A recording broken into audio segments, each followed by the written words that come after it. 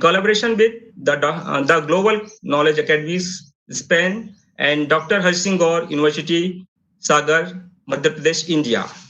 Spain, and we had our first international conference on the theme of transactions and transformation in cities like first international conference on the theme of transactions and transformation in cities like international conference on the theme of collaboration with University of Mumbai transformation in cities like international event was collaboration with University of Mumbai transformation in cities like and dialogue was University of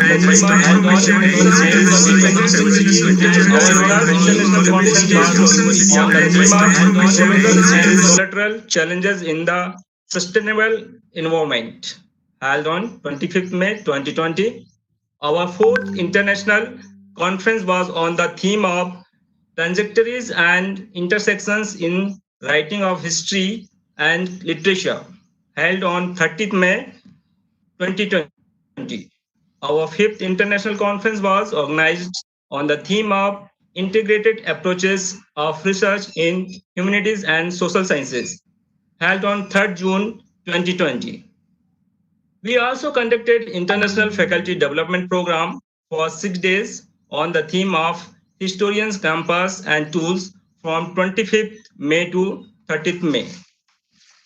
So here we are after a long successful innings of organizing international conferences in its true sense. So I once again welcome you all.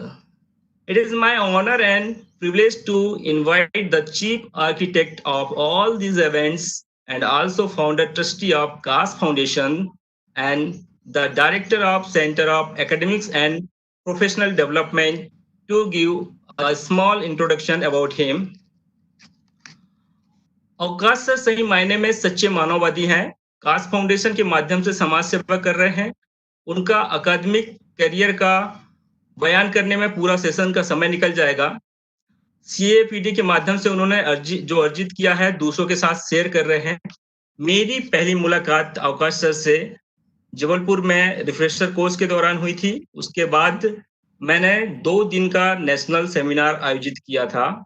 उसमें sir को आमंत्रित किया। उस time वह अपने 17-18 मार्च को मुंबई में international conference में बिजी थे।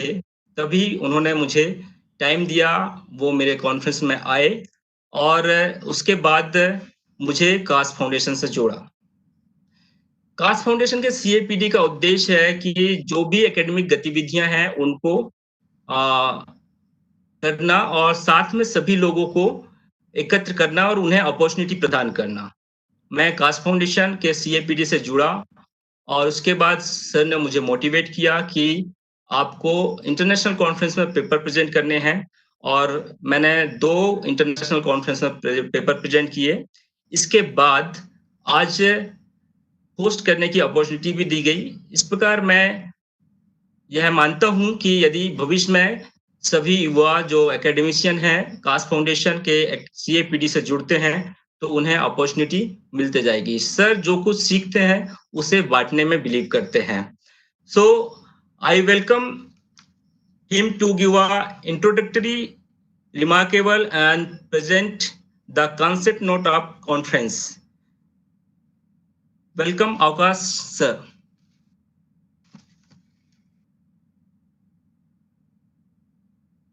Good morning, everyone, and once again, welcome all of you for this 6th International Conference.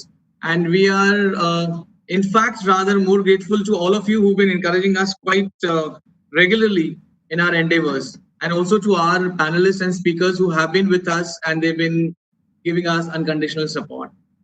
Kaash Foundation is an NGO. It's a registered NGO based in Mumbai, and it works on 4 verticals, E2 and H2, education, environment, health and heritage. We try to bring a change in our surrounding society by believing in the aspect that we should give more and take less, and rather there is more social accountability which we have towards the society as such. And under the aegis of Kaash Foundation, we have inaugurated Center of Academic and Professional Development. So the objective of Center of Academic and Professional Development basically is to provide opportunities for academic excellence, faculty and educational institutions through quality improvement systems, optimal delivery models, and creating avenues of possibility of collaborative research. Second objective is to provide best practices to enhance teaching skills and professional development by conducting workshops, seminars, conferences, and faculty development programs. Third objective is to provide suggestions, recommendations, resources, and training programs to institutions and organizations who are seeking to strengthen, upgrade, and increase their footfalls in the academic and international circles. And the last objective is to create opportunities for students by helping them to identify potentials and develop core skills, interact by participation, and learn through foreign exchange programs. The entire approach of emerging trends of research in art, aesthetics, and social sciences is we always try to learn our subject or the core areas primarily by getting more in-depth knowledge. But on various occasions, we try to ignore the allied and the auxiliary aspects of our core area and core subject. So in history, you have art and aesthetic. In sociology, you have art and aesthetic. In political science, also you have art and aesthetics, for that matter. And the social sciences are now breaking the shackles. What it used to be studied and practiced in last century, I think 21st century social science is going to be definitely on a different paradigm shift. And looking some of these aspects in mind, we thought we would actually integrate art aesthetics as well into the learning phenomenon of social sciences. Heritage is in two forms available to us, tangible and intangible for that matter. And to restore, preserve, conserve our heritage, we all should strive collectively. And social sciences and rather primary sciences can help us in doing so. So with this kind of intention objective, we thought of inaugurating our sixth international conference in the series. I once again welcome you all, the keynote speaker, the plenary speaker, the paper presenters, as well as the valedictory speaker. Along with that, our captains, right from chairpersons to the moderator, to the concluding remark speakers. So I wish you all a very enriching intellectual deliberation for the course of the day. Once again, on behalf of Kaash Foundation and the Center of Academic and Professional Development, I, Dr. Avkash Jadhav, welcome you all for this deliberation. Over to Dr. Dhanaram. Thank you for your address and introduction, Dr. Akash Jadhav. Now, I welcome. Now I invite.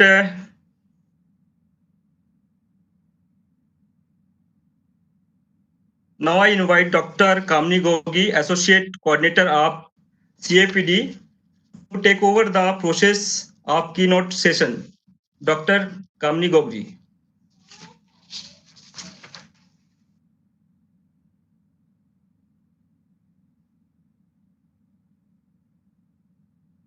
Prabhatam to all. It's a great honor and privilege on behalf of Kaash Foundation to invite Dr. Kylie Sheen as a panelist speaker. Kylie Sheen is a currently HWPL Data Grant Interfaith Initiative Regional Director. HWPL is an organization which is extended throughout the world, which is working for heavenly world culture, peace, and restoration of life. She is one of the very few members who is actively organizing interfaith dialogue to spread peace and humanity throughout the world. She is currently also a freelance journalist. She is a former news writer of New York Korean daily newspaper, a former HWPL Dating Branch Media Promotion Regional Director. Me and Kylie have been associated since last 5 years and organizing religious meets, communal harmony programs throughout India. Dr. Kylie Sheen, I invite you to present your thoughts on loss of reliability. How can media recover its reputation through the integrated research? Welcome, Dr. Kylie Sheen.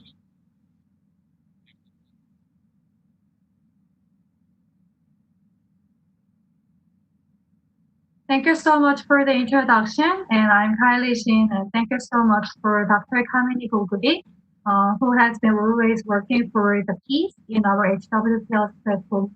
And I also say that Dr. Amir Z has also joined this meeting, who is our family member of HWPL.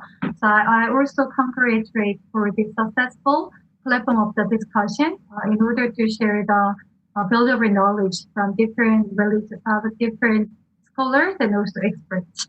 So I'd like to share one PowerPoint with you for the effective sharing of the presentation.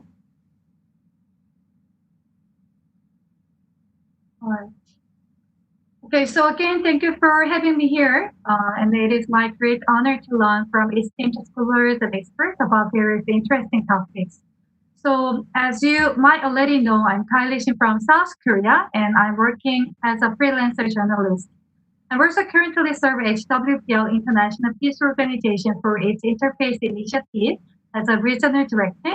So about the emerging trends of research in art, aesthetics, and social sciences, I'd like to introduce journalism point of view with the title of the speech, Loss of the Reliability, How Can the Media Recover Its Reputation Through Integrated Research? Since I'm here representing South Korea, I will also share with you some interesting phenomena that appeared among Korean media and the public recently. First of all, I would like to talk about general expectations to the media about its objectivity and how the media reflects it. So media has built up its reputation by providing the information that the public were not able to access easily. There is information that the public has to know, but when they have limited in approaching the source of the information, the media has taken the role of the finding out and sharing the news with the public. The media has proclaimed throughout its history that it provides so-called facts to the public with objectivity, so that the public will make their own determinations of what is right and wrong based on diverse aspects of the incidents and affairs. But here, the one question arises.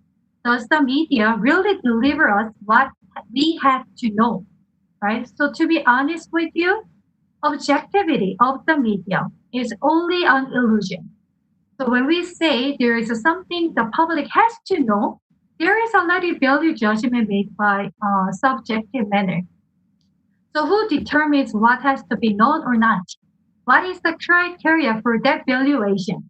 A journalist and media companies are there in the center of determination, and complex interests are involved in their decision on what to report and how to report.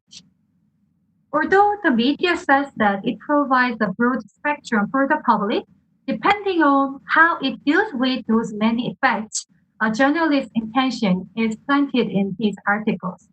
So depending on where you put your highlight on, how much portion you give for a certain part, and where you place it, the same issue can be contradictingly portrayed by the media, and eventually it may reach biased perspective. So especially in recent years, there have been a lot of articles that lost reliability due to the media reporters pursuing their interests rather than carrying out the original and oriental role of the media. We cannot simply blame them though, since the competition is inevitable and the media is not exceptional. Also, what you sow is what you reap. Your choice turns back to you as your responsibility. Losing the reliability is the challenge for the media for it to recover its reputation. And an example from South Korea will give you further idea about this. So South Korea's COVID-19 prevention model is currently receiving attention worldwide.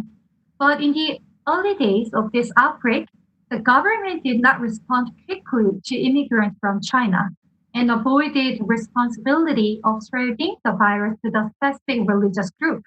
So there was a confusion and chaos among the public. Effective prevention of the spread of COVID-19 needs rapid delivery of relevant information to the public. So the public expects this role from the media. However, the Korean media has been busy writing articles without second or third verification of what they were provided, such as government press release and media briefings, etc. In other words, they were too competitive for the breaking news and skipped integrated research to deliver the proof of facts to the public. Furthermore, unidentified facts spread on the social media rapidly. Ma'am, I would request you to please reshare your screen as the screen is not visible on the whole screen. Okay. All right, let me then reshare it then.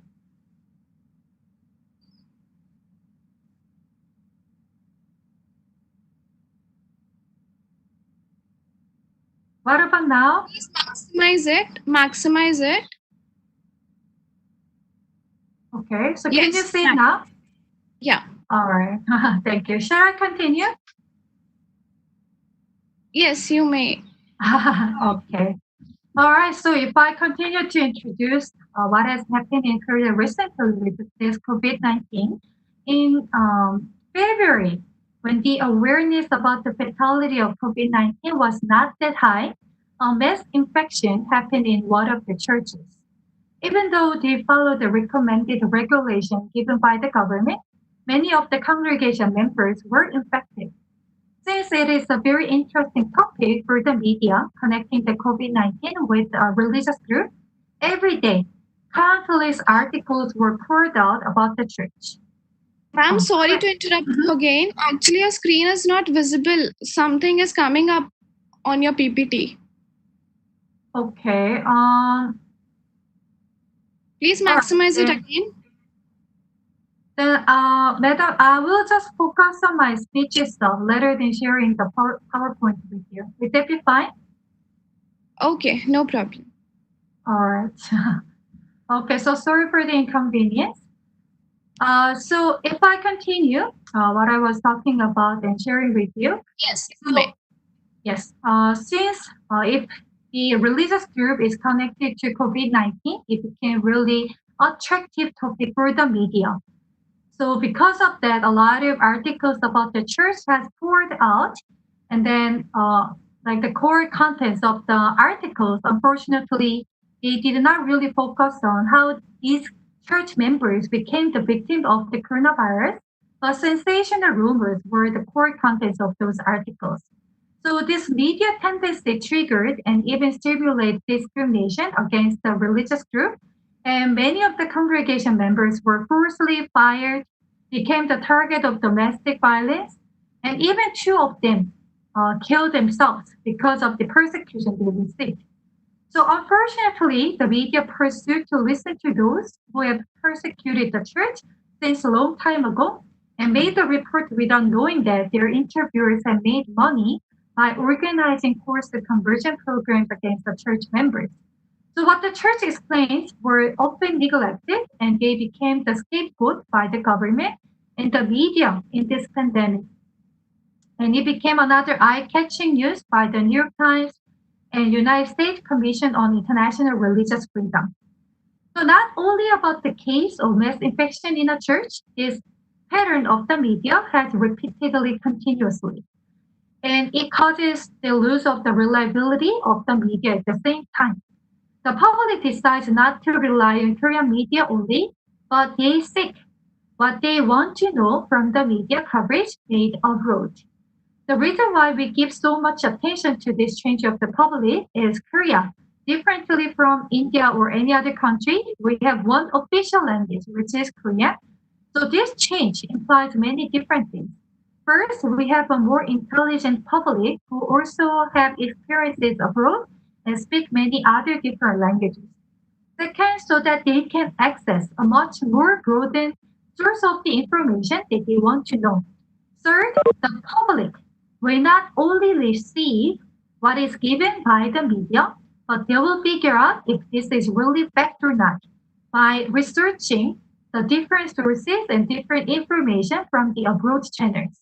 So about this phenomenon, I want to say that the role of the media to check up the fact was shifted to the public. So when it was not performed properly, then the media role will be actually weakened again and again and more in the future. So about this phenomenon, actually there are different opinions, especially on the shifting of media's role of the integrated research to the public. So first of all, let me share with you the point of the concerns. So what I have explained earlier would not be only the case in Korea. So same issue can be found in any other countries too. Foreign media also make false reports anyhow, especially since most of them rely on what has been published in Korea. Technically speaking, there is a higher possibility that they make misinformation. Indeed, as the world's interest in Korea's anti-coronavirus 19 defenses has increased, related articles have been pouring out in many languages. Through my personal level of monitoring upon the English written articles, I was able to find many of them were based on misinformation by Korea-based media. They were distributed and recreated into different articles without filtering and integrated checkup. I believe that there would be way more of this kind of the articles. So there's always pros and cons, and then now let me also give you some ideas about affirmative. In view of the fact that the public has developed their subjectivity in accepting information, so this change of the public tendency and trend will inspire Korean media community to realize the need of to improve the quality of the articles. So to conclude my presentation today, I would like to give some personal opinion on this direction to go, how the media has to manage their articles in the future. So as a person who believes that an objective article cannot exist, whether it is adhered to grasp the needs of the public, report and convey the information they want to know in an integrated aspect. So rather than being obsessed with objectivity, providing the integrated research will be more practical. So if we want to give trust to the public who became independent in terms of searching for information, at least you need to help them to explore sufficient data through your article. So it is still your choice where and how you're going to collect the necessary information. It can be an interview, like visiting the site, or researching through the internet or book. I also want to suggest that utilize the online platform. In an article, you can insert many links of the source that you have for your articles. So instead of cutting the media name only, be kind enough for the public to figure out how you utilize the source for your subjective point of view in your article, and they will determine what to believe after exploring those original sources. Furthermore, let us keep the basic rules as questions to those parties who are at the end of the interest. So if you listen to A, then you have to ask the questions to Z too, and it is actually the matter of the diligence. Then integrated research can be done fairly on both sides, the media and the public. So through this, I think that higher quality of articles, which were confirmed and meaningful, will be shared with society. So thank you so much for your listening. And then I'm so sorry for the inconvenience with the PowerPoint sharing, but I hope that we can have successful sharing of the knowledge today. Thank you. Thank you, Dr. Kylie Sheen, for sharing your views on the media. Media is regarded as a fourth pillar of democracy. Dr. Kylie Sheen has raised important questions about ethical leadership in media. Now, she also raised about the concerns of false report and misrepresentation in media. We now need to re-understand, rethink how media can play a very good role in extending the source of knowledge, right knowledge, but not wrong knowledge, not to allow rumors to spread, but use it to support, to upgrade humanity and research in it. I thank you once again on behalf of Center of Academic and Professional Development Studies, Kaash Foundation. Thank you, Dr. Kylie Sheen, once again for extending to be the keynote speaker. Over to Dr. Dhanaram.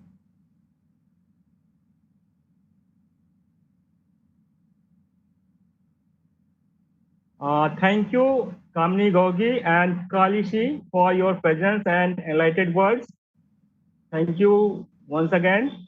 To all the viewers who joined late, you are watching our 6th international conference in the theme Emerging Trends of Research in Art, Aesthetics and Social Sciences, organized by Kaash Foundation Center of Academic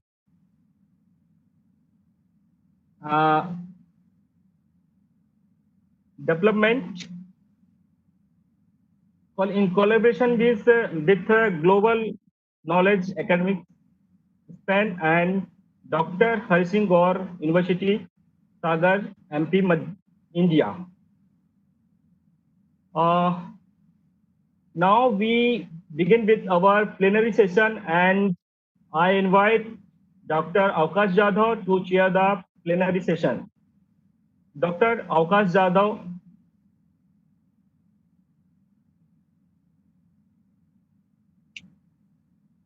Thank you. Thank you, Dr. Dhananam.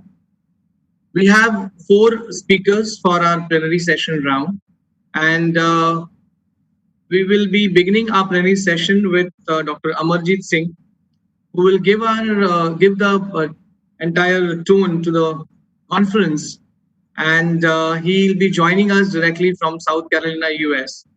The theme of his paper, the title of his paper is Theatre and its Implications in Social Sciences.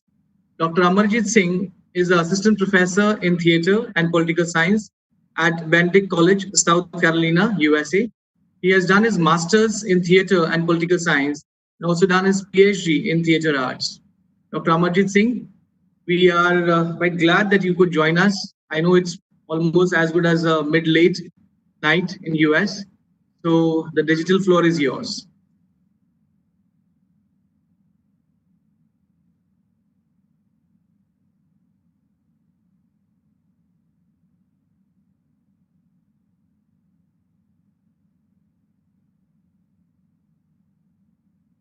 Dr. Singh, your audio, I think, can you kindly switch on your audio? And trying it, yes, yeah. Thank you so much, Dr. Dhanaram, Dr. Kaash Gogriji, to give me an opportunity to be a part of Kaash Foundation. It's an honor to share some things. The time period was so short, so I tried my best to compile all the facts which I have on my head. So the paper which I will be reading today, Implications of Theatre in Social Sciences.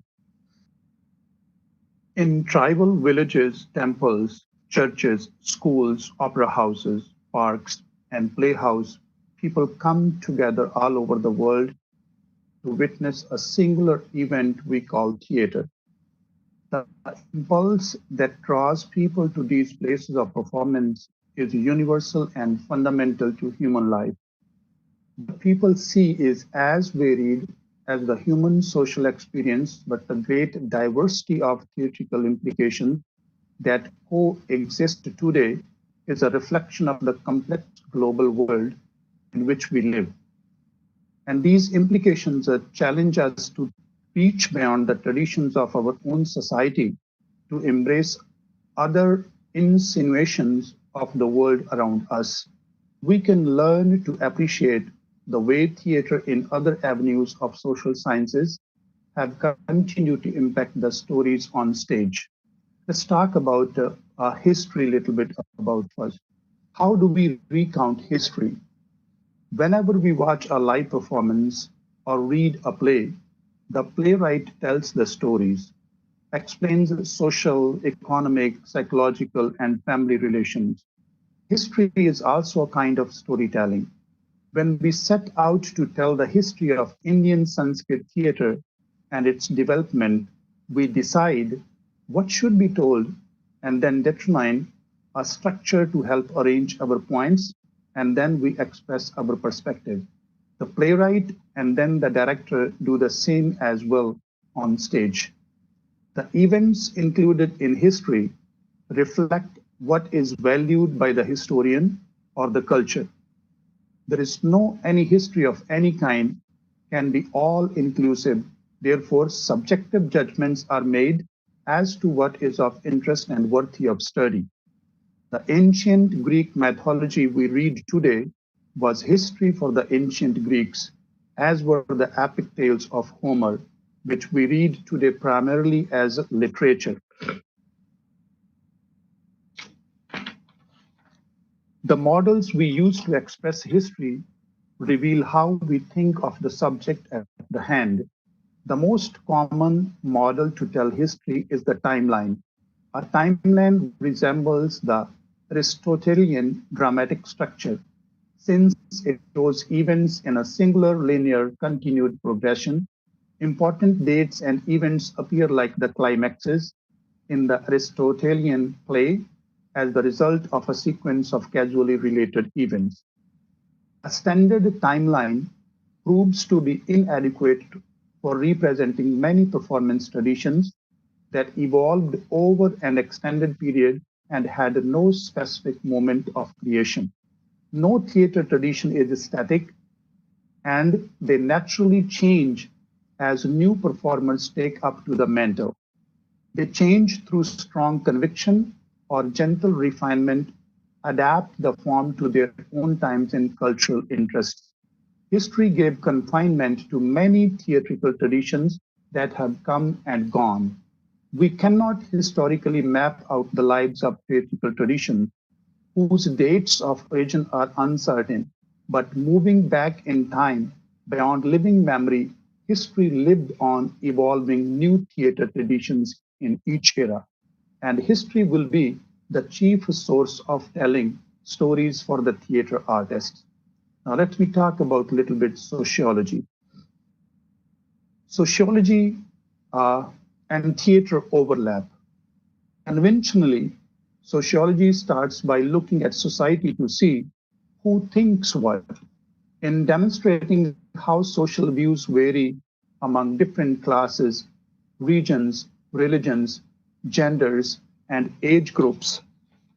Sociology gives a basis to playwriting, acting style, and the way how directors work. In each region of the world, each diverse group has its own unique identity, and each identity tries to maintain its influence in social structure.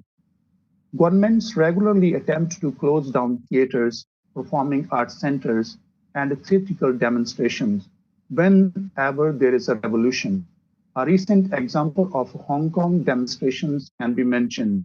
These kind of social struggles demonstrate the importance of theater has in order to maintain the social ethics and understanding of a country's citizens. Theatrical activities are about being creative. If there is no creative voice, a society or social group might become all but empty inside.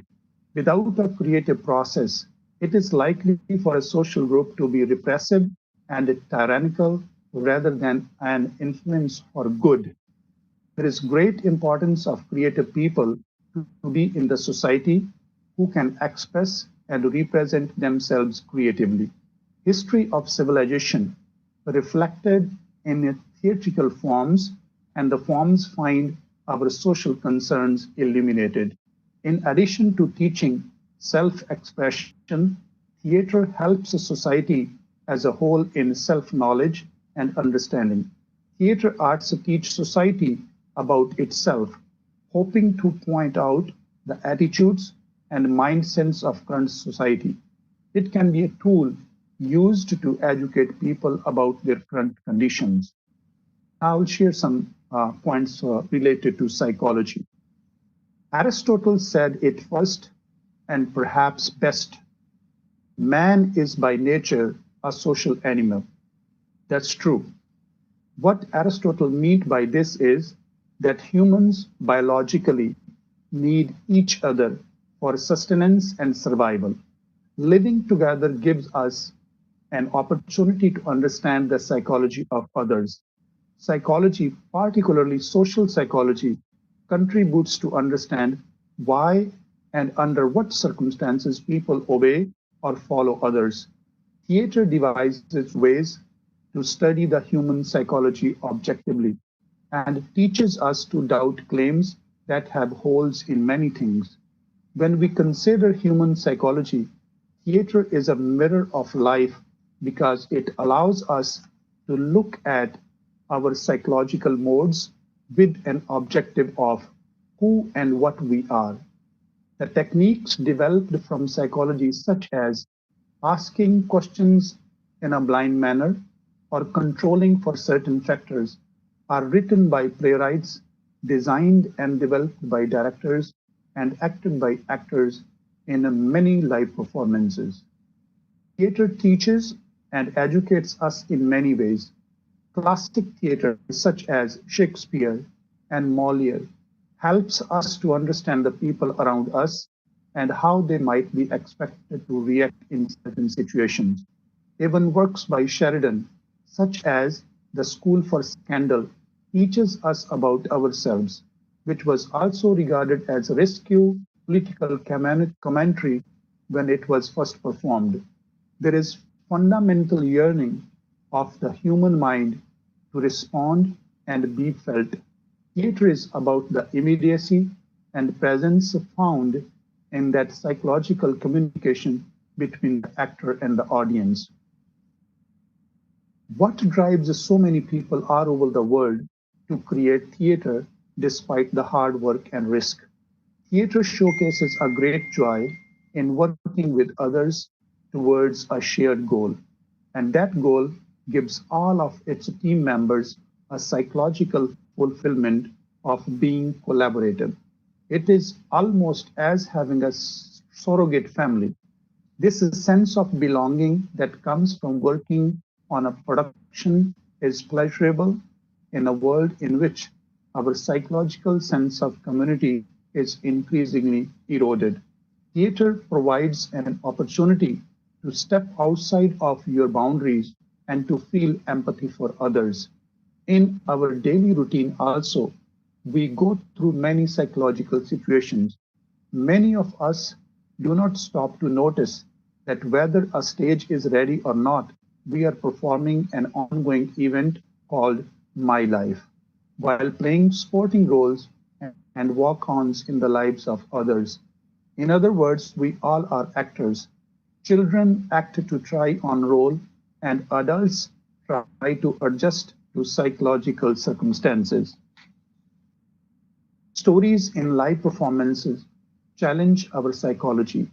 It answers so many questions of human mind, such as how much was at stake, which character took what side, who won or who lost, who gave up, who changed sides. It explains the emotions of the human character. Theatre remains an art that binds the community of people in a collaborative effort in an increasingly depersonalized world, because we are jumping into technology uh, as much as technology is entering our world. So theater is more important to bring us together. Let me share some things about economics. Economics is the subject matter of money, finance, trade, etc. But when we discuss the relationship of theater industry with economics, each country's theater has a big impact on economic development of that country. We can feel the pain of COVID-19 suffered by the entertainment industry around the world. Billions of tax dollars were lost by the revenue departments in every country. All over the world, cast and crew members working for commercial and non-profit theater organizations played an important role in the economies of their countries. These organizations and groups created thousands of sporting jobs, generated revenues for the governments, and acted as a cornerstone in entertainment industry. I will share the economic data contributed by theater just in one major city of USA in New York.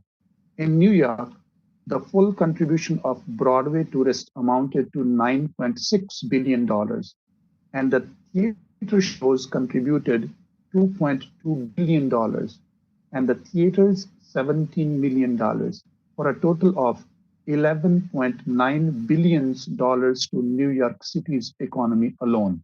Broadway supports almost 87,000 jobs and generates 500 millions to the New York state. Let's talk about anthropology. Anthropology, traditionally focused on pre-literate societies, may seem of little relevance to the theater art, but the storytelling technique in theater have adopted many patterns and acted on stage. Japanese ruling family laid down a system more than a millennium ago, but we can see the No theater, the Kabuki theater in Japan, tells many stories and characters from that patterns. In some countries, some political systems are still run by traditionally influential families or clans. In Central Asia, the families of emirs who ruled under the Persians did so under the Russian Tsars, the communists, and now the newly independent states. Whenever theater tells the tale of these ruling clans, it is connected to anthropology. Let me conclude my statement. Many people are involved in a theatrical creation because theater uses so many artistic materials for a combined effect.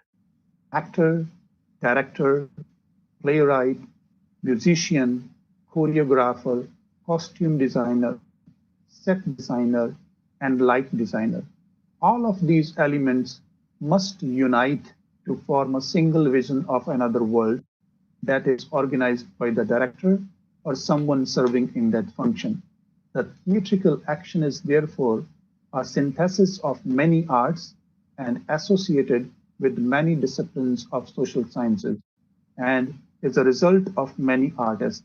It uses language, historical data, economy, brain work, activity, movement, and special effects. So at the end, theater is a complex, composite art form. So we may relate so many facts, so many things, which we conclude that how it is connected, how the implications of theater in the other social sciences. I hope you guys enjoy the facts. I hope you like my presentation. Thank you so much, Dr. Akash.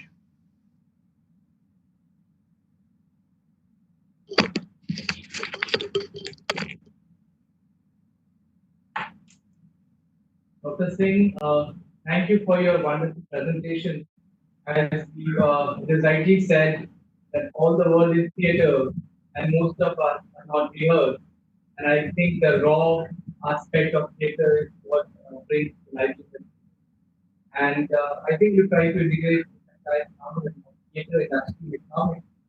There was really a new perception of that. And as COVID-19 would subside, theater industry as well as cinema industry will definitely have a different kind of a grasp of its losses. Because I'm connected to theater in my own small way and cinema industry, Bollywood is kind of involved in entertaining environments. Right? They basically so what we try to integrate is that and also we study of theater as aesthetic. And theater is, the way you said, is more important uh, to bring this aspect of life. We identify ourselves as theater. The actor performing on the screen or on the stage is somewhere closer to us in our own way. Boxes try to identify them do very well. Stories and live performances many times challenge us. And I do recollect as a child when I used to watch theater, the Marathi play. On the way back, we would discuss the social dynamic, which I mentioned. These people are part of the discussions with the family. And I think that they are the best grooming lessons which perhaps some of us learn. Theater in India is also something quite fast. Now again, this entire culture of cinema and cinema. But theater is the essence of performance, they always say. Thank you for your presentation.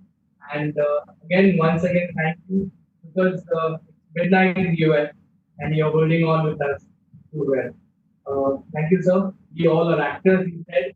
And this international conference started with your plenary session. Really a privilege. Thank you very much. Thank you. Thank you so much to everyone. Thank you. We move on to another illustrious speaker for the session today, Ketan G. Pandey. And Ketan Pandey on the importance of digitizing manuscripts. While having interaction with him, I found the depth of energy of Ketan G was not only high in his presentation, but in fact he had a very clear vision of what actually 10 years down the line. BSc Computer Science from University of Maryland, did his master's in Sanskrit from Delhi University, software engineer, I guess the profession, but a digital archivist by heart. And most interesting is you all must visit his portal, which is eGangotri, where he has managed to upload more science manuscripts. If at all scholarship has to be generous, I think eGangotri is the best example of that. And Ketan Panditji, we are quite happy to associate with us because the Center of Academic and Professional Development is initiative which in fact looks into some of these aspects of development group. And you being with us, I'm sure we'll be able to have some fantastic milestones with you for. So Chetan, the topic is importance of digitizing management. Chetan, Thank you so much, Dr. Kaash Zada. And thank you, everybody, for having me here. And so I would like to give a brief introduction of what I do. So I have I have a registered voluntary organization. It's called eGangotri Digital Preservation Trust. And we have, in the last 7 or 8 years, digitized around 17,000 rare books and manuscripts, and which are around, which come out to around 40 lakh. Chaitanya, I'm sorry, your video is not on, I guess. Actually, can I do without the video, because my internet is not exactly the best in the market. No issues, no issues. Yes, yeah. Thank you. That's very kind of you. So I have digitized around 17,000 rare books and manuscripts, which represent around 40 lakh pages. And everything is 100% online. And I will give you so I grew up in the pre-internet days. So for example, when I went to America, I carried with me like one whole suitcase of Sanskrit books. And when I left America, I had to donate all those books to the temples and the priests and all the Sanskrit lovers I knew there. So I want to learn something. I need to have that physically present in front of me, those books. But fortunately now we live in the post-internet information explosion age. But you will see that situation has not changed. People are still dependent on physical books, which means you are artificially restricting the scholarship of knowledge seekers. And there is nothing more Samaritan than digitization of books. Because if you look at society, we operate on ideas and we need millions and millions of ideas. And yet the appetite for ideas globally does not get reduced. We still need more ideas. And where are these ideas? Traditionally, they have been in books, and now we have like audio recordings, video recordings, YouTube, etc., etc. And these ideas are still stuck somewhere in the physical form of a book. And we have, for the democratization of knowledge and information, they have to be dumped into the information superhighway. And if we don't do that, we are restricting knowledge and idea flow and restricting the enlightenment of humanity. And that's why when Google launched the Google Books, I thought that was one of the most Samaritan things Google was doing. And then there was a lot of like backlash from like the commercial and the greedy mafia of publishers. And then they worked it out. There were lawsuits, and but like digitization is destiny. So I will come to the scene of India, which is my focus. So there is some kind of a rough estimate figure which is floated around that there are like 5 million manuscripts in India. And this idea is also floated around that we have more manuscripts, not the Indian subcontinent, just the country of India. It doesn't include Nepal, which has like thousands and thousands of manuscripts, Bangladesh, Pakistan, Sri Lanka. Just India has more manuscripts than any country in the world. And if we look at the amount of digitization that has been done, it is so negligible. If there are 5 million manuscripts, nobody has even scratched the tip of the iceberg. And manuscripts are still the best source of truth. So I will give you an example of how important manuscripts are, and that nothing has been done to bring them on the information superhighway, the internet. So there is Professor Rafael Torella in Italy, who is a professor of Sanskrit in University of Rome. and considered like one of the top three experts of the system of Kashmir Shaivism. So during some discussion, he told me that one of his students was discussing the nitty gritty, the international student was discussing the nitty gritties of some argument in Kashmir Shaivism, and the published version by the Kashmir series of text and studies, which is actually one of the best series that was produced in the last century. Something was not working out. He felt that there was something was wrong in the printed text. Fortunately, the same text I had digitized in Maharaja Karan Singh's library in the birch. There are 5 birch barks there. They're one of the most valuable birch barks in the world, in Jammu, definitely. So he consulted that, and right there he found the error in the printed text. The printed text was not giving the correct interpretation, but the Birchbark Sharda script had what he intuitively, as an expert, one of the top-notch experts in the world, felt. So all these manuscripts are out of the picture. You have to depend on a secondary piece of scholarship, which is a traditional book. And then that gets multiplied into other wrong editions. And in fact, the situation for Indology is so rueful. As I was talking to one of the top scholars in the world, Mark Diskovsky, who lives in Varanasi, and he says that except the Mahabharata, Ramayana, and maybe one or two more texts, there isn't a critical edition for most of the scriptures of India. So all the Puranas that we read, they are somebody who was probably paid like a very bare minimal salary to transliterate a manuscript into paper and get it printed. And nobody has critically examined it. So we don't even have critical examinations. But once you have all the manuscripts online, you don't need to depend on that physical book. Yeah, you need to depend on it. But if you want to cross and counter check, all these other editions will immediately verify the veracity of what has been with fidelity or without fidelity transcribed in the printed book. And okay, there are other ironies. Nobody in this world, the way the world operates today, we are 7 billion people and life is so expensive. Nobody today can afford to buy books or consult manuscripts personally. Everybody needs, like, you have to be like the servant who goes to the end reader and says, I will give you this book, read it, use my back as the as your bookkeeper, as your book rest. Nobody can buy books. Like, scholarship is now so diverse. You need hundreds and hundreds of references. So, for example, Professor Rafael Torel, an Italy example, he must have a wonderful library in his house in his house. And then when he goes to his University Italy, they probably have a highly stacked library. And that means when Torella is on a vacation, he cannot contribute anything to scholarship. And if he needs to do any research, he has to be physically in his house. And if that book is not in his house, he has to be physically in his university.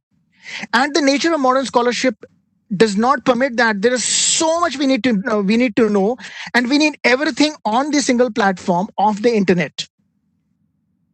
And so the task of digitizing that has been given to some of the government agencies, they are they are doing everything which probably an enemy would do. And I will go over all that long list of things which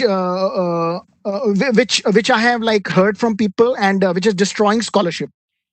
So before that, I just want to come to an important point, like what happens when you don't digitize. For example, when I was going to the Oriental Research Library in Mysore, I was so delighted that one of the most important texts from the Indian school of mysticisms, the Vigyan Bhairav, had a commentary in the Kannada script, maybe the Nandi Nagari script in Mysore.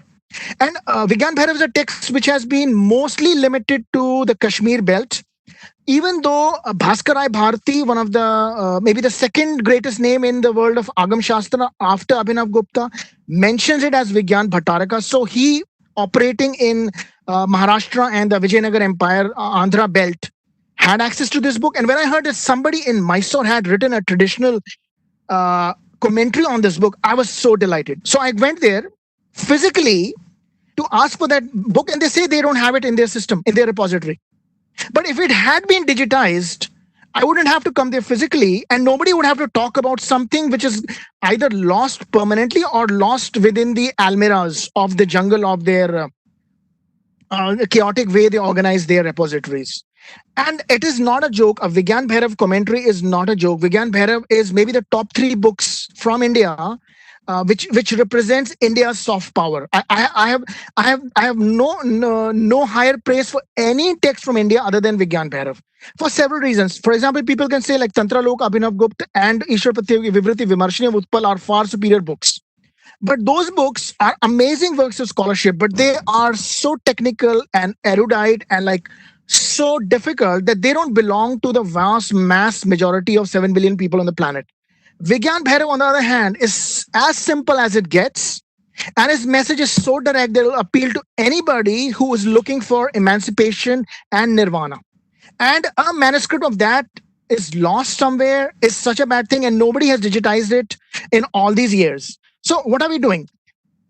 Now let me come again to like how what is hidden in these manuscripts. So, for example, this Professor Rafael Torella from Italy and his guru Professor Nolli was also one of the pioneers in the search of manuscripts and was the first person to translate the Tantra Loka in a non-Indian language, Italian. So Professor Torella discovered the text called Ishwar Pratyabhigya Vivriti Vimarshini by Utpal. And he declares in his article, which is available on academia.edu, that in the entire history of Indian mysticism, these 33 pages partially recovered of this text of which 80% is out there somewhere or lost permanently are the highest India has produced. So somebody is making a testament of the greatness of India's soft power sitting in Italy, and only 33 pages of that are available. And by the way, that text, which was in Srinagar before and later was moved to National Archives, has never been put online by anybody. And but fortunately, Torella 20 years ago went there, made a manual transcript. He has published it, but of course, we always need the original online as well, so everybody can cross-check, counter-check. Then I digitized in Maharaja Karan Singh's library in Jammu for last 6 years. I've been operating there, and one day I discovered another manuscript which is not in the three catalogs that exist of the Jammu library. I discover that there is a text by that name, and I share it with other scholars. Isabelle Ratti from France then writes an article on academia.edu in search of lost fragments of Utpal's lost Ishwar Pratyabhigya Vivriti Vimarshi and says, thanks to Mr. Chetan Pandey, we have retrieved more of that seminal text in colophonal notes of the edition he kindly shared with me online. So can you believe something of such critical importance is just lying in a library and nobody knows about it because it's not in the catalog, and catalogs are always done shabbily. And I have another part of my speech about how shabbily catalogs are done universally all across India, universally. And such an important piece is just lying there. And let me remind you that Maharaja Karan Singh Library was targeted twice by terrorist attacks. So each time they were thwarted. But if they were not thwarted, imagine what would happen to India's soft power. It would be gone forever in the blink of an eye. So there is nothing more important than putting manuscripts online, and they should be made available absolutely free of cost. Nobody should charge any money, and everybody should have access to them. And I will give you a small story to explain the power that happens when you do that. So I was reading, like you have your Facebook, and like when you have to kill your time, you read your friend's blog. So somebody had posted like this story about a company in Costa Rica, which was like juicing orange juices, or which is juicing oranges commercially. And they had all this orange peel. So they decided, like, why don't we go and dump all this orange peel in the desert areas, in the remote areas of Costa Rica. So they took all these tons and tons of orange peel and they dumped it in like a no man's land. And then for some reason, everybody forgot about the fact that somebody had dumped orange peels. Somebody goes there after 20 years and they are stunned. They see a whole natural wildlife with trees, plants, animals, exotic birds, exotic animals. Everything is ready. A whole lively ecosystem of forest is ready. And people had just totally forgotten about it. And this ecosystem is there, and all they had to do is dump those orange peels there. And so now the Earth's lungs are being supplanted because that forest is giving so much to those animal life, to human life, to the oxygen level of the planet. Everything is ready. So if you can see like how information explosion is happening, if government of India decides seriously that we want to dump everything that we have online, something like that orange peel forest will happen. So if you have 5 million manuscripts, maybe you digitize 1 million and you put it all online. All the amazing scholars who are mostly in America and Canada and parts of Europe, some in Japan, of course, many in India and Nepal, they within this 20 years period will do absolute wonders to the quality and quantity of Indological research. But what you need to do is kill the bureaucracy that somebody has to go through a stupid paperwork and get a photocopy, pay some money, wait, and take a time of 3 months. For example, Professor Torella was saying that he was looking for a critical manuscript, and 3 months of his precious, super precious time was wasted in waiting, and he was still not successful in getting that manuscript. Because the bureaucrats that are sitting there are least bothered and least interested. There is a question asked to everybody. You go there as a foreign scholar. Why do you need it? You are a foreigner. Why should I give you? Maybe you're working for CIA. Maybe you're working for jihad of. You are an Indian. Who are you? Can you get a letter from your department? Who's that department? There are hundreds of questions asked, but nothing is delivered to you. And I'm saying this from experience when I've knocked on like so many doors, and I can tell you like all the rules the bureaucracy has invented, they are so thoroughly evil. They are only meant to kill Indology and the dissemination of India's soft power.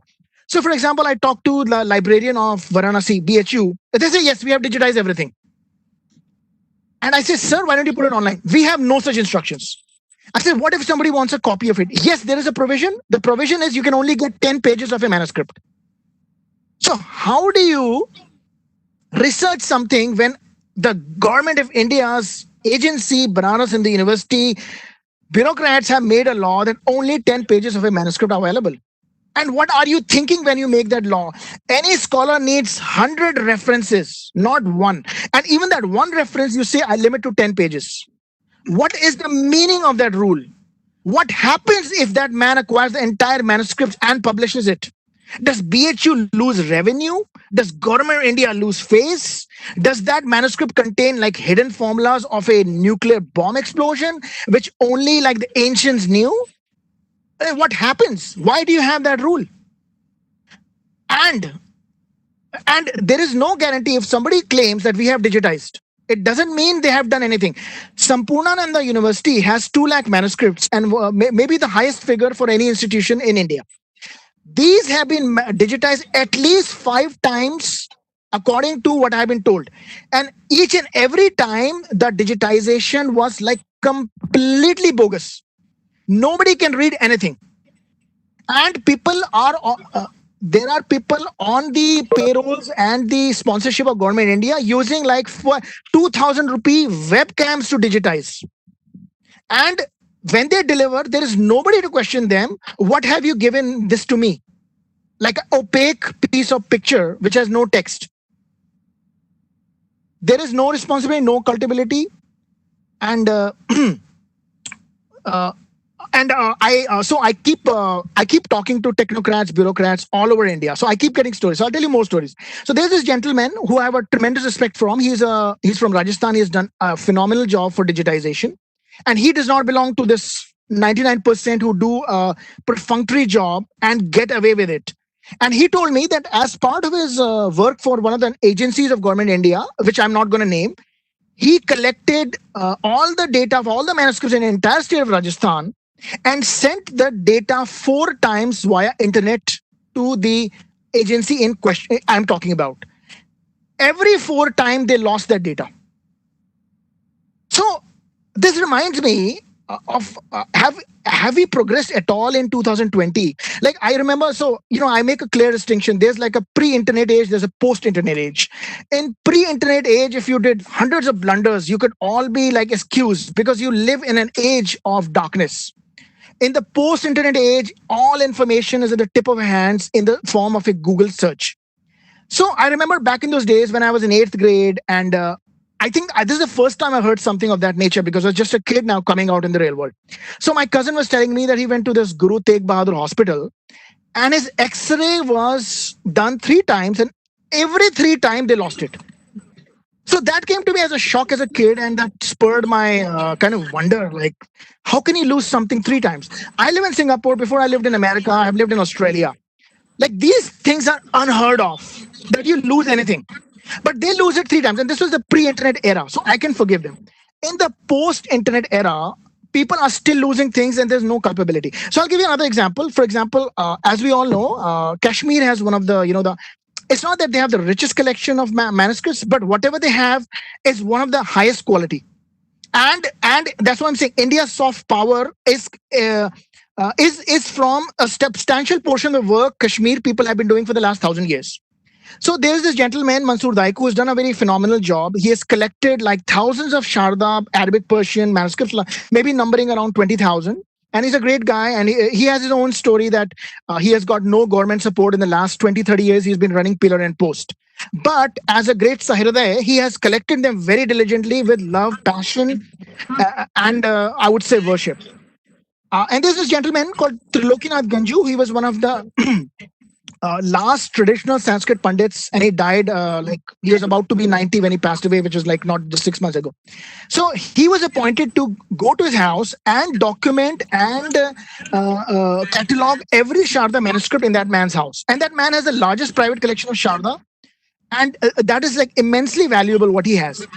I have asked so many agencies, sir, do you know anything about that documentation cataloging work that was done by Ganju Saab? And these agencies say, we have no idea what you're talking about. We never sponsored Ganju Sahab to do any cataloging. And are you telling me that Ganju Sahab, a 80-year-old man, is telling me that he took it on his own to print out some papers and do all this work all these days? And he said, I submitted it to the agency. But here, people in government India are saying that we have no idea what you're talking about. We have never sponsored any cataloging by Ganju Sahab. So can you believe the height of this travesty of common sense? And you will only hear such stories. You will not hear anything good. So an ex-director of one of these organizations, which I'm not naming, she was a director. She held the position. So she was survey server of that organization. So I'll tell you what she's telling me. So I met her as in, madam, like, what have you done in your tenure in that organization? So she tells me, so she was telling me, I'm glad you brought this up. And she said, like, I asked for 10 lakh rupees. They did not even release 10 lakh rupees. And she said, like, those people use CD-ROMs and DVD-ROMs to back up their data. So can you believe how outrageous it is that a government agency uses CDs and DVDs to back up their digitized data? So you go somewhere, you spend like so much manpower, money, hours, hiring contractors and all that, and you digitize and put them in a CD and DVD. And this is the ex-director saying, I'm not saying, employee is not saying, ex-director says that I guarantee in writing 3 out of those 4 DVDs are already toast. And my efforts to get RTI information on how much DVD has met with some bogus answers. It takes prolonged time. Like 2/3 of my inquiries were never replied, and those were replied were perfunctory replies where you can make no sense. So this is how organizations which are running the government India show are behaving. And coming back to like the preposterousness of cataloging. So, for example, because I know I'm working in 2 libraries, Maharaja Karan Singh Library and the Punjab University Library, Chandigarh. Though both are manuscript collections. So in the catalog, they had an entry, Pret Sadhana. And then when we digitized the manuscript, I counter-checked. The manuscript said Pratah Sandhya, but it was written as Pret Sadhana. So this is the quality of people working. And this is nothing. Let's come to Punjab University. So I was working in Punjab University, and I wanted to request the folks who had done the cataloging before, like, do you think you can share me that copy so my life will be easier when I'm working with those Punjab libraries, because you'll have it typed. So the first thing the bureaucrat says, come here and sign a memorandum of understanding. So you know what you're saying is like, I say, sir, can you pass me that towel? You're saying, no, come to my house and register your name.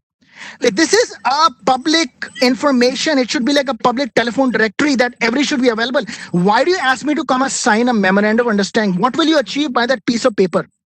Can anybody answer me? It's just like you're so habituated to bureaucracy.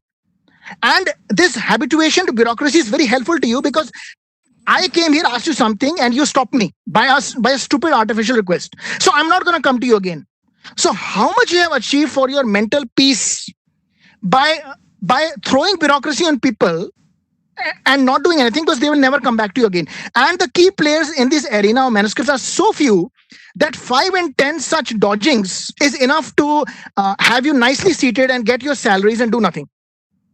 Anyway, but what I realized was the very highly respected and Sanskritist and the IS officer Shri Dhaval Patel ji had already fought a RTI battle lasting like 6 months or a year, and he had already acquired that catalog which I was looking for from them, and I then was able to find it from the internet because he put it online. And then when I look at the catalog, so that Pratah Sandhya Pret Sadhana, I can understand because somebody wrote Pratah Sandhya, somebody entered his Pret Sandhya. But now the catalog by that organization and what I'm looking at in the library, it's not like Pratah Sandhya Pret Sandhya.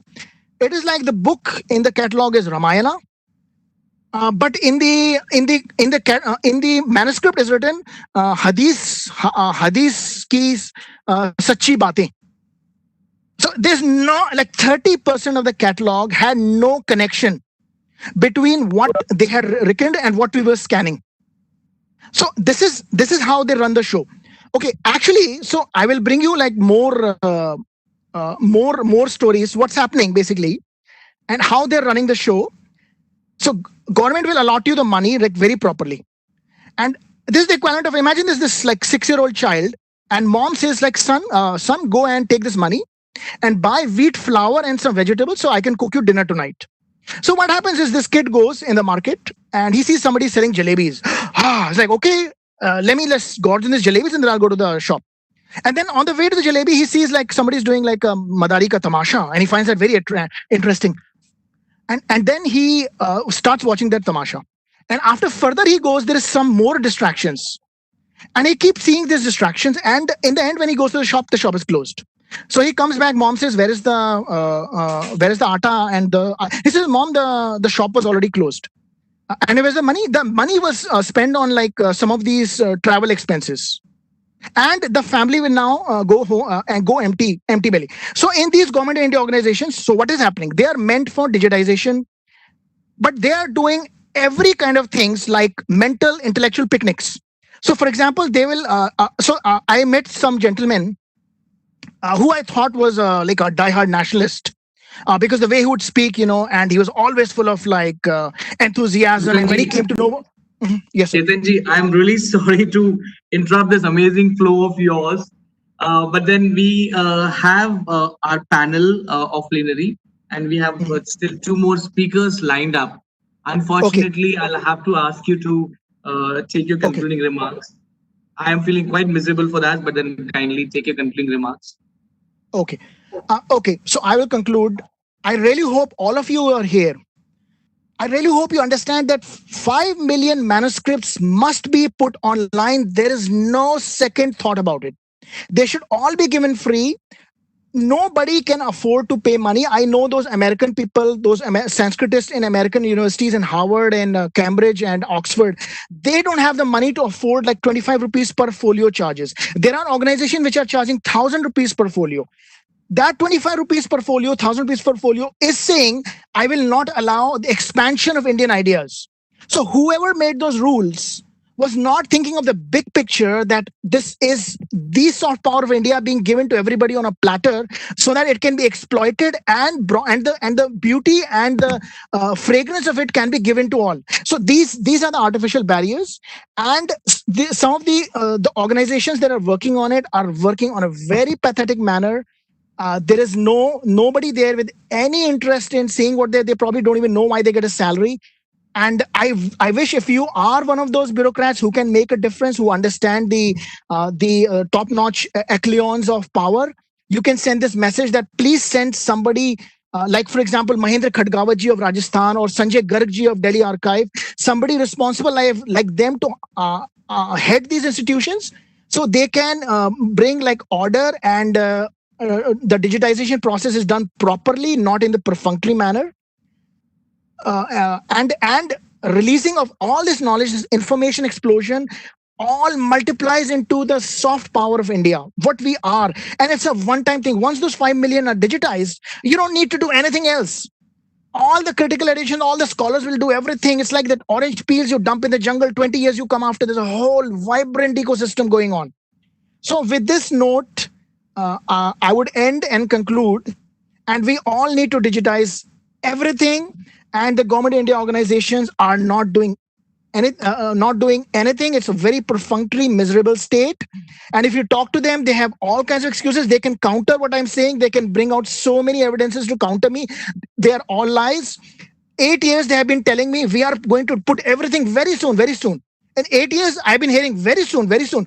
But it's never going to happen because they don't have the software ready. They don't have the team ready. You need so much coordination. Nothing is happening. People are coming and having a nap at work and going home, and nobody's asking anything. And in the process, so much damage is being done to the soft power of India and this information and knowledge, which can add so much to the quality of the human experience. And the last thing I want to say, that before BJP, these institutions were run by maybe all varieties of all convictions. Maybe they were communist, Marxist, nationalist. Now they have been replaced by pseudo nationalists and armchair nationalists who are in the past, and there is no the only difference they have besides their mental convictions, that they are equally apathy ridden and bureaucracy ridden, and they will not do anything, and the ones before didn't do anything either. And that's all I have to say. And I really wish manuscript digitization happens on a mass scale, and that will lead to an information explosion. And with this wish, I end. I thank everybody to listening to me and giving me this opportunity. Thank you. Chetanji, definitely we can understand the kind of a work you're doing, the kind of drive you have and enthusiasm you have towards this entire, I would not call it a collection or the repository for that matter. I would rather call it a movement which you are in your own small way, you are spearheading as such. I remember reading Pride and Prejudice of Jane Austen, and a very hard-hitting line which I would rather remember at this moment is, I shall be miserable if I have not an excellent library. And I think this is what you are looking at, like, that we need to have repositories as such. And as Stephen King had once said, books are a uniquely portable magic. So we need to carry some of these repositories with us in a manner which should be accessible in public domain. And knowledge is power. We've been taught like this and we've been told like this, but apparently this power is controlled by some people in a way, according to your experiences, by some people who are the guardians of power and knowledge, and then they do not believe in sharing. But I would also like to tell you this as well, Chetanji, that there are many institutions who started working on this entire process of digitization. And of course, it may be a very steady and slow process, but there is some kind of a movement which is taking place. National Archives has in fact come out with their own Patala Bilek, and they are offering most of the documents on the public domain. And if you want to have printouts, you can actually have easy access to that for that matter. But then a lot needs to be done, because the research scholar should not really search and go to pillar to post to get few pieces of papers for his research and for scholarly contribution. And I think Ralph Emerson had said once, some books leave us free and some books make us free. So I think e-Gangotri is what the movement you are leading will really make us free in the due course to have all the scholarly repositories which you have. And at Center of Academic and Professional Development under Kaash Foundation, Chetanji, we are with you in this movement, and definitely we would like to add some kind of allied collaboration with you, where we can also engage in this movement of yours. Thank you for your time, Chetanji. And my heart really aches when I had to stop you here, but perhaps we can have another session with you, which would be rather more on the nitty-gritties and understanding and how to break through this entire process of barricades as such. Thank you, Chetanji. Thank you very much. I move on to the next plenary speaker. So far, we had Dr. Amarjit Singh, who joined us from South Carolina, USA, and who, in fact, gave us insight about theatre and its implications in social sciences. Professor of political science, and also who teaches theatre in South Carolina.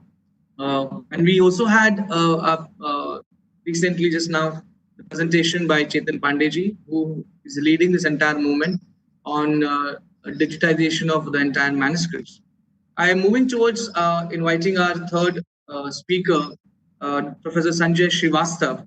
And Professor Srivastav is from Department of Political Science, Faculty of Social Sciences, Banaras Hindu University, a Salzburg Fellow, 2005, and he is associated with various institutions as well as national bodies of NAC, ICSSR, various academic bodies is where he's part of the governing council member or he's associated as a board member.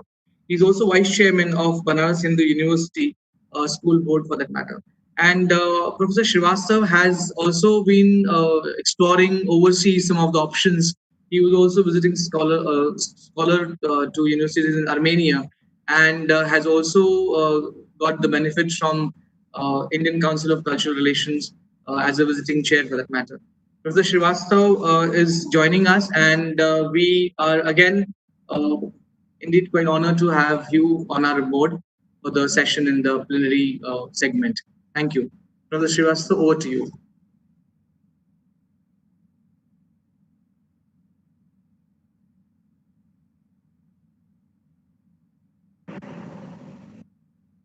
Am I audible? Can you hear me?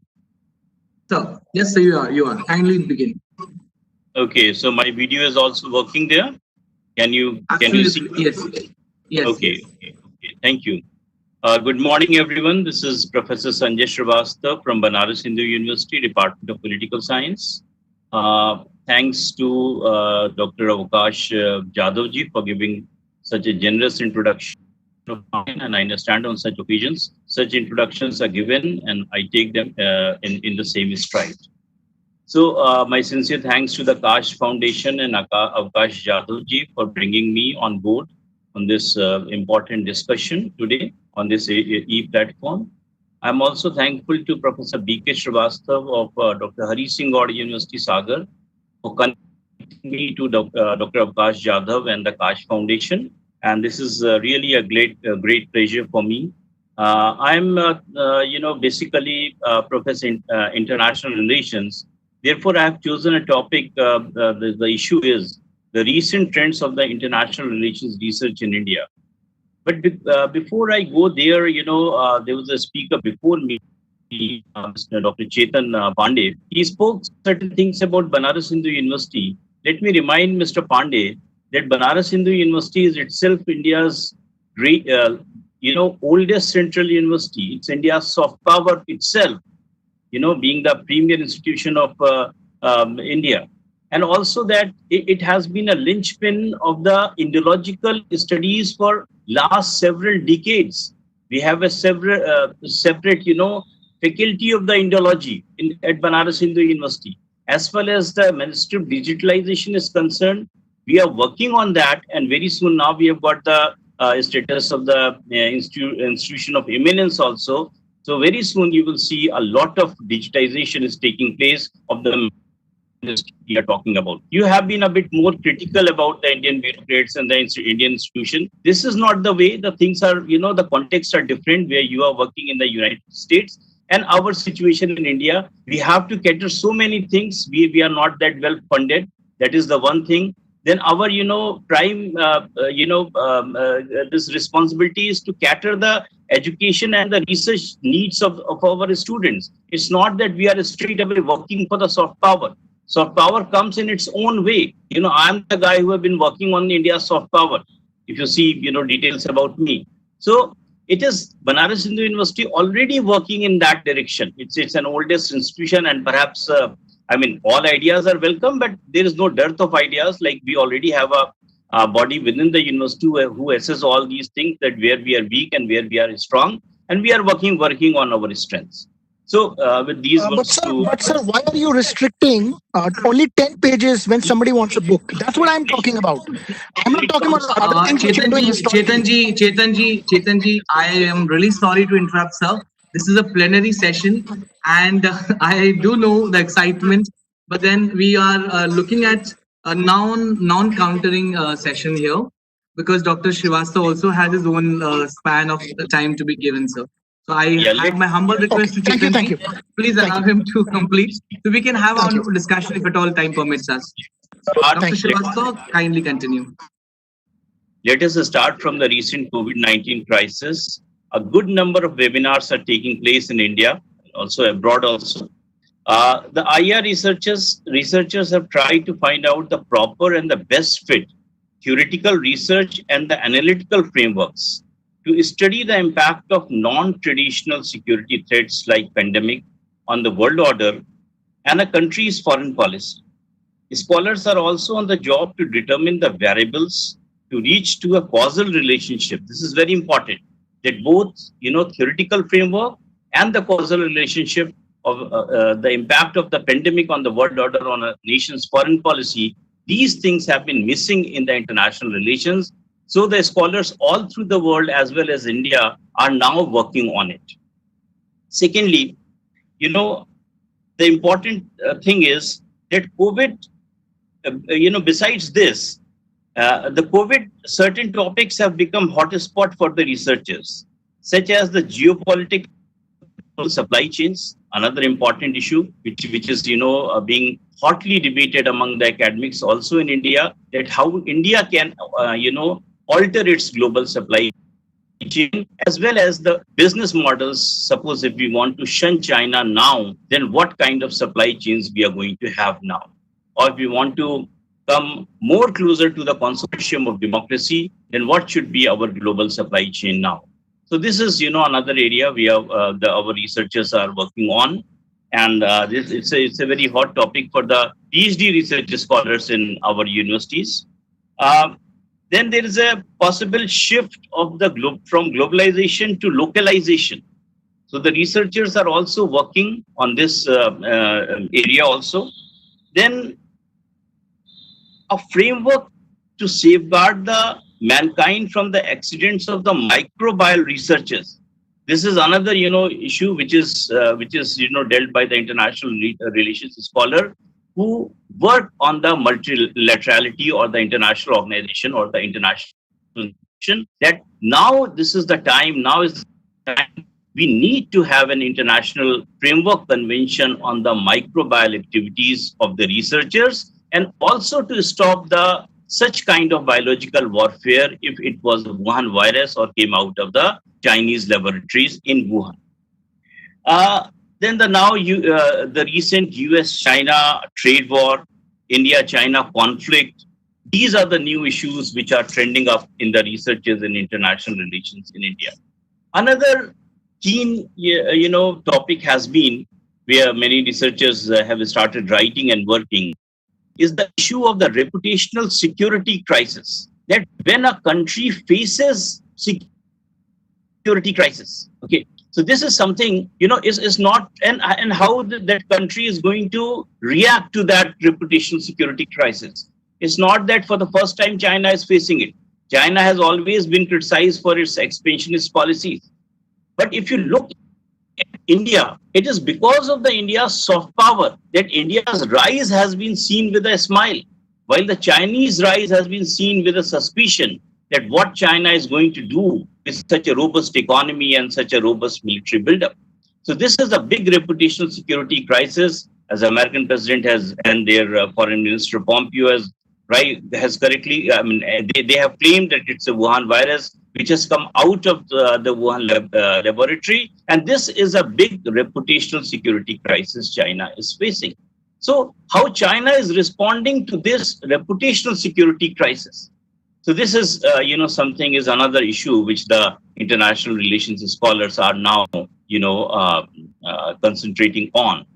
Besides, the other trends include the monolithic global order defined in terms of Cold War and bipolarity has been over, and now it is a system of layered order operating at multiple levels. Therefore, the recent researches in India has been to identify the subtlety and the nuances of the new order, which has been shifting from bipolarity, that's the Cold War model, to the unipolarity, the polycentric word in India we used to call with the United States as a major power. to the multipolarity and a new notion of the non-polarity which has come up. Non-polarity is that no nation will be in a position to polarize the other smaller nations or the other major nations to come rally behind it, maybe on the ideological ground or any other ground or the cultural or the civilizational ground, and then they try to shift the balance of power in their favor. Now, the non-polarity is supposed to be the model which is going to work in the post-pandemic world. So, in the scholars are also now aiming at the post-pandemic world, that what the futuristic their studies, that what this world is going to be after once this pandemic is over. Another trend has been to study the implications, ramifications, and processes and dynamics of the globalization, as India itself has globalized its economy very fast. However, it also has insulated many of its areas. So there are many studies pertaining to those sectors which have been globalized and those sectors which have been insulated from the process of globalization.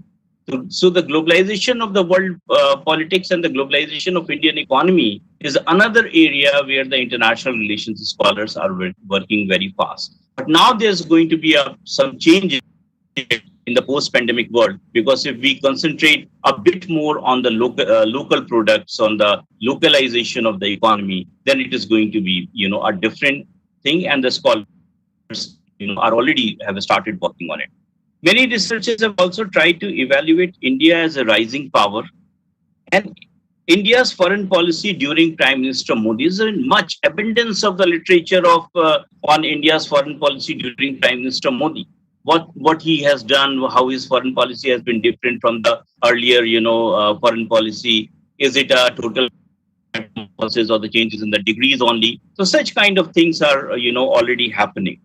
There is the old trend which is continuing, is the bilaterality in the international relations. Then the multilateralism is also being researched in India very vehemently, and especially India's position in the in the international organization like the World Trade Organization and the United Nations, and especially the World Trade Organization, where India has fought consistently on the issue of agriculture subsidies, and especially by making the G20 in the Cancun and afterwards. And also recently there has been much studies on the negotiation strategies of India in the WTO and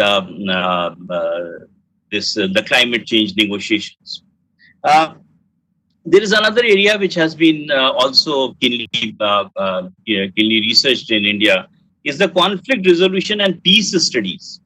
And here they try to bring the Gandhian method of the conflict resolution and the satyagraha. And there has been, much literature also produced on that how the Gandhian method of conflict resolution had, used to work during the British period, and what we can learn from Gandhian, method of conflict resolution. Because if you look at Gandhi had the capacity to propel the, large scale mass movements, and still he was able to control those movements. And how his movements went, without violence. What was the, basis of his emphasis on the truth and the non-violence? So all these things are, being researched by scholars in India. Then another, important thing is a new trend of the global South exceptionalism, which says that most of the IR theoretical research and the analytical frameworks are predominantly Western in origin, and especially American, and dominated by the Eurocentrism. That most of their experiences either come from the Euro or come from America. The context of the global South is different from the Western world. Therefore, the concepts, frameworks used by the American IR scholars cannot be applied to the study of international relations of global South. Global South exceptionalism required a new vocabulary, as per the scholars of international relations in India. They claim that it requires a new vocabulary, new concepts and new frameworks, especially theoretical framework and the analytical frameworks. To study the global South, many scholars in India have also talked about non-Western perspective of international relations and the new lenses to study the global South. They want to de-Americanize the international relations knowledge by adding Indian experiences into it. And they have done it, especially also in the area of soft power. Besides that, the humanitarian intervention, the other, many issues where the public opinion has to matter in the foreign policy, there is a de-Americanization of the existing knowledge. However, the theorization means here to find out the regular and the fixed pattern in the behavior of the states and the occurrence of phenomena. You know that in international relations, the prime inquiry is that how nations behave among themselves and what shapes the behavior of a nation. So this is, remains the prime inquiry in the international relation, but with a new vigor and new emphasis on adding the Indian experiences into it, or the experience of the global South into it.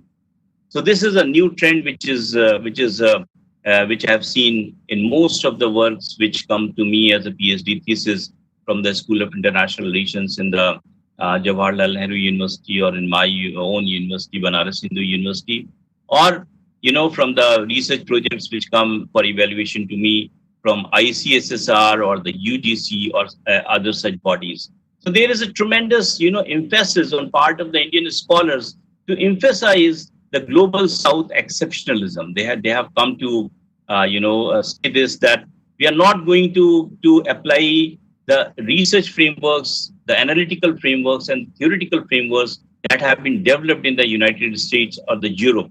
We want to have our own indices, our own, research framework, analytical framework, and the theoretical framework. So this is, the global South exceptionalism, but still that is in the very rudimentary stage, very elementary. And mostly they say that if there is a fixed pattern of the behavior of among the nations, or a particular behavior of a particular nation, is there a fixed pattern? They just want to, identify that. And still, after some time, there may be a stage that we are able to conceptualize it in a more better way as we do it in the political theory or in political thought. So that is just a sort of a elementary process. The research has been by and large in the nature of supporting the state. As a state, scholars have identified themselves with the state, that this is the state. Perhaps, they find a pride in identifying themselves with the state, and you call it nationalism also, you call it the colonial hangover also, that just, we have been standing with the state because the state is fighting against the colonialism. So that, trend continues. And often I've seen the scholars who have tried to, justify and support the state policies. So this is, another turn, that instead of, critically evaluating something, they have more, tried to support the state. So in a way that, yes, I mean, it provides a perspective to the outer world that, yes, this is a perspective. India has, acted brilliantly in that particular area, but it doesn't give a sort of a critical, picture to the policy makers themselves. However, most of the researchers have also been able to aim the policy formulation. We call it the policy formulation research, that they have suggestions, they aim to the policy formulation. So, but the thing is that there is a deep disconnect between the Ministry of External Affairs in India and the academic circles.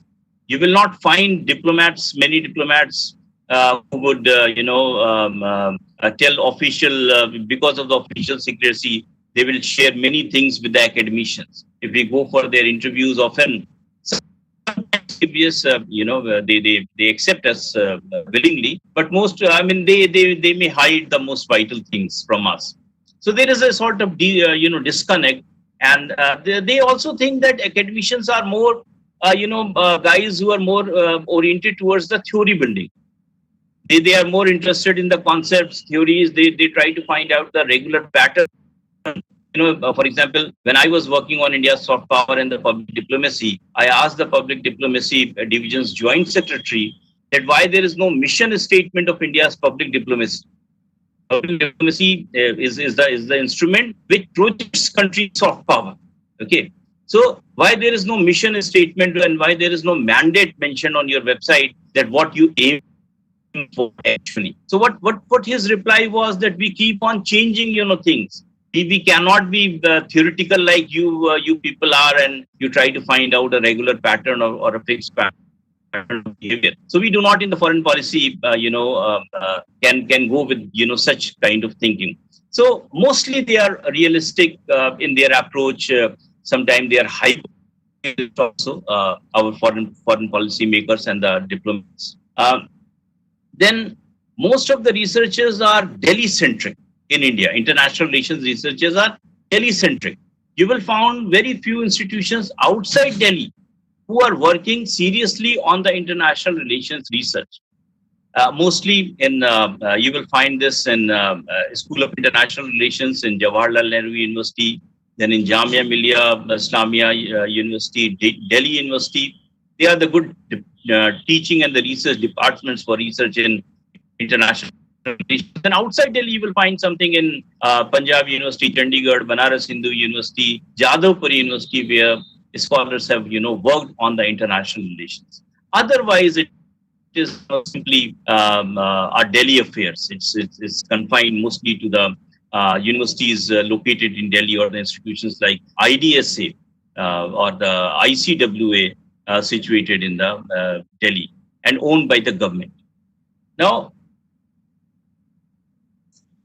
most of the researchers in the international relations in India are funded by government agencies such as ICSSR, UGC, and very few scholars have been able to take the foreign grant. Now, some private research platforms like the ORF, then Institute for Peace and Conflict Studies, Institute for China Studies, have also come up in recent years. So this is another new trend. Till now, most of the international relations research was revolving around the government institution, but now the private platforms have also come in. But here also, most of the time, you will find in the statements that the researchers are backing the state policies, or they are in search of such kind of policy options which they can suggest to the state. Real dominates in the most of the international relations researchers in India. However, with the globalization, some emphasis has also been on the liberal institutionalist approach to India's participation in the United Nations, India's participation in the World Trade Organization, as well as in the climate change discourses. So with these trends, I am here because I'm to join another meeting at 12 noon. So thank you very much, Kaash Foundation, for giving me this opportunity to speak here.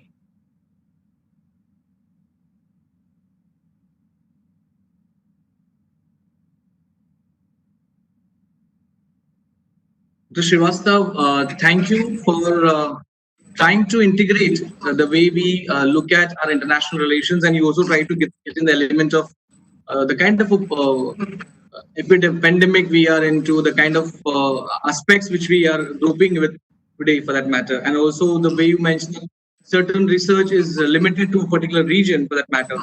I remember a wonderful quote by JFK, John F. Kennedy, when he said, "Geography has made us neighbors.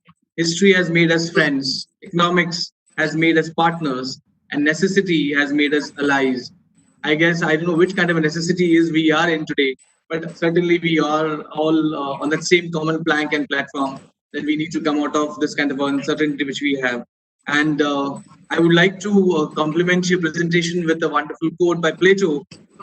The quote goes, "He who wishes to serve his country must have not only the power to think, but the will to act." And certainly you also have the will to act, Dr. Srivastav. And I thank you for being our third plenary speaker here after Dr. Amarjit Singh, who joined us from US. And we had Chetan Pandeji, who had joined us from Singapore. We are moving a bit ahead with the time schedule, which we had supposed to be starting with our technical session at 11:45. We have a last speaker, Dr. Professor Shashwati, who is joining us from University of Kolkata. And her topic is a study of Buddhist art in Bengal. She's a professor of Pali, former head of the Department of Pali, University of Calcutta, member of board for development of Pali language under MHRD, Government of India. So, Dr. Shaswati, we would like to invite you for giving your deliberation as such. Dr. Srivastav, thank you once again. Thank you, sir. Thank you. Thank you.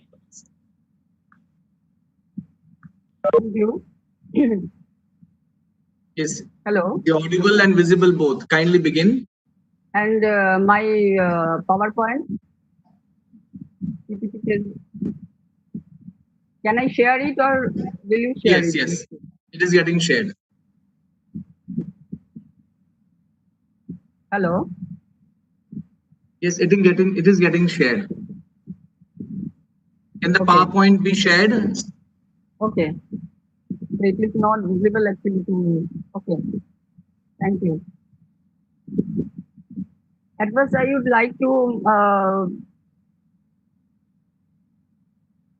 Hello.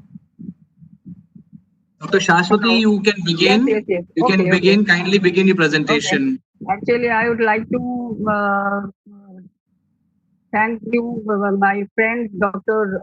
Kaash, who insists me to be here, and it's really very good opportunity to me to be with you all. And as I already said that my topic is a study on Buddhist art in Bengal, because Bengal, I am living in Bengal, and this is West Bengal and Kolkata, and my topic will be the next, please, next slide. Hello. Yes, next slide, please. Yeah, my motto of the paper, actually, what focusing places are Mogolmari Daton, West Bengal, which is in West Bengal, and the other Mainamoti, Kumilla, Bangladesh. Both places we have visited. Actually, the Mogolmari is a very neglected place, and but very rich in archaeological sites, particularly Buddhist archaeological sites. And Mainamoti also the very rich place in Bangladesh. And next, third, if the time will permit, then I will talk about the Buddhist art, which is related with the performing art, particularly the Gauriya Nitya, which is the very famous, associated with the very famous professor Moha Mukherjee. She is actually the founder of this Gauriya Nitya, we can say, which is associated, very much associated with the Buddhist art of Bengal. And next slide, please. So I already I have said that the one motto is the Mughal Madi. Mughal Madi I have chosen my topic in my topic. So this is the location of Mughal Madi, and Mughal Madi, as I was saying, that Mughal Madi is situated in Datan police station in the district of West Midnapur. And the mound is locally called actually Shokhi Sener Jibi or Shahi Sener Jibi. That is the mound of Shokhi Sena. It is not only the largest of its kind at Mogolmari area, but also in the whole surrounding area. Besides, the area has welded inscribed images of Buddhist and Brahmanical deities.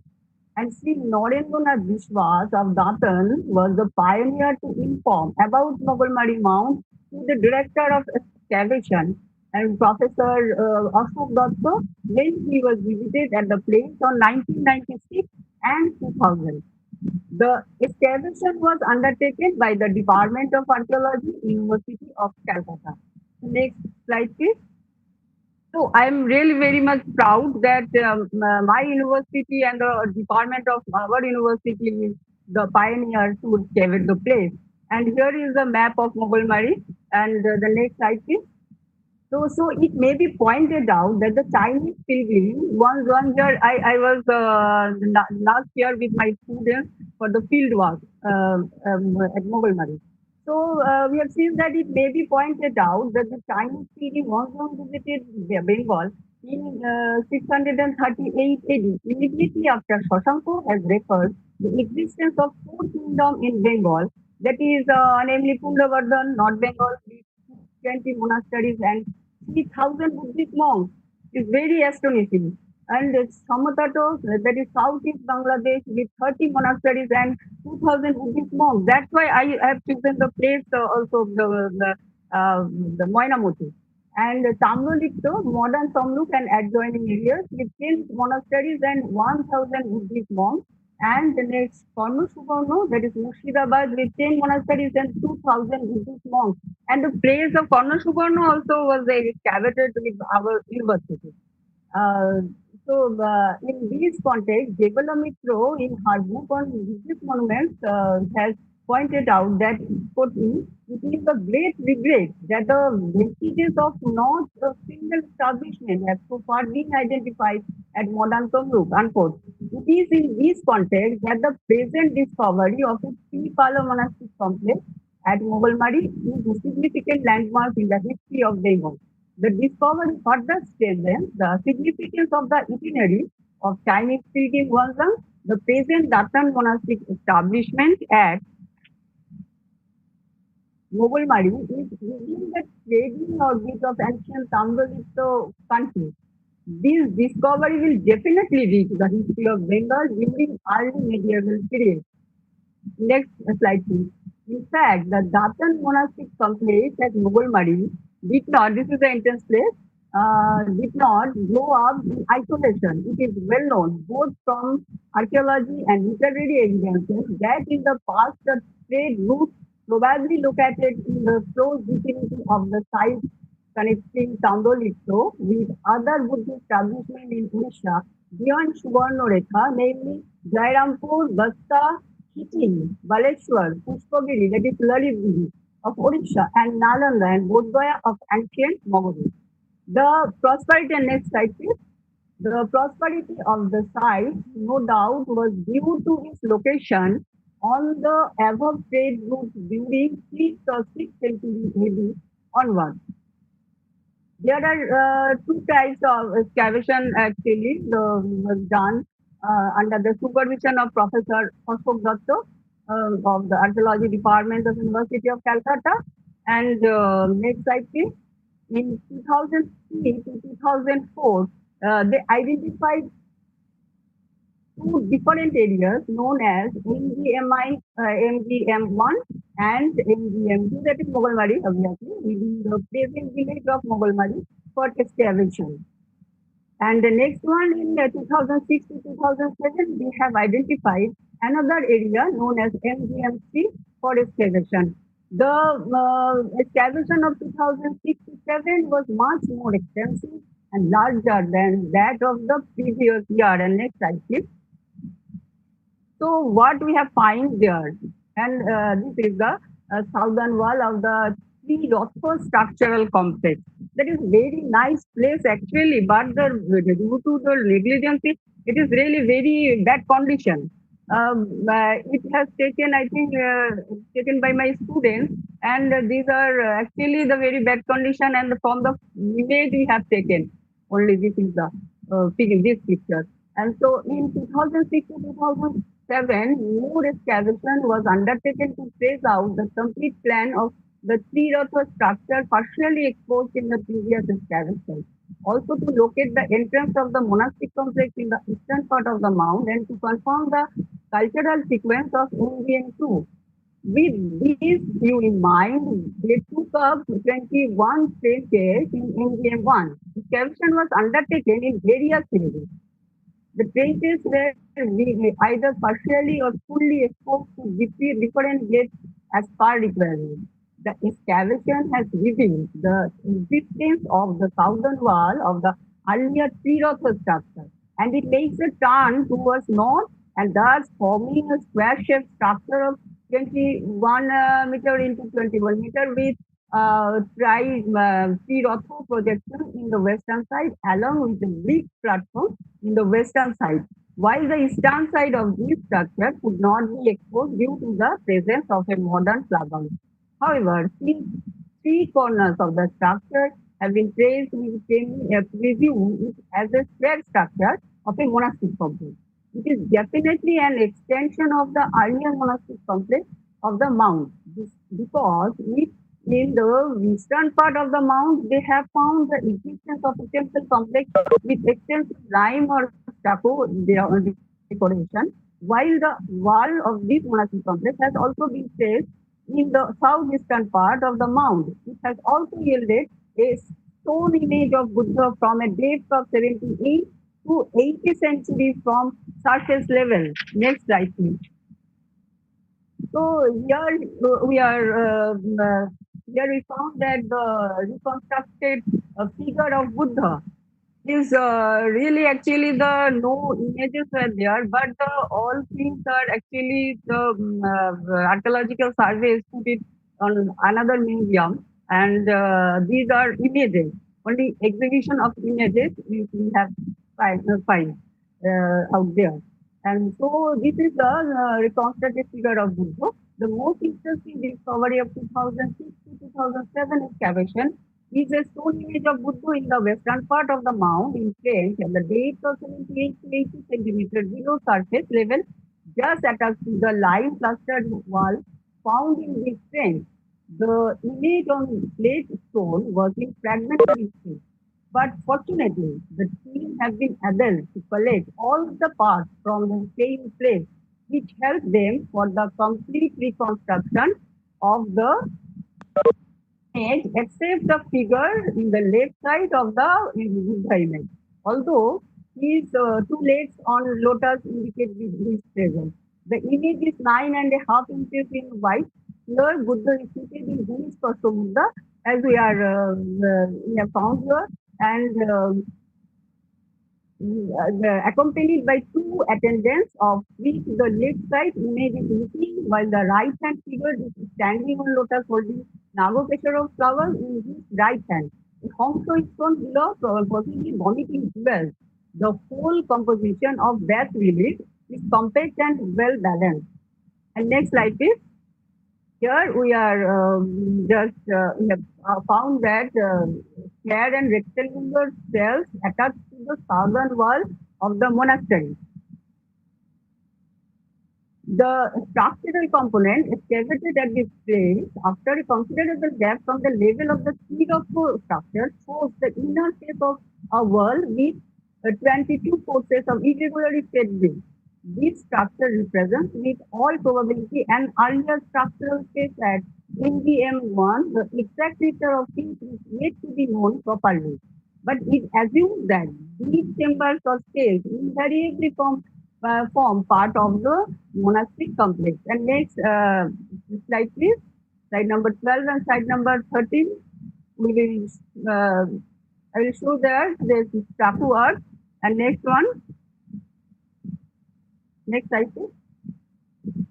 And here is also the two statue art we have found out. And the next slide, images of excavated stupas and exquisite composite motifs in statue. It is also appear from excavation both at NGM1 and NGM2 that there existed a monastic complex at NGM1. The circular brick platforms in all likelihood are parts of Buddhist religious structural character. And next slide, please. I know that time is very short, so I am quickly showing. And the next slide. There is also the images of excavated statue art which they have exhibited that on that place. And the next slide. So we have seen that Mogolmari is very neglected area, as I have said earlier. That and here is the whole thing was executed. So it is better that if government is taking any action to renovate or to protect the place properly. So next slide, we will go to the Moinamoti, Bangladesh. Now this is the map of Moinamoti, Bangladesh. The name Moinamoti was coined only a few hundred years ago when Gopi Chandrer Gan, Manik Chandrer Gan, and other folklores compiled in 17th, 18th century have made the name of Rani Moinamoti extremely popular in Bengal among these ballads. Next slide, please. Goraksho Vitroyo Puthi, written by Sheikh Fazullah, and contains a number of references about some ancient places and personalities of ancient Samotata. And here this is the Moinamuti Museum, and I am really very much pleased that when we visited, me and my students for one project, where they are just October 2019, and the curator and the staff of that museum and other people are really very much helpful when they heard that we are from India, particularly from Calcutta University, and we want to walk on Moinamoti Museum and other archaeological sites. So it's really helpful for us. And next slide, please.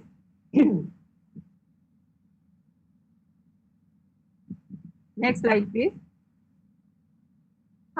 And in this Moinamuti Museum, this is a very nice place actually. And two things, particularly two sculptures or the thing I really like it, and I think it should be noted. And this is the only excavated site, only 20 among 20 sites only. Shalban Bihar, Kutilamuro, and Charpatkomda are fully excavated. And this is the when we will enter the door, then we can see this one, the Sirotno Super Kutilamuro. Kutilamuro actually the part on a middle of Kutilamuro site is located about 3 miles north of Shalban Bihar. Continuous excavations here for a few seasons from 1956 onwards have completely exposed an interesting stupa complex.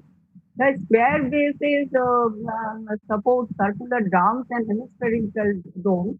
The central stupa is still 10 feet high from the plinth, and the three stupas possibly represent the Buddhist trinity or the three dwells, that is the Buddha, Dharma, and Sangha, and thus form an unique group of monuments rarely made elsewhere in the subcontinent. And these depict in high and the ground plan of the central stupa is in the shape of a dharma chakra or the wheel of the law. And these depict in high relief the figures of the Buddha and Bodhisattvas seated on lotus stone and attended by lay worshippers. Hundreds of miniature clay votive stupas by lay worshippers. Hundreds of miniature clay votive stupas containing minute terracotta seals inscribed with the Buddhist containing minute terracotta seals inscribed with the Buddhist creed have also been found in the cells and inside the central shaft. The other two stupas representing the Buddha and the Sangha are made of solid brick monastery, each with a deep central shaft, which also contained a large number of clay miniature stupas and terracotta ceilings. The outer face of the drums of these stupas are relieved with a number of small four-belt niches intended perhaps as receptacles for oil lamps. And on the waist of the Tiratna stupas, remains of one of the brick stupas have been exposed. One, these 7 smaller, next slide please. So 15 square feet, and from inside the deep shaft in the center of these stupas, a number of miniature clay stupas were also recovered. Next slide please. And two of the stone sculptures found inside the stupa shaft representing the Dharma chakra bear some inscriptions on their pedestals. Paleographically, they may be dated around 7th century AD, and as such, the Srirotna stupas may also be tentatively dated to that period. It should, however, be noted that the shrines of Kutilomuro show three distinct phases of repairs and rebuilding. From the remains of different periods, we may conclude that the shrines at Kutilomuro were in active use for a long period, beginning from 7th century to at least 13th century AD. And this is the place, seems very interesting. this Heruk in black stone. And this is the actually image of Heruk in black stone, measures 102 centimeters into 1 centimeter. This god is confessed as the evil destroyer to the Vajrayana Buddhist devotees. This is a very later period actually in Buddhism. This god is represented in dancing attitude. The right leg is raised to the thigh of the left leg. He wears a necklace of 22 human skulls jointed by entrails. His face with fierce looking eyes and fierce teeth became looks terrible. He has two hands, but the right hand of the image is broken. So in his left hand, he holds a human skull containing wine. On his left shoulder, he bears a khadbanga, which is like the sacred thing. His headgear is placed in an orderly manner with five skulls and hair upward in the form of a crown containing a transcendent Akshobha. The god is surrounded by six gods. Next slide, please.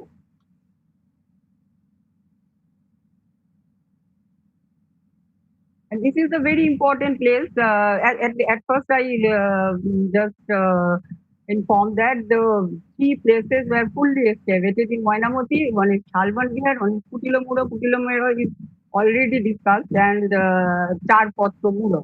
And the next slide, please. And just the adjacent side of this museum, this Chalban Vihar is situated. And this Chalban Vihar excavation is 1955 onwards at the Chalbanpur Mount have revealed remain of the 550 feet square. That was the time was just too hot, and because there was um, uh, just the mid of the day. So this so the photograph was affected, and Buddhist monastery which was renamed Shalban Viharo due to its proximity to the Shal forest in the west. The big monastery consisting of 115 monastic cells with built around a special courtyard with a cruciform shrine in the center. The monastery was approached from the north by 174 feet long and 3.5 feet wide brick street path and entered through a 74 feet wide gateway. Wherever. And there is an entrance hall from where a flight of steps lead to the inside of the monastery courtyard. The entrance hall is flanked on both sides by two guardrooms followed by the monastic cells. And deep excavations both inside and outside the cells have revealed the entire plan of the monastery. This is a very wide place actually, with its four major rebuilding phases. The largest number of antiquities were discovered from the first phase, which undoubtedly indicates that the monastery was thickly populated in its early years. The antiquities include important objects like copper plates, silver coins, and terracotta seals and ceilings. A few gold ornaments and silver ingots, a large number of bronze images of Buddha and other Buddhist gods and goddesses, oil lamps, decorated leaves, and earthenware storage jars, etc., were also discovered from this space. Earthen cooking pots in situ on fireplaces and in association with charcoal and ashes were discovered from a number of cells. This indicates that the monks used to cook their food inside the cell and that there was no community kitchen in the earliest period. So the first we have shown that the central sign of Shalban Vihar. Shalban Vihar, and this is a very important place actually. And it's really very astonishing that I don't know when we are talking about so big monasteries and many other thousands of monks. I don't know the situation is now. The situation is why so poor. Anyway, the ground plan of the first period has been clearly exposed. It was cruciform in shape, each arm being 170 feet long with multi-angles and recessed corners.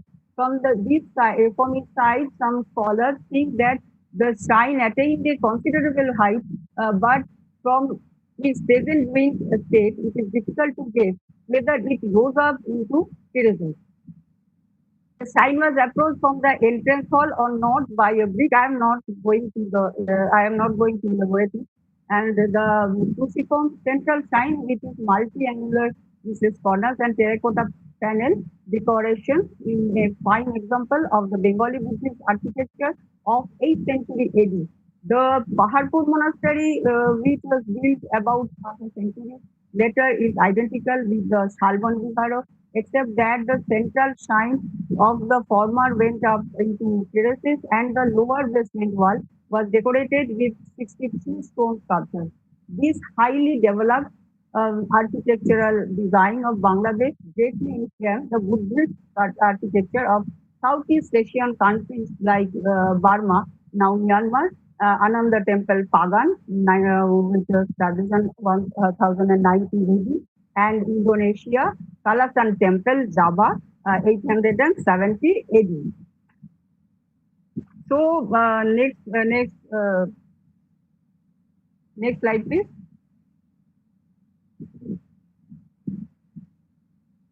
So all these things, this is Shashwati, I will have Dr. Shashwati, yes, I have asked you to conclude. I am concluding portion. I am in concluding portion. No worry about it. And next slide, please. This is the gateway, and just stop there. Yeah.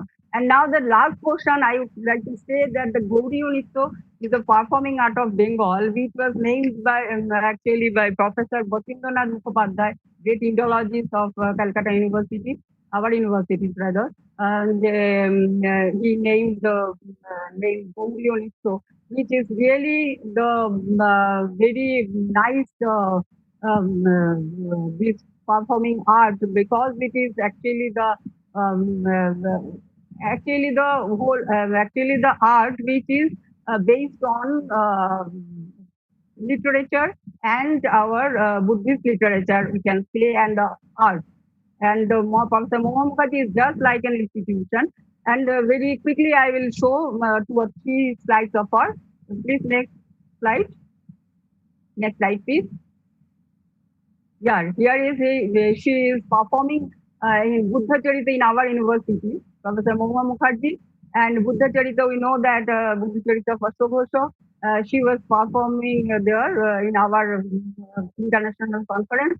That was very nice, actually, the performance. And the next slide, please. This one is also the part of that Buddha Charita, the last thing, I think. And then next. Here is one of the cover of Professor Mohan Mukherjee, and the next slide, please. And last one. Thank you very much for patience, for your patience, and really I am very much thankful one again, Dr. Avkash Jadhav. Thank you very much.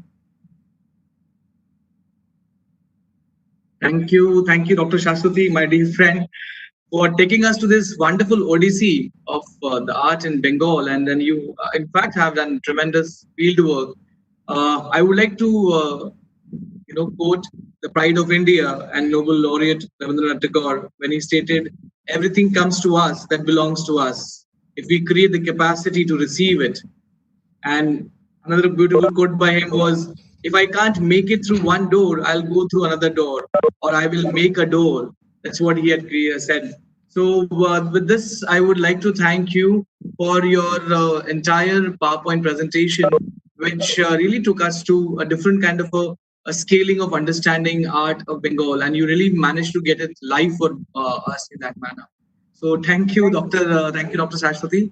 I would like to conclude the plenary session here. We started with Dr. Amarjit Singh, who joined us from South Carolina, USA.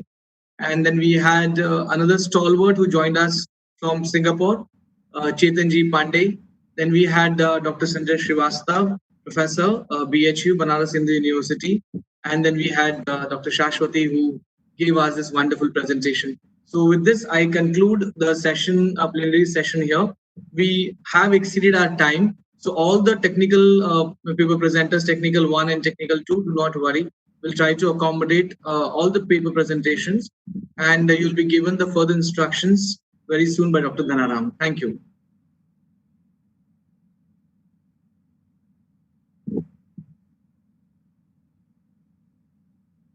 Thank you, Dr. Akash Jadhav, for chairing the plenary session and giving your valuable time. To all the viewers who joined late, you are watching our 6th international conference in theme Emerging Trends of Research in Art, Aesthetics and Social Sciences, organized by Kaash Foundation, Center for Academic and Professional Development, in collaboration with Global Knowledge Academics Spain and Dr. Harsing Gaur, Vishwavidyalaya Sagar, MP, India. Now we start our technical session in 2 parts. Technical session 1A will be chaired by Dr. Geeta Ajit. I welcome you, Dr. Geeta Ajit. And technical session 1B will be chaired by Dr. R.K. Ahirwar, Professor and Head, Ancient History, Culture and Archaeology Department, Vikram University, Ujjain, MP, India. I welcome you, sir. Now, technical session 1A.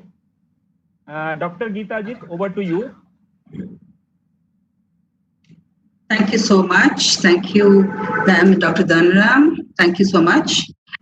So now we finally move on to the technical session. We have 9 presenters here. I hope all of you are present out here. Good afternoon to each one of you. I can see some of you. Okay, so once again, welcome to the 6th International Conference by Kaash Foundation and its associate collaborators. Now, the topic today is emerging trends in research of art and aesthetics in social sciences. So, since we are already running out of time, each presenter will be given 5 minutes. Around 4 minutes 30 seconds, I will be giving you a warning, clock where you can start winding up your session. So, do we have Ruchi Tomar with us? Ruchi Tomar, are you on in?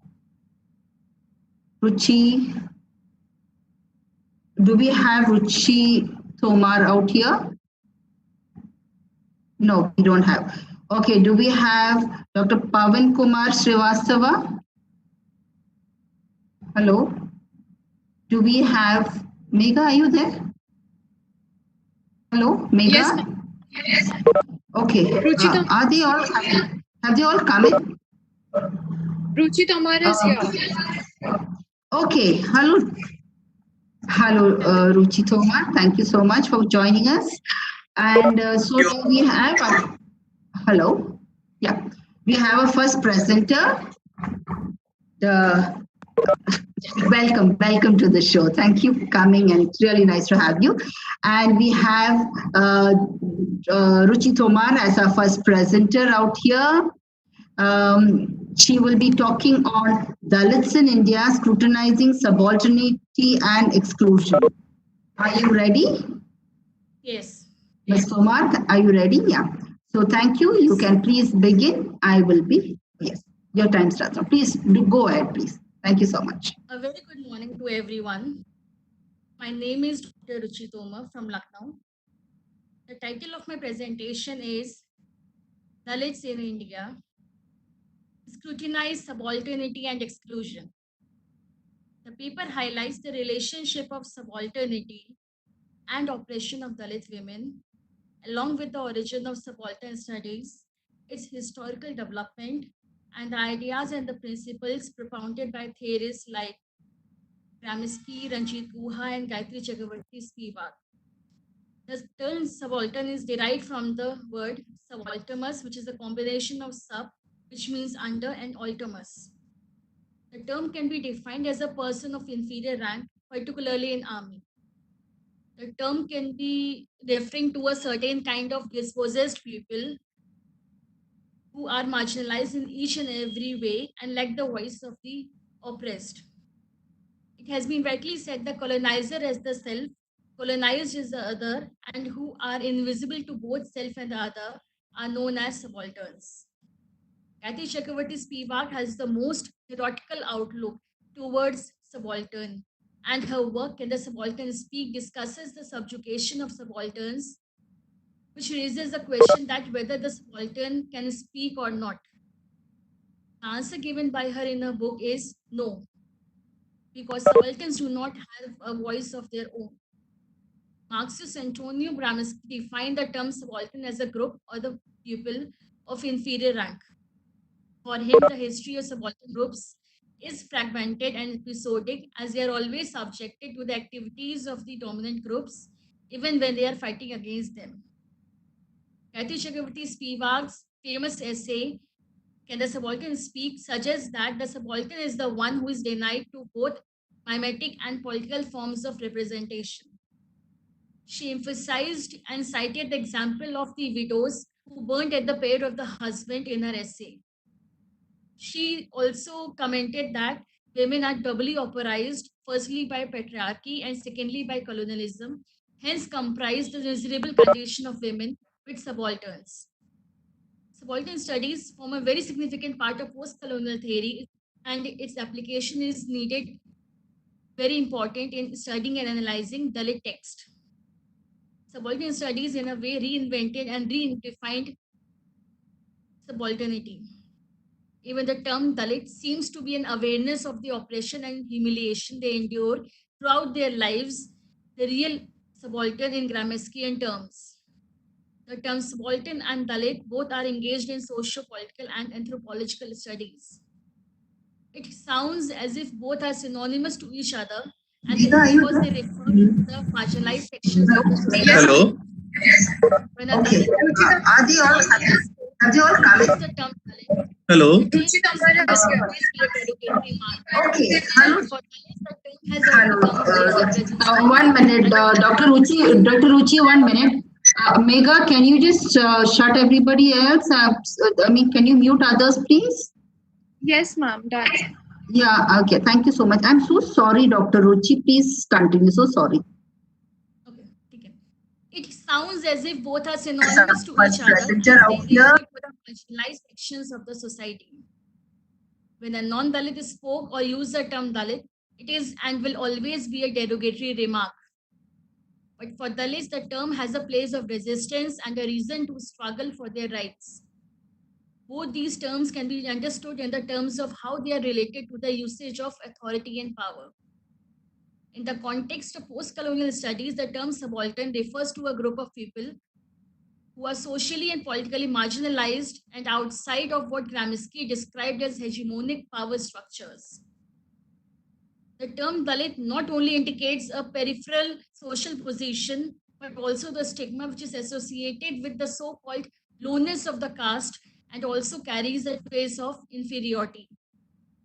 Subalternity and caste both are interrelated to each other, as both are results of marginalization and suppression. Dalit males today are able to break their voices of silence, but Dalit women are doubly oppressed and subaltern. Their voices are always kept behind the bars. It means not only Dalit women speak and talk, but also want their voices to be heard. Partha Chatterjee, in his thought-provoking article, Caste and Subaltern Consciousness, aptly remarks, I quote here, subaltern consciousness in the specific cultural context of India cannot but contain caste. Dr. Ruchi, please start concluding. Please start. Thank you. Okay. However, caste shapes the very integral part of gender status and identity of Dalit women. Because of this only, Dalit women considered as a dedicated laborer or slave left to do a menial service works which are constructed as polluting and inferior. Thus, Sharmila Rage points, I quote here, the recognition of caste is not just a retrograde past, but an oppressive past, reproduced as forms of inequality in modern society, requires that we integrate questions of caste with those of class and gender. Thank you. Thank you, Dr. Tomar. It was a really wonderful presentation. I really liked it. especially, yes, like Gayatri Spivak says, Dalits are not only oppressed but doubly oppressed. They're subaltern into, doubly subaltern. I really like it's very interesting. And this is also one of the areas of my research. So I'm really found your paper very interesting. Thank you so much for coming and joining us. Thank you. Yeah, okay, thank you so much. So now we can move on to the next person. The next speaker that we have. You can please close your video and your audio, please.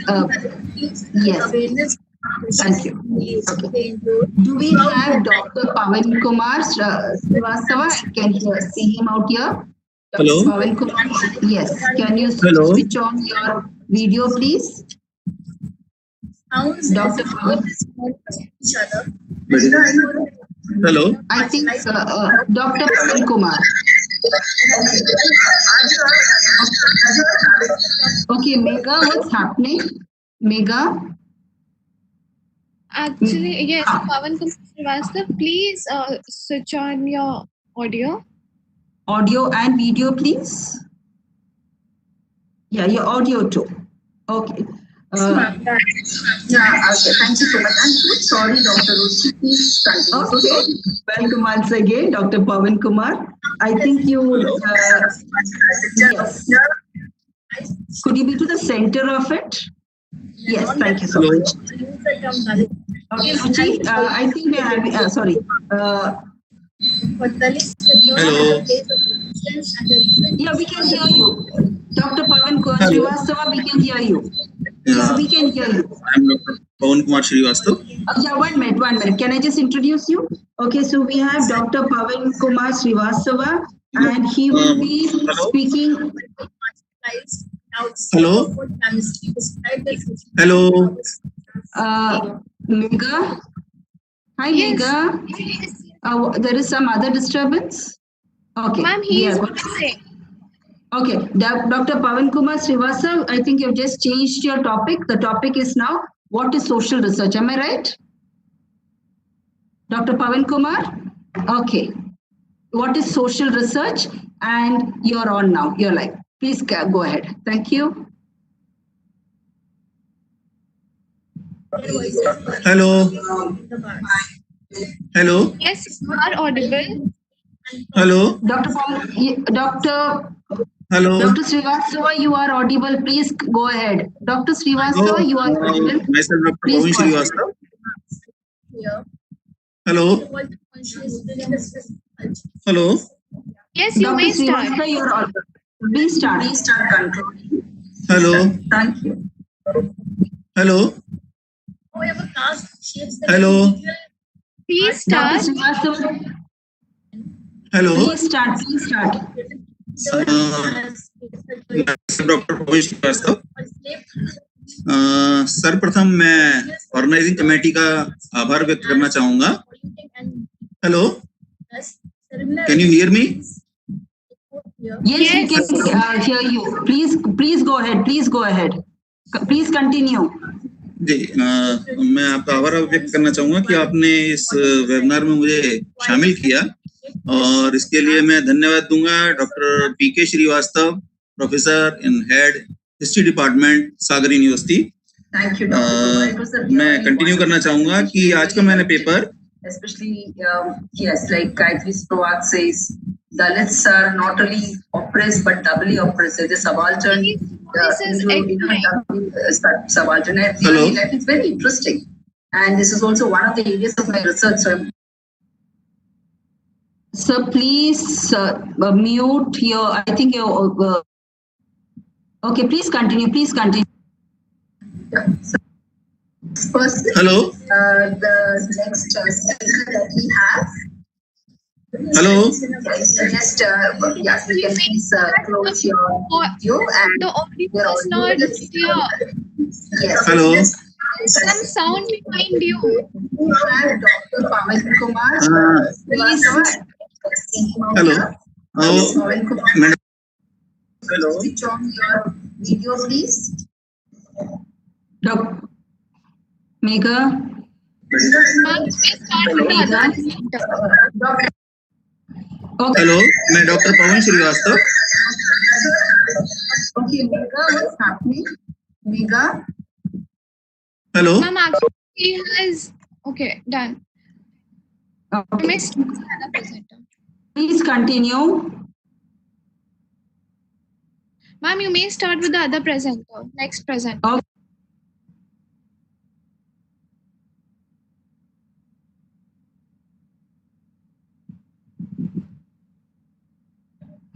There seemed to be a little problem with Professor Pawan Srivastav. We'll be getting back to him. Thank you so much, viewers. I'm really sorry about that. So now we have Mr. Sunil Sunkara. Are you there with us? Yes, I can see you. Please, yes, please come back. Welcome back. I remember last time also you were there. Yes, for our viewers, this is the second time we're having him over here, and it's a pleasure the last time that we had you. Thank you so much. I'm looking forward to this paper too. Yes. So Mr. Sunil Sunkara will be speaking on the paper. His title is Aesthetics of Bibhatsa Rasa in Kathak. Yes, please start your time, sir. Thank you, Dr. Geeta. Bibhatsa, or what we think of as ugly or odious or not good. So in this, very quickly, I want to go through how something which is ugly is also considered as something of beauty. And that is apparent from how Bharata describes Bibhatsa in the Natya Shastra, where he gives a presiding deity as Shiva, and the color is blue. And we know that Shiva, even in his terrible form or most awful form, can still be a source of inspiration and beauty. The important concept to think about is when we think of emotion, how it transmits into the body. The first effect of emotion is seen on the outer body. For example, when we cry, the tears or fast breathing, then it is transferred into the psychological inner space of the body. And from that, it goes into what we know as a self or the Atma. And that is where in that Nirgun Nirakara, a bhav connects or an emotion connects. So how are these emotions classified? So that is when we come into the rasa classification. I've made a very simple way because we have people of different fields here. So there's a blooming of the heart, an expansion, chhati chaudi karna, like going on a war, a discomfort in the heart, and a breaking or agitating of the heart. So discomfort, that is that bubbling, which is what we feel in disgust and in fear. You know, it doesn't come on immediately. It sort of builds up like a boiling, and then it boils over like milk. Katha kare so Kathak kahave. One who does a story, performs a story, is a Kathak dancer. So the many times in the context of other emotions, we see Bibhatsa. Like Bibhatsam Anya Mukhe, where Ram is saying, having Bibhatsa towards Shurpanaka. Or Devi is saying that I love only Shiva and I have Bibhatsa towards everybody else. And also anybody else who loves Shiva, like she was jealous of Ganga. Then in the Chirharan scenario, where Krishna says, Bhibatsa Janyo, that is, you learn the Bhibatsa, the ugliness of your own body. Let go of those clothes of your body and come to me, which is a very famous kavit by Surdas. So I'm going to quickly go into a very short line. One kavit here is a longer kavit, which looks at the scene of a battlefield and the dead bodies and the burning dead bodies, which is always a source of Bhibatsa. In a famous sadra, Bindadin Maharaj says that Sheshafan Dagmagyo, the hood of the snake shakes, that is balancing the world because of this war. And as the war progresses, the battlefield is decorated with severed head, rivulets of blood. Katita bina munda bahe, shrunita sarita bahe. The Sarita, the river that is flowing, is one of blood. Imagine that sight on the sands of the Golden Lanka beach. And looking at this, Mandodari says, Jeet na sakoge, Rama Sanga Janga Jor. She says that to Ravan. Bhibatsa is a pathway to moksha. This is where we connect with the concept of how Bhibatsa is portrayed in Kathak and the aesthetic is made beautiful. Disgust is a sthai power of Bhibatsa. But what can you be disgusted of? That disgust can be born out of anguish, that is anguish inside, or generated by uneasiness due to outside conditions. Like we see a dead rat on the road when we are walking by, and immediately there's an unease. Sometimes we feel like vomiting looking at that scenario. So Natya Shastra gives the Shobhaja and the Udvegi, and the Shobhaja is what connects as a Shuddha Bhibatsa, or the one that can lead to moksha. and that can be through the sight of disgrace in the world, blood, stools. It could also be some exciting objects, like in a war, something like somebody's head is being chopped off. That is disgusting. At the same time, it's exciting to look at. You can't take your head away from that fact. You can't take your head away from an accident.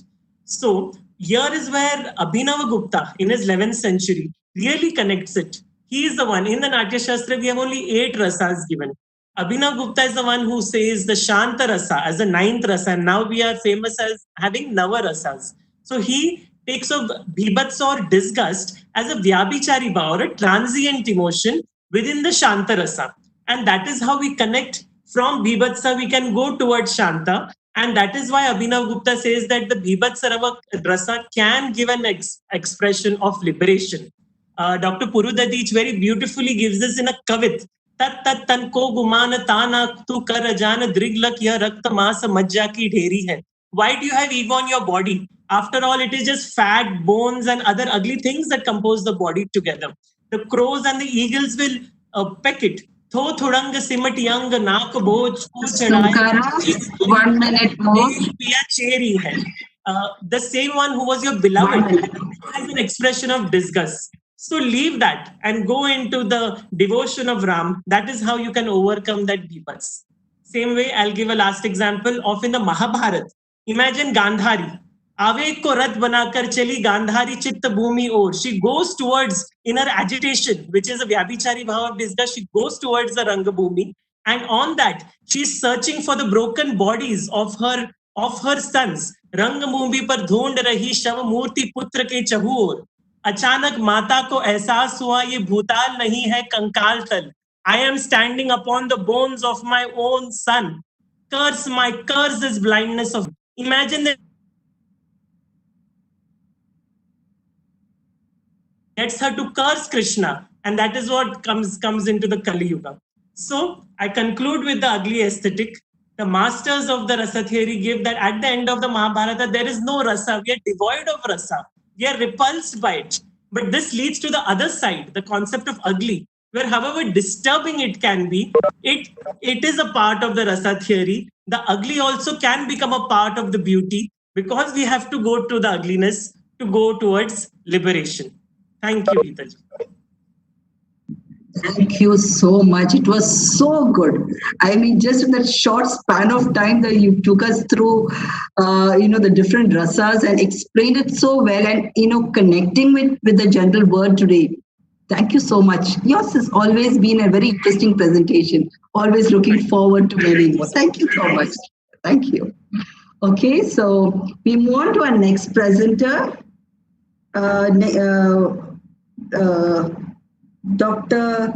Shashi Bhushan Mishra, are you there? Dr. Shashi Bhushan Mishra?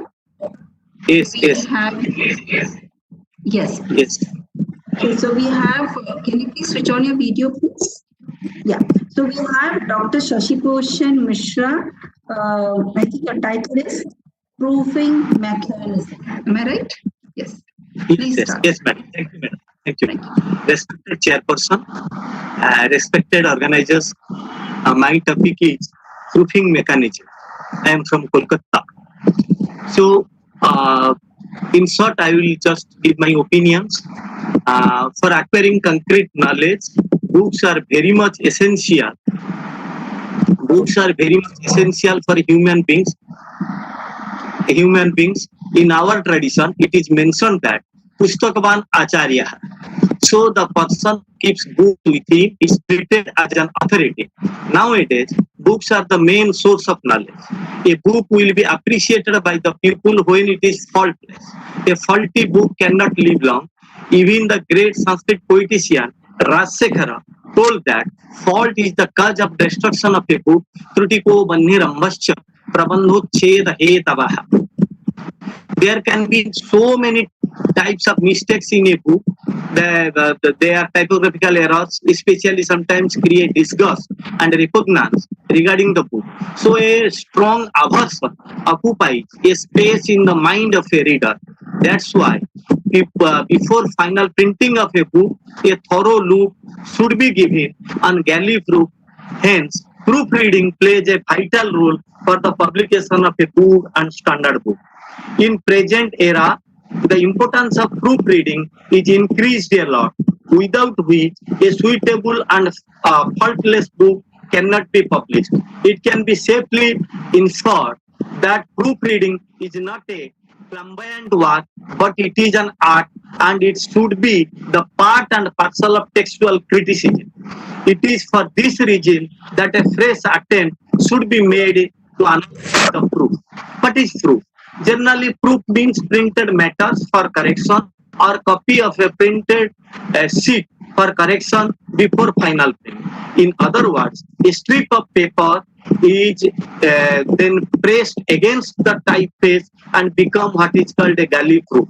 It is carefully read by the printer's reader, who is an expert and looks for any mistakes that the compositor may have made. He marks the proof with special signs showing the corrections needed. Generally, proofs are not for rewriting, adding material, or having second thought about the elegance of the style. They are for checking that nothing has been missed out and that the meaning has not been changed in the process of converting the paper into the published form. When a proofreader gets a proof for correction, he may get two types of proofs, that is manuscript-less proof, and sometimes he gets proofs with manuscripts. Again, proofs with manuscripts are of two sorts: proofs with faulty manuscripts and proofs with correct manuscripts. Due to lack of time, I am unable to explain all these things. So then, while correcting proofs, we see the errors especially. The basic aim of proof is to give a fine and clean text after correction. Always, proofs are meant for correction of errors because final printing of a book, the error caused by so many regions are visible in galley proof. So a proofreader should pay a thorough look for this. He should search the etiology of error. Usually, we see the errors occur in the proof and sometimes may occur in the manuscripts also. So accordingly, errors are of two types, that is practical errors and theoretical errors. From among these, the first one is of two sorts, that is the practical error is of two sorts, that is typographical error and mechanical error. The second one is also of two sorts, that is errors caused by the carelessness of the author and errors caused by the ignorance of the author. So after that, what should be the quality of a proofreader? For correcting errors in proofs, a skilled and professional proofreader is required. That's why we should discuss the quality of a proofreader. A proofreader must have, in short, if you will categorize the qualities of a proofreader, the qualities will be Dr. Mishra, 1 minute, please. 1 minute, please. You have 1 minute for concluding. Yes. Just I am concluding. A proofreader must have patience, good eyesight, knowledge about proof correction and textual criticism, knowledge about the said text, a cool mind, conscientiousness and conciseness in his duties, freedom, his level of knowledge of high level of knowledge of language, impartiality, courage, fearlessness, truthfulness, etc. In my paper already I have discussed all these qualities and the techniques regarding proof correction. So in short, I have presented my paper. Thank you all. Thanks again. Thank you, Dr. Mishra. You've spoken a very vital requirement in today's research field. We do need good proofreaders because the kind of errors that we have seen today in a lot of these research journals and papers, it just shows, like you said, it could be carelessness, ignorance, all the various mechanisms, both in theoretical and practical. Very true. A very relevant topic. Thank you so much. It was really interesting. Thank you so much. Okay, so that was Dr. Mishra. Now we move on to the next presenter that we have, Mr. Arnab Kumar Mukhopadhyay. Are you there, please? Mr. Arnab Mukhopadhyay? Yes, ma'am. Yes, ma'am, I'm here. Okay, so we have Mr. Arnab Kumar Mukhopadhyay, and he will be talking on sorry, excuse me, I'm really sorry of the pronunciation, but I think it's Manava Dharma, thank you, a contemporary approach to peace and harmony. Please begin. Thank you very much. I can see that you're sharing it. Yeah, okay. Please go. Thank you, ma'am. Thank you, Honorable Ma'am. Thank you, the organizer and my fellow presenter. What I'm trying to share is a new approach to peace studies, which I prefer to call Vishwa Manava Dharma. And why I consider this as an emerging trend in the peace studies in the theoretical and practical level, and why at all I am thinking that the Western approaches are not adequate is basically that, because let us just very quickly get an idea of a few things, that peace and non-violence, they are in a way inseparable, and peace in any level is one of the most crucial factors or progress that is identified by any country or state or anyone. Now, the problem is governments worldwide have not used much of the democratic means to maintain peace. Rather, especially with reference to the Western countries, they encourage to display their military character and power to settle down. I repeat, I would like to emphasize the term settle down, the issue of disturbed peace. But actually what happens is they often fail to realize that the fact that violence, any kind of violence, erupts at this social level, commutes to the political level, and finally, and in an escalated phase, they seek a resolution at the military level, that is war. However, we all know that war doesn't determine who is right, rather who is left. And that's why all these approaches, so far I have considered, they have not conceived the concept of peace in a multidimensional way.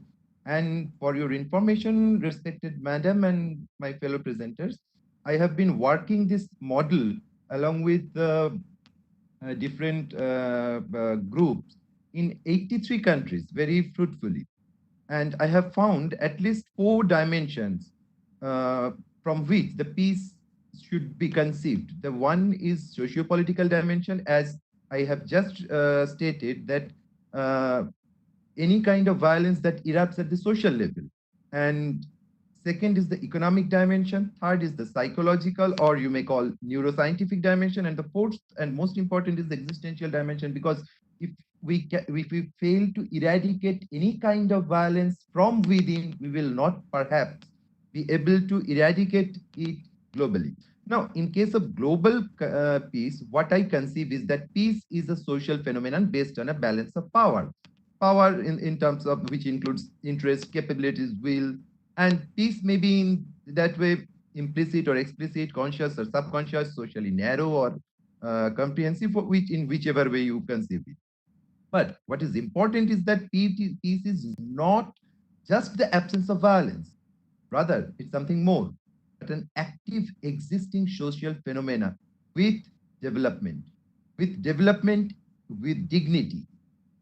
And in my model, I'm not elaborating this on these particular principles. However, if anyone asks me, I will get into that. There are 4 things in my multidimensional project. 4 principles are very crucial. One is the conflict principle, second is the cooperation structure principle, third is the gap principle, and fourth is the helix mechanism principle, because in each case, we have already identified, as we have said, that it's kind of imbalance of power, of interest, capabilities, which often causes the conflict, and then it escalates to different kinds of violence activities. Now, the very big question in today's life is whether or not it is possible to achieve peace and harmony in the wider sense of this term. So, if at all it is possible, then how could it be in a possible and plausible way? Now, in this regard, we may take recourse to a new way of living a life. Again, I'm emphasizing the particular phrase, living a life. this is following Mahatma Gandhi, I'm using, instead of dogmatically leading a life with following trivial material needs with a macro level target. Now, Mr. Mukhopadhyay, 1 minute please to conclude. Okay, sure. Thank you. This is a way of living a life which I consider it as a very schematic way of living a life, which is based upon solely and primarily in self-realization, and is practicable by anyone, irrespective of whether she or he is an individual or a group, atheist, agnostic, whether belongs to any authority or individual, whatever. Now, this whole concept is founded upon two aspects. That is, one is niti and one is dharma. Now, by the self-realization or prakrita atma palabdhi, which can be attained through our reflective self consciousness or buddhidipta chetana, there are 18 characteristics, but not exhaustive. By means of that, we can convert. There is a conversion which is possible from individual level and as well as in the global level, from Pashava Vritti or to the Mahanubhavatva, that is the brute force to the soul force. And there, Mr. Mukhopadhyay, please conclude. Just 1 minute. Please conclude. Yeah, sure. Yes, 1 minute. In that case, dharma doesn't necessarily mean is just an institutional one. Rather, it becomes something, a righteous activities. These righteous activities such as ahimsa, anekanta, aparigraha, shahishnuta, and shadicha.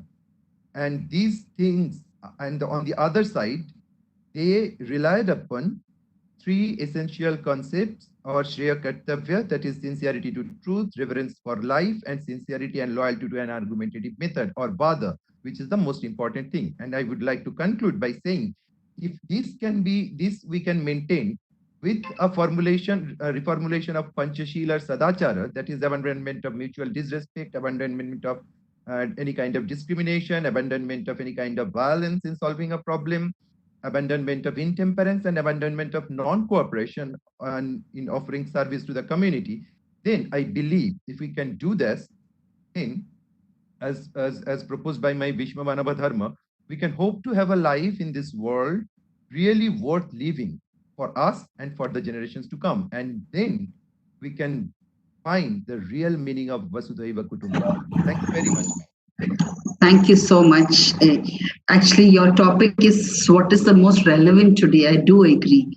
What we need today, the peace, and the way you have described the various ways we can attain peace.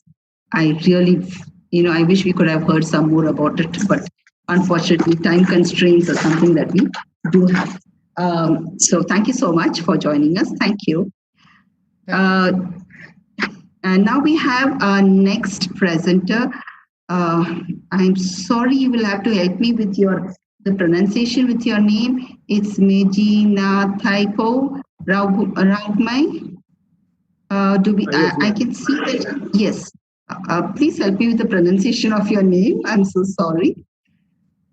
Okay, so on the screen, I can see the screen of the. Can I share my screen? Yes, okay. Sorry, I just read your topic. Your title is Societal Response Towards Racism and Effective Measures to Combat Contemporary Racism, Study on Northeast Students. Am I right? Yes. I'm sorry, I couldn't pronounce your name. Please help me with that. It's okay. It's okay. Yeah. Okay, please start. Thank you. Yes. Please start. We can hear you. I'm setting my. Mega, I think he needs my screen now. So, okay. Yeah. So, ma'am, can you see my screen? Yes, we can. Yes, we can. Please go ahead. Okay. So my topic is on societal response towards racism and effective measures to combat contemporary racism in India, a study on Northeast students. So in this year, I'll be looking about how society responds to racism and in the world as well as in Indian aspects. Many responses were adhered to the elimination of the racial discriminations in the world. On this, the United Nations had conducted, had convened various kind of conventions to end the racial discriminations in the world. Now, if we are looking at the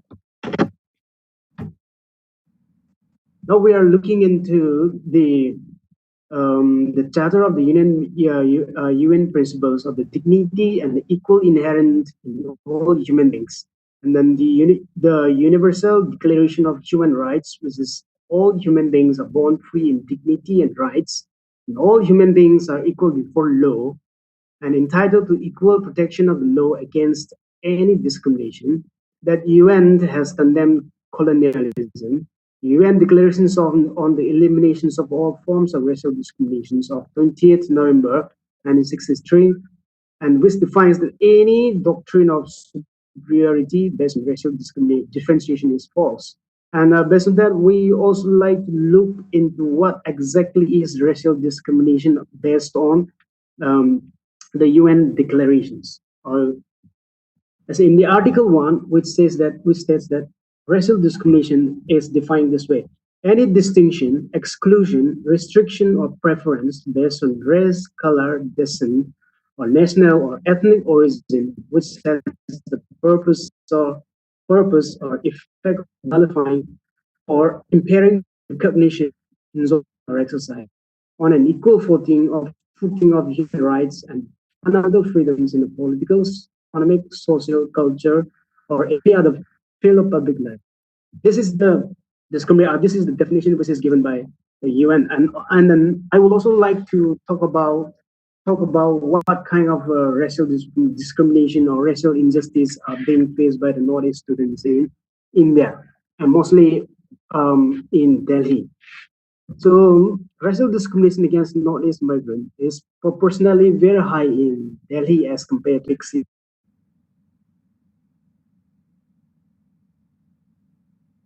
Also observed that the number of cases and incidents which are racial in nature, such as molestation, rape, and stereotyping, verbal and physical violence, murder, taunting, are targeted by Northeast communities and seem to be growing every year in Delhi. Such incidents has a negative connotation on the young men or on the young people who grew up with this taunting, feeling rejections or denial, admissions, and then humiliation and racial attacks at the capital of India and other major big cities, which makes them angry, frustrated, and feel bitter about the people whom they confronted with. It is also sure that they would be sending out a strong message about the experience back to the Northeast states, what happened to them here in Delhi as well as in other major big cities. And this has made us more worry about what they will do to the people who racially attack them in their own states. And it is also very true that they had a sense of alienation in the mind. And then the police inactivity is the sign of racially and ethnically discriminating.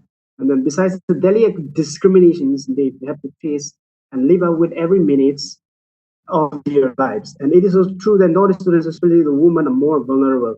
It is time to think critically and analyze the situation here to change perspectives, what had already formed by racial attacks and racial incidences. So I'll be going directly to the result and discussing since we don't have much time on that.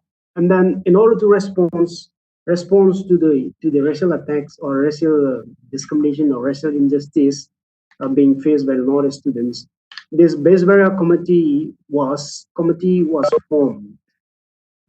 And then this base barrier committee was formed in order to look into the various concerns such as Mr. Raukumar, you have 1 minute to conclude.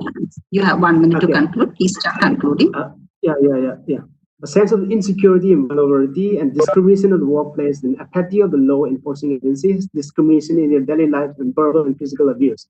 And also, we have got a response from Delhi police, which has done a drastic step by introducing 1093, the special helpline of Northeast for the Northeast youth. And then there's a creation of a Delhi Police Special Unit for Northeast students, and the Northeast migrants as well, to register all the crimes against Northeast people and analyze further actions. And then there's an NGO which is run by Northeast Support Center and Helpline, 24/7, which runs. Their main aim is to end racial discrimination, sexual violence, and human trafficking. And then universities also plays a very vital role, such as the DU has already done a very vital role, and JNU, they have already started a course on Northeast India Studies program, is to promote teaching and research on Northeast study, Northeast India and its neighboring countries, neighboring areas. And we have the Jamia Millia Islamia Center for Northeast Studies and Policy Research. Their main aim is to address key issues of gender and discrimination, peace, and conflicts. And then please do conclude. Commendable work on research and sensitization about Northeast states in Delhi. So these are some of the measures as well. That promotion of the tourism and laws and regulations should be strong enough to look into the welfare of the Northeast students. So I conclude with this. Yeah, I conclude with this: what social workers should do. Social workers should engage in social and political action that seeks to ensure that all people have equal access to the resources, employment, services, and opportunities they require to meet their basic human needs and to develop fully. Social workers should also act to prevent and eliminate domination of and exploitation of and discrimination against any person, group, or class on the basis of race, ethnicity. Thank you, Kaash Foundation, for giving me the privilege to present my point. Thank you so much. Could you please tell me your name also? Because that's one thing. You're Mr. Raugmai, right?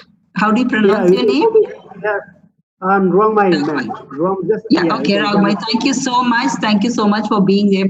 And I do agree with you. This is one issue that needs to be addressed. And I'm really glad that you brought it out over here, this platform where we believe in equality for everybody. Thank you so much for being with us. And looking forward to reading your paper. Yeah, thank you. You need to please stop sharing your screen. Yes, done. Yes. Yes. So we have thank you. We have a next presenter with us. I can see Ms. Seema Bai out here. Can I have you switching on your video, please? Video and audio. Ms. Seema Bai. Yes, ma'am. Yes, ma'am. Can I have? Okay, no, your video is not. Yes, I can see you. Okay, so thank you for being here with us. Welcome. And your title of the paper is The Integral Institute of Culture and History, a New Dimension of Contemporary Culture and Society in Amir Khan's Dangal. Very interesting. I'm really looking forward to it.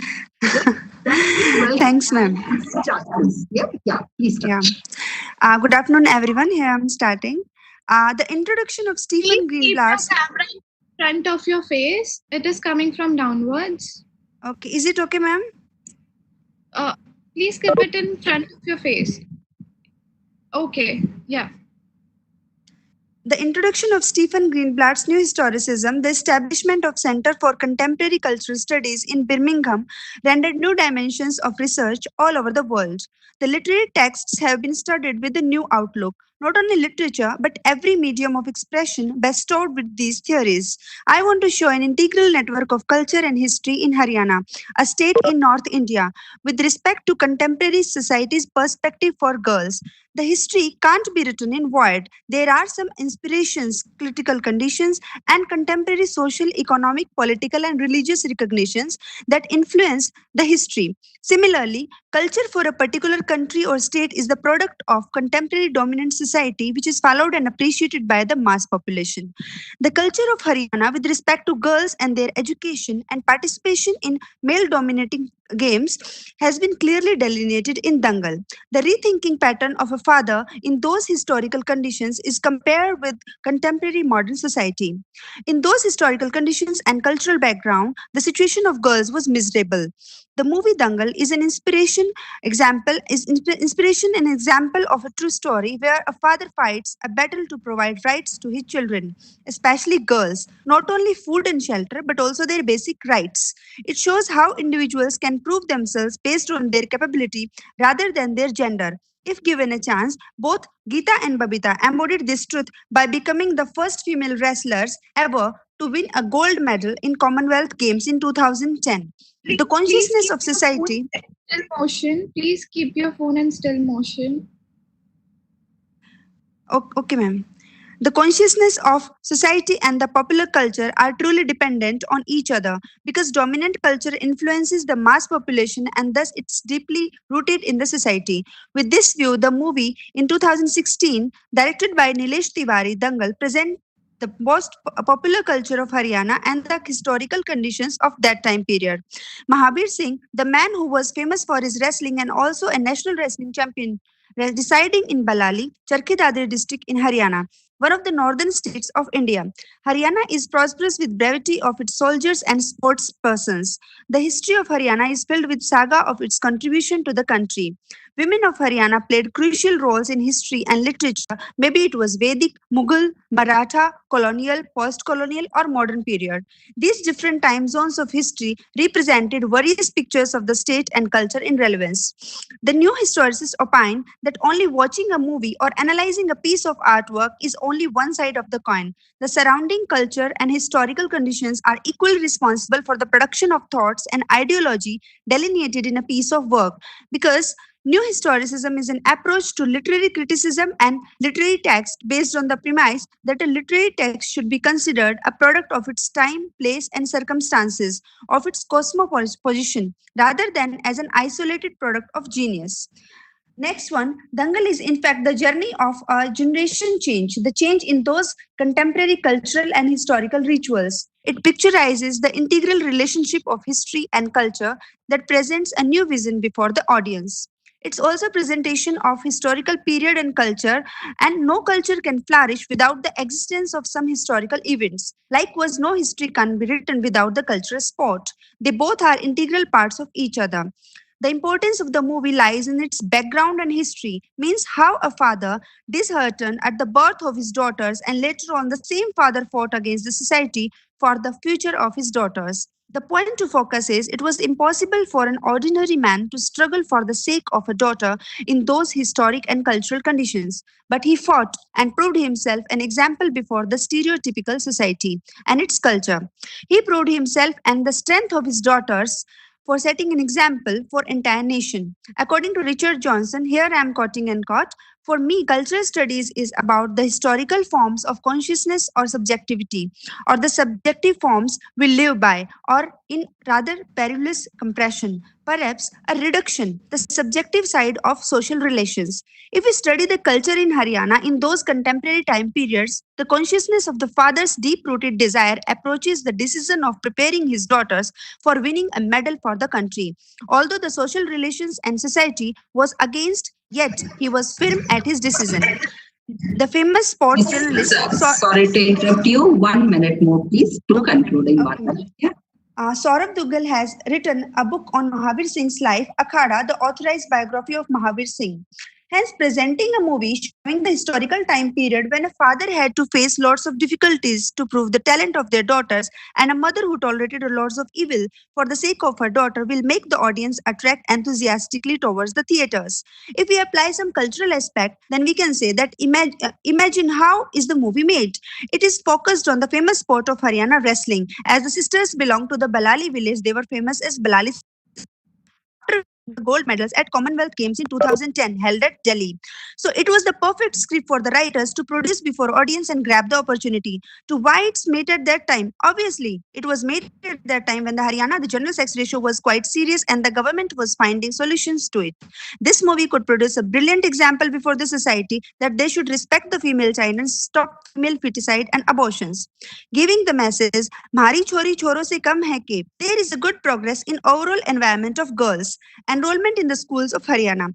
The sports empowered the girls' interest in education and national and international level games. The success of the Fogart sisters has attracted substantial media attention, particularly due to the prevalent social issues Haryana such as gender inequality, female feticide, and child marriage. In 2014, please do conclude. Yeah, thank you. Yes, ma'am. Panipat Rally, our Prime Minister, Mr. Narendra Modi ji, also introduced Beti Bachao, Beti Padhao scheme and Sukanya Samriddhi for the upliftment of the girl child. So, history, culture, and society. Here I quote and quote. project a vision of history as an endless skein of cloth smoked in a complex overall pattern by the needle and thread of power. You need only pull the thread at one place to find it connected to another. Thanks a lot. Thank you all. I do agree with you. We need to pull the thread to connect it and change over the tables of patriarchy and how the Pogan sisters have, changed the power dynamics. And it's fantastic the way the whole Haryana state has changed accordingly. Thank you so much for your paper. Very interesting paper. And I'm sure we're all looking forward to it. Thank you. Thanks okay, so can we move on to thank you so much. And please, now can we move on to the next presenter? The next presenter is Mr. Saptu Chapekar. Are you here? Mr. Yes. Yes, I can see you. Please switch on your video. I can yes, see. I have switched on. Yes. Yeah, Mr. Sapnu Chapekar, and your paper is Changing Trends in Research in Hindustani Music. Yeah. So please go ahead. Yes. Please start. Okay. Thank you, Geetaji. Namo Namaha. Salutations to one and all. All of you know that music is a performing art. You like to listen to music.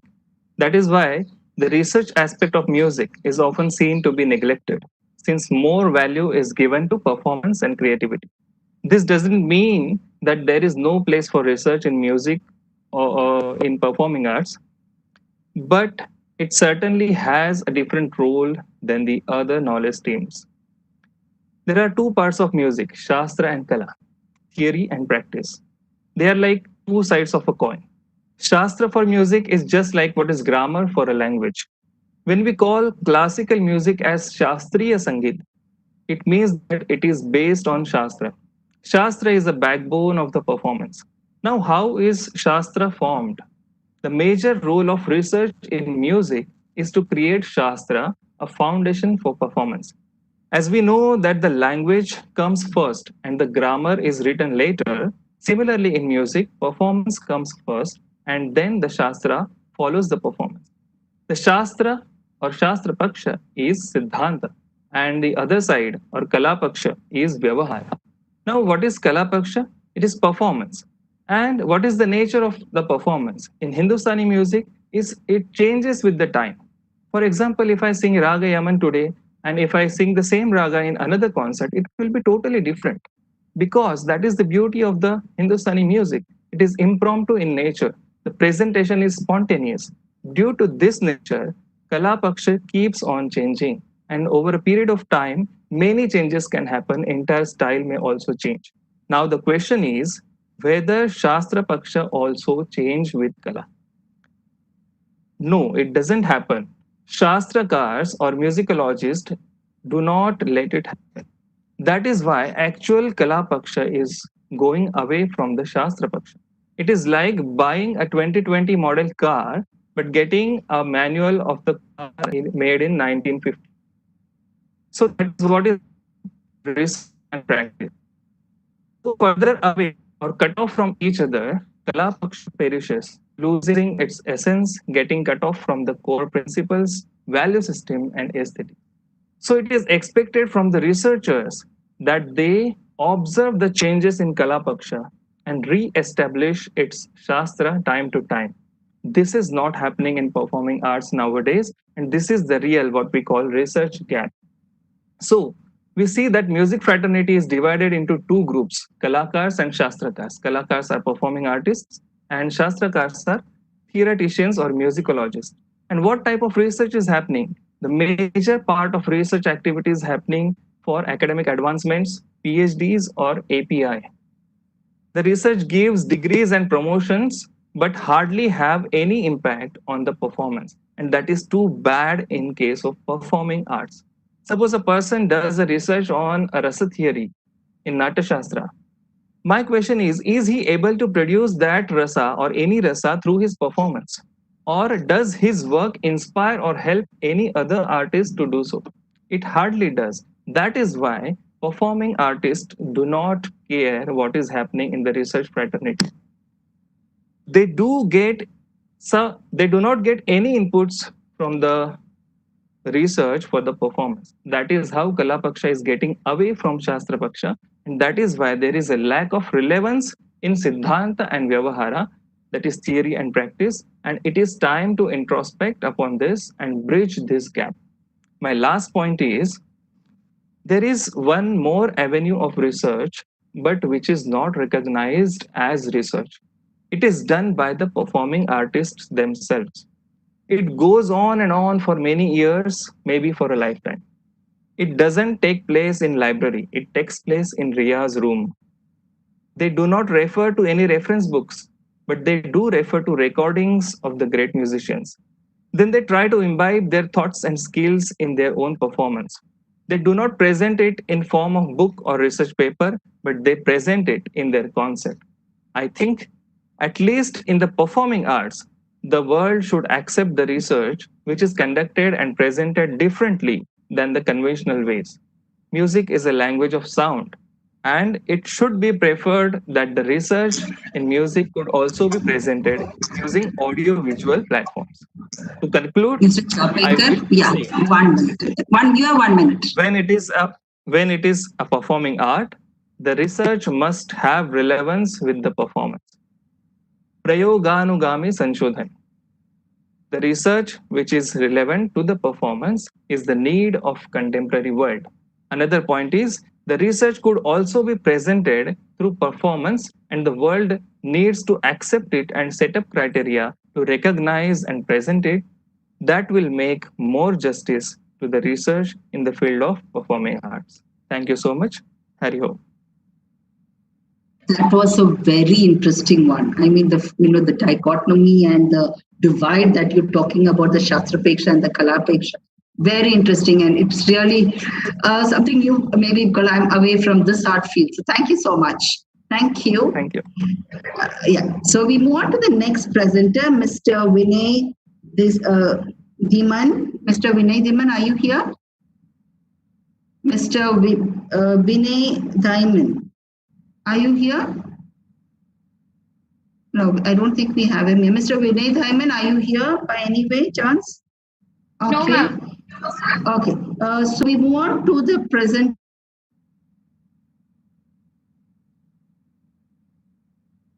Dr. Pawan Srivastava. I hope. Dr. Pawan Srivastava. I can see him out here. Dr. Pawan Srivastava. Megha, is there some way you can connect with him? Ah, yes. Hello. Okay, Mr. Myself, Pawan Srivastava. Yeah. Yeah, please switch on your video. And Okay. yes. Please start. Yeah, please start. Please go ahead. Myself, Dr. Pawan Srivastava, Professor of Economics, Government PG College, Shivpuri. My paper is based on social research.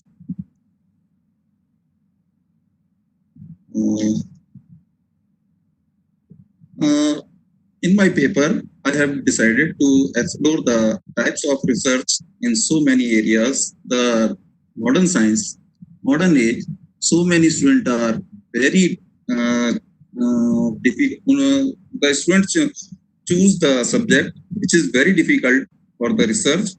They are so confused how to search a topic for the research. किस तरह की research करना चाहते हैं, ये decide करने के लिए उन स्टूडेंटों को ये देखना पड़ता है कि उनको किस प्रकार की प्रॉब्लम का सामना करना है।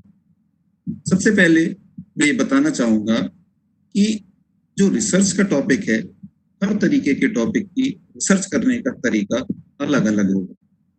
एक्सपोज फैक्टर के रिसर्च के अंतर्गत ये देखते हैं कि जो घटना घट चुकी है, जैसे मान लीजिए इस सुनामी के ऊपर हम रिसर्च करना चाहते हैं कि उससे पहले क्या क्या घटनाएं हुई थी, उसके पहले जीवन जीने का तरीका क्या था, और सुनामी आने के बाद क्या क्या दिक्कतें आई, किस तरीके से जीवन जिया जाने लगा, कृषि का क्षेत्र में किस तरीके का काम होता था, और अब सुनामी आने के बाद क्या क्या दिक्कतें आने लगी, इसके ऊपर हम रिसर्च करना चाहते हैं। तो वो एक्सपोज फैक्टर रिसर्च के अंतर्गत आएगा। एक्सपेरिमेंटल रिसर्च में, जो कि प्योर रिसर्च कहलाती है, जिसमें कि बेसिक साइंस के ऊपर रिसर्च की जाती है, जैसे कि नई दवाओं की खोज की जानी है।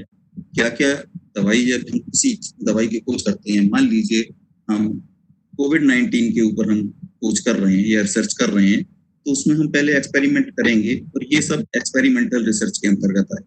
किसी भी रिसर्च के लिए फ्रेमवर्क का होना आवश्यक है। रिसर्च के लिए समस्या का जानना सबसे जरूरी होता है। पहले तो हमको ये आइडेंटिफाई करना होगा कि हम किस चीज के ऊपर रिसर्च करना चाहते हैं, क्या प्रॉब्लम है जिसके लिए रिसर्च की आवश्यकता है। इसके बाद हम उस टॉपिक से संबंधित इसका जस्टिफिकेशन भी करेंगे कि ये रिसर्च की आवश्यकता क्यों पड़ी। जब टॉपिक हमारा जस्टिफाई हो जाएगा, फिर हम उसके लिए रिसर्च के लिए रिव्यू ऑफ लिटरेचर करेंगे कि इसके ऊपर क्या क्या काम हो चुका है, क्या क्या काम किया जा सकता है और क्या क्या किस किस डायमेंशन में हमने काम कर लिया है और क्या क्या भी हमको करना है। फिर बात आती है कि रिसर्च को हम कहते हैं बेसिक रिसर्च, जिसमें हम प्योर साइंस जैसे कि फिजिक्स, केमिस्ट्री, जूलॉजी, बॉटनी, इस तरीके के सब्जेक्टों के ऊपर रिसर्च करना चाहेंगे। इस तरीके की जो रिसर्च होती है वो आम आदमी की समझ में नहीं आती है, क्योंकि इसकी टर्मिनोलॉजी अत्यंत कठिन होती है। इसमें जो एलिमेंट्स यूज किए जाते हैं वो स्पेसिफाई होते हैं, जो केवल साइंटिस्ट की समझ में ही आते हैं। परंतु जो अप्लाइड रिसर्च है, जिसको हम सोशल साइंस में इंक्लूड करते हैं, अप्लाइड रिसर्च सारे समाज के लोगों से संबंधित होती है और ये पूरी सोसाइटी के लोगों की समझ में आती है। जैसे कि मान लीजिए कहीं पर ट्रैफिक जाम हो रहा है या कहीं पे जल भराव हो रहा है, तो ये प्रॉब्लम ऐसी है कि हम इसका निदान ढूंढ सकते हैं और ये निदान ढूंढने के लिए किसी विशेष एक्सपर्ट की आवश्यकता नहीं है। जैसे ट्रैफिक जाम की हम समस्या से निपटना है तो उसके लिए फ्लाईओवर होना चाहिए या फोर व्हीलर पर कमांड होना चाहिए, थोड़ा कंट्रोल होना चाहिए। तो इस तरीके की समस्याओं को हम रिसर्च के द्वारा पहले देखेंगे कि ये समस्या उत्पन्न हो क्यों रही है और फिर हम इसका सॉल्यूशन ढूंढ सकते हैं कि किस तरीके से हम इस समस्या का निदान कर सकते हैं। फिर एक टाइप होता है रिसर्च का जिसे हम कहते हैं फिक्स रिसर्च। फिक्स रिसर्च के अंतर्गत हम देखते हैं कि इसके क्षेत्र को किसी भी तरीके से बढ़ाया और घटाया नहीं जा सकता। इसका एरिया, इसका तरीका पूरा स्पेसिफाई होता है, जो कि मॉडर्न साइंस के आधार पर ही निर्धारित होता है। जबकि फ्लेक्सिबल रिसर्च इसकी आवश्यकता तब पड़ती है जबकि हमारा ऑपरेशन एरिया घटाया बढ़ाया जा सकता है। मान लीजिए कि हम किसी एक साहित्यकार की किताबों पर रिसर्च कर रहे हैं और जब हम उसकी रिसर्च पूरी करने वाले थे तब तक देखा कि उसकी एक और पुस्तक सर्कुलेशन में आ गई, तो हमको अपना दायरा बढ़ाना पड़ सकता है। यदि हम एक क्षेत्र की डिजीजों के बारे में रिसर्च कर रहे हैं और कोई नई डिजीज आ जाती है। Dr. Srivastava, so sorry to interrupt you, but you have 1 minute to conclude. 1 minute to conclude. Okay, flexible research के अंतर्गत हम देखते हैं कि हम अपना रिसर्च का क्षेत्र आगे पीछे बढ़ा घटा सकते हैं। क्वांटिटेटिव रिसर्च के अंतर्गत हम डाटा कलेक्ट करते हैं और उसी डाटा के आधार पर हम अपना एनालिसिस करते हैं और एनालिसिस करने के बाद हम उसकी फाइंडिंग्स ज्ञात कर लेते हैं। एक्सपेरिमेंटल रिसर्च के अंतर्गत हम ये देखते हैं कि किस तरीके से हम किसी भी समस्या का अध्ययन कर सकते हैं और उसके लिए हम क्या क्या एक्सपेरिमेंट करना होगा। इसके अंतर्गत हम वेरिएबल्स का यूज करते हैं। इंडिपेंडेंट वेरिएबल्स भी हो सकते हैं और डिपेंडेंट वेरिएबल्स हो सकते हैं। नॉन एक्सपेरिमेंटल रिसर्च में 3 तरीका का यूज करते हैं। एक्सप्लोरर रिसर्च होती है, डेस्क्रिप्टिव रिसर्च है और हिस्टोरिकल रिसर्च है। एक्सप्लोरेटरी रिसर्च के अंतर्गत हम देखते हैं कि जैसे हमने मान लिया कि डायनासोर होते थे, तो उसके लिए हमको ये देखना पड़ेगा कि डायनासोर्स के अवशेष कहाँ कहाँ मिल रहे हैं, कैसे कैसे हम डायनासोर्स के बारे में जानकारी प्राप्त कर सकते हैं, या मंगल ग्रह पर जीवन है और यदि हम वहाँ जाना चाहते हैं तो हम किस तरीके से अपने सारे अरेंजमेंट कर सकते हैं, इस चीज के अध्ययन हम कर सकते हैं। कन्फर्मेटरी रिसर्च के अंतर्गत हम देखते हैं कि जो चीजें पहले हो चुकी हैं उन चीजों को हम किस तरीके से जस्टिफाई कर सकते हैं, या जो घटनाएं हो चुकी हैं उनके ऊपर हम क्या रिसर्च कर सकते हैं। फिर एक होता है historical research. Historical research please do try to conclude. या please try to conclude. Thank you. Okay madam, 1 minute. Historical research में हम देखते हैं कि जो घटनाएं हो चुकी हैं उनको हम, जैसे कि आजादी से पहले हमारा लाइफ स्टाइल क्या था, आजादी के बाद हमारा लाइफ स्टाइल क्या है, इस चीज के ऊपर भी अध्ययन कर सकते हैं। तो हमारी जो रिसर्च है, रिसर्च का दायरा बहुत बड़ा है, उसको शब्दों में सीमित करना संभव नहीं है। लेकिन यदि हम किसी एक पर्टिकुलर एरिया को पकड़ते हैं तो हम उसको उस पर कंसोलिडेट करना होगा और उसके आधार पर अपनी रिसर्च को कंप्लीट कर सकते हैं। Thank you.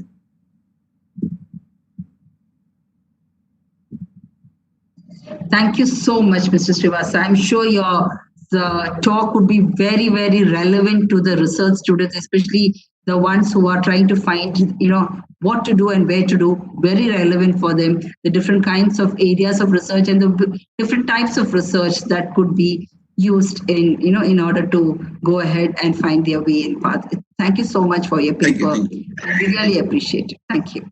Okay, so this concludes our for technical session 1, paper A. So we have had 8 paper presenters out here and very interesting papers from each one of them. I'm really looking forward to reading the whole papers because I do know that the few minutes that we give, I've literally extended time for almost everybody as much as possible within a time constraint, and it was very interesting. Thank you all very much for being here with us and being a part of our team. Thank you. Megha, over to you. Dr. Dhanaram, over to you. Thank you very much, Dr. Geeta Ajit, for your valuable time to chair technical session first A very smoothly. Thank you very much. Now we are moving for technical session 2A. Before this, I would like to say to all the viewers who joined late, you are watching our 6th international conference in theme Emerging Trends of Research in Art, Aesthetic and Social Sciences, organized by Kaash Foundation, Center for Academic and Professional Development, in collaboration with Global Knowledge Academics, Spain, and Dr. Harsing Gaur Vidyalaya Sagar, MP, India. Now, I would like to ask all the participants to leave the meeting room. Megha, now you have to manage.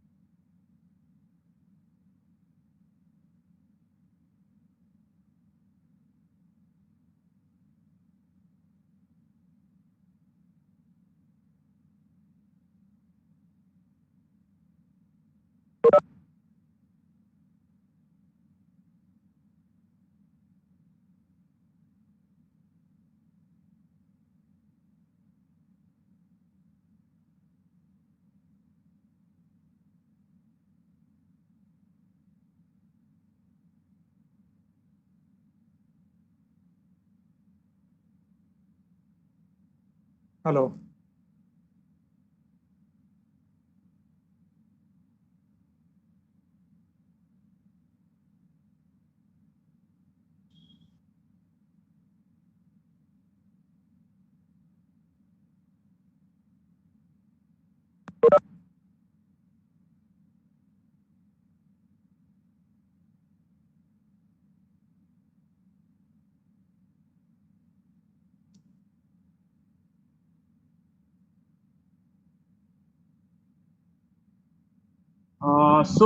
We are moving towards technical session 2A.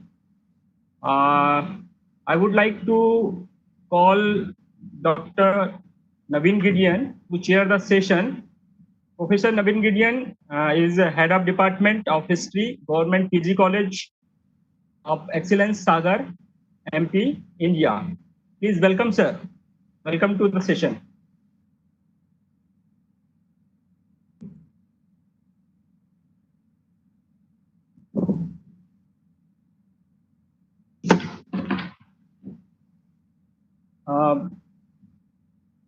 we have 9 presenters in this session, and I would like to call first of all Arvind Barkade. The title is तुलनात्मक शोध के विविध आयाम.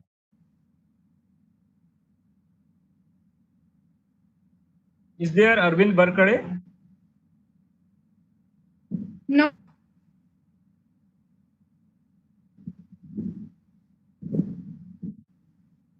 Please introduce the second presenter.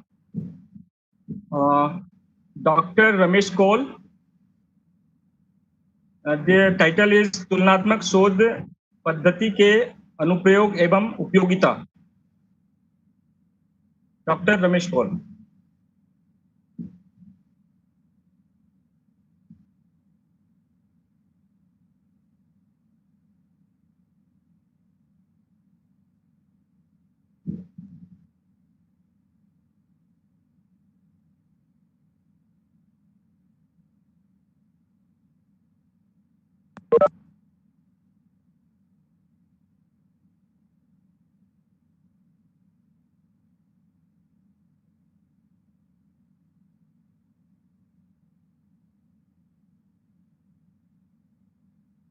Please start, Dr. Ramesh.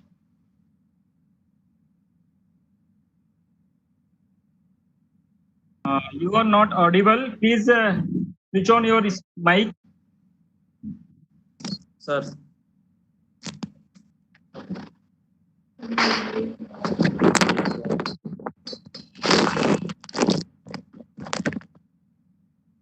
Sir. Little bit keep up your camera. Yes. आ रहा है sir. Sir doctor Ramesh Thakur, political science, assistant professor, government PG college Umaria से. Title है sir तुलनात्मक शोध पद्धति के अनुप्रयोग का महत्व एवं उपयोगिता. सर्वप्रथम यह जानना आवश्यक है कि तुलनात्मक शोध पद्धति जो है उसको परिभाषित करने से पहले यह जानना आवश्यक है कि ज्ञान की किसी भी शाखा में नवीन तथ्यों, विचारों, अवधारणा या सिद्धांतों की खोज के लिए अपनाई गई क्रमबद्ध प्रक्रिया ही शोध है. शोध ही तमाम पद्धतियों के तुलनात्मक शोध एक महत्वपूर्ण पद्धति है. साधारण हम कह सकते हैं कि तुलना शब्द का ही सामान्य एवं व्यवहारिक यह प्रक्रिया तुलना या तुलनात्मक कहलाती है. लेकिन जब हम तुलनात्मक शोध की बात करते हैं तो यह दोनों शब्द मिलकर एक विशिष्ट अर्थ को निर्मित करते हैं. तुलनात्मक शोध करने से ही पूर्णतः स्पष्ट हो जाता है कि यह किन्हीं दो रचनाओं, लेखकों, काव्यांदोलनों या किन्हीं अन्य साहित्यिक पक्षों को लेकर एक ही भाषा या किन्हीं दो भाषा के स्तर पर किया जाने वाला शोध. तुलनात्मक शोध के संदर्भ में बैजनाथ सिंघल जी का मानना है कि इस प्रकार के शोध में विषमता बताने के लिए साम्य और साम्य बताने के लिए विषमता जरूरी है. सामान्यतः हम देखते हैं कि प्रत्येक दो वस्तुएं एक दूसरे से कुछ न कुछ भिन्नता लिए हुए होती हैं, या हम यूं कहें तो प्रत्येक दो व्यक्तियों में भी आकृति के आधार पर अंतर होता ही है. साथ ही वे एक दूसरे से प्रकृति, विचारधारा और चिंतन मनन में भी स्थूल से लेकर सूक्ष्म स्तर तक भिन्न होते हैं. चूंकि साहित्य ही मनुष्य के भावों और विचारों की विशिष्ट अभिव्यक्ति है, जाहिर है कि किन्हीं ही दो रचनाओं का साहित्य 100% एक जैसा होना असंभव है. उसमें कुछ विषमता अथवा साम्यता का होना स्वाभाविक है. खासकर अलग अलग संस्कृतियों, परिवेशों, कालों एवं भाषाओं के लेखकों में तो ऐसा होना संभव ही है. तुलनात्मक शोध भी इसी साम्य अथवा वैषम्य को खोजने का एक उपक्रम है। अब इसमें तुलनात्मक शोध पद्धति के अनुप्रयोग का महत्व पर प्रकाश डालने का प्रयास करेंगे।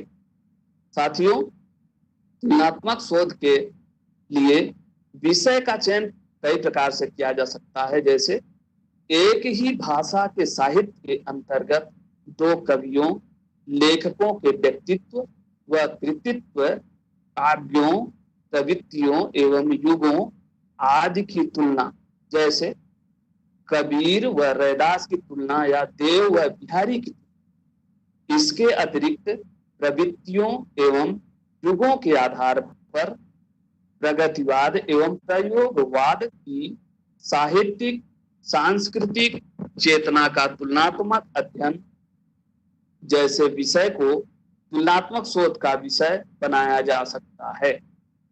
भाषा के साहित्य पर दूसरे भाषा के साहित्य का प्रभाव जैसे विषयों को भी तुलनात्मक शोध के विषय अंतर्गत रखा जा सकता है, जैसे हिंदी साहित्य पर संस्कृत साहित्य का प्रभाव, एक साहित्य पर दूसरी साहित्य कृतियों का प्रभाव, जैसे हिंदी राम काव्यों पर वाल्मीकि रामायण का प्रभाव, दो कवियों, लेखकों, प्रकृतियों, प्रवृत्तियों एवं युगों आदि की तुलना ही हम तुलनात्मक शोध के अंतर्गत कर सकते हैं, जैसे नागार्जुन और वरवर राव की कविताओं का तुलनात्मक अध्ययन, बादल सरकार एवं मोहन राकेश के नाटकों का तुलनात्मक अध्ययन, हिंदी एवं तेलुगु के भक्ति आंदोलनों की तुलना में आदि। ऐसे ही अब महत्व पर प्रकाश डालना चाहेंगे कि एक भाषा के साहित्य से दूसरी भाषा के साहित्य में एक रूपता, साम्यता एवं वैषम्यता का निरूपण करना तुलनात्मक साहित्य का मुख्य उद्देश्य है। कंक्लूड करें सर। लास्ट पैराग्राफ है सर। एक भाषा के साहित्य से दूसरी भाषा के साहित्य में एक रूपता, साम्यता एवं वैषम्यता निरूपण करना तुलनात्मक साहित्य है।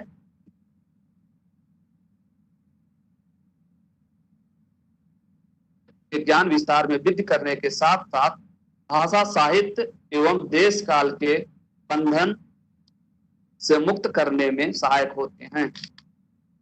लास्ट में कहना चाहेंगे, विदित हो कि हमारा यह संसार प्राकृतिक एवं चमत्कारिक वरदानों से परिपूर्ण है।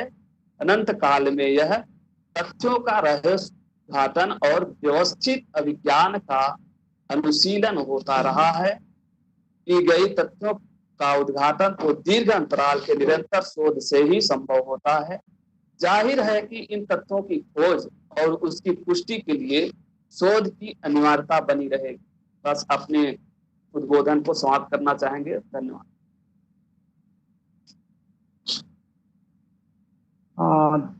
Thank you very much doctor Ramesh Kaul आपके इस सुंदर प्रस्तुति के लिए, और आपने बहुत बढ़िया से कंक्लूड भी कर दिया with in time.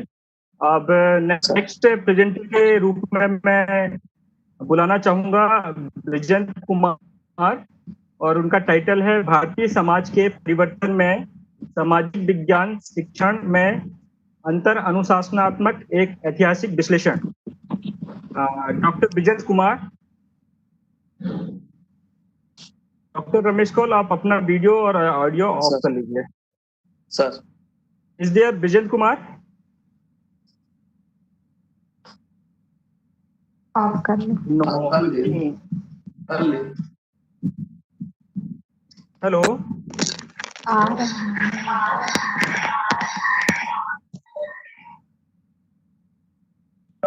Vijay Kumar,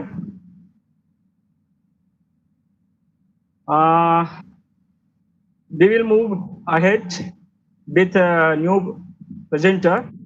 I would like to call Dr. प्रतिभा श्रीवास्तव, संयुक्त परिवार का समाजशास्त्री अध्ययन भारतीय समाज के संदर्भ में।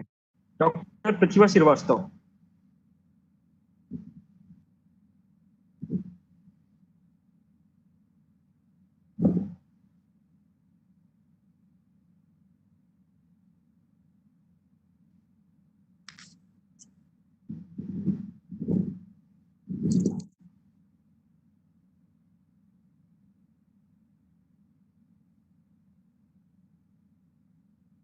नमस्कार सर। एवं साथियों को मेरा सादर नमस्कार। आज इस बात की मुझे अत्यंत प्रसन्नता है कि काश फाउंडेशन मुंबई ग्रुप द्वारा इंटरनेशनल वेबिनार का आयोजन किया जा रहा है और जिसका विषय बहुत ही सुंदर है, कला, सौंदर्य शास्त्र और समाज विज्ञान में अनुसंधान की प्रवृत्ति।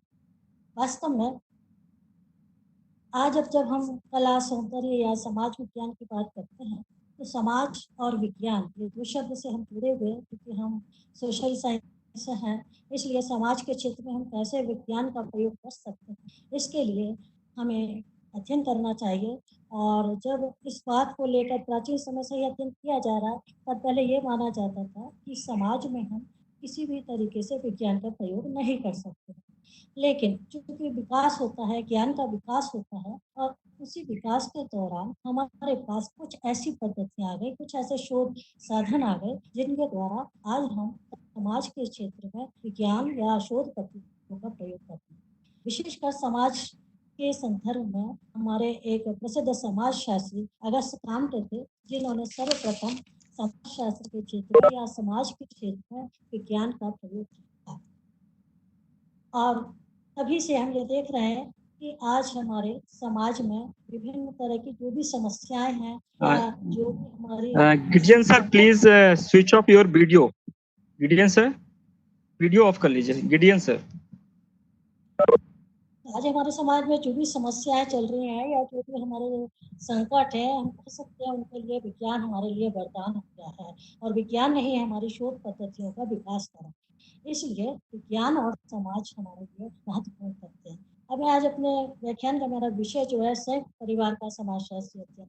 संयुक्त परिवार हमारे भारतीय समाज के मूल स्तंभ है और जब भी भारतीय समाज में परिवार की बात की जाती है तो वो संयुक्त परिवार से ही संबंधित है। और इसके संबंध में हमारे मैक्स मूलर का कथन है कि संयुक्त परिवार भारत की आदि परंपरा है, जिसे सांस्कृतिक विरासत के रूप में भारतवासी आज तक प्राप्त करते आ रहे हैं।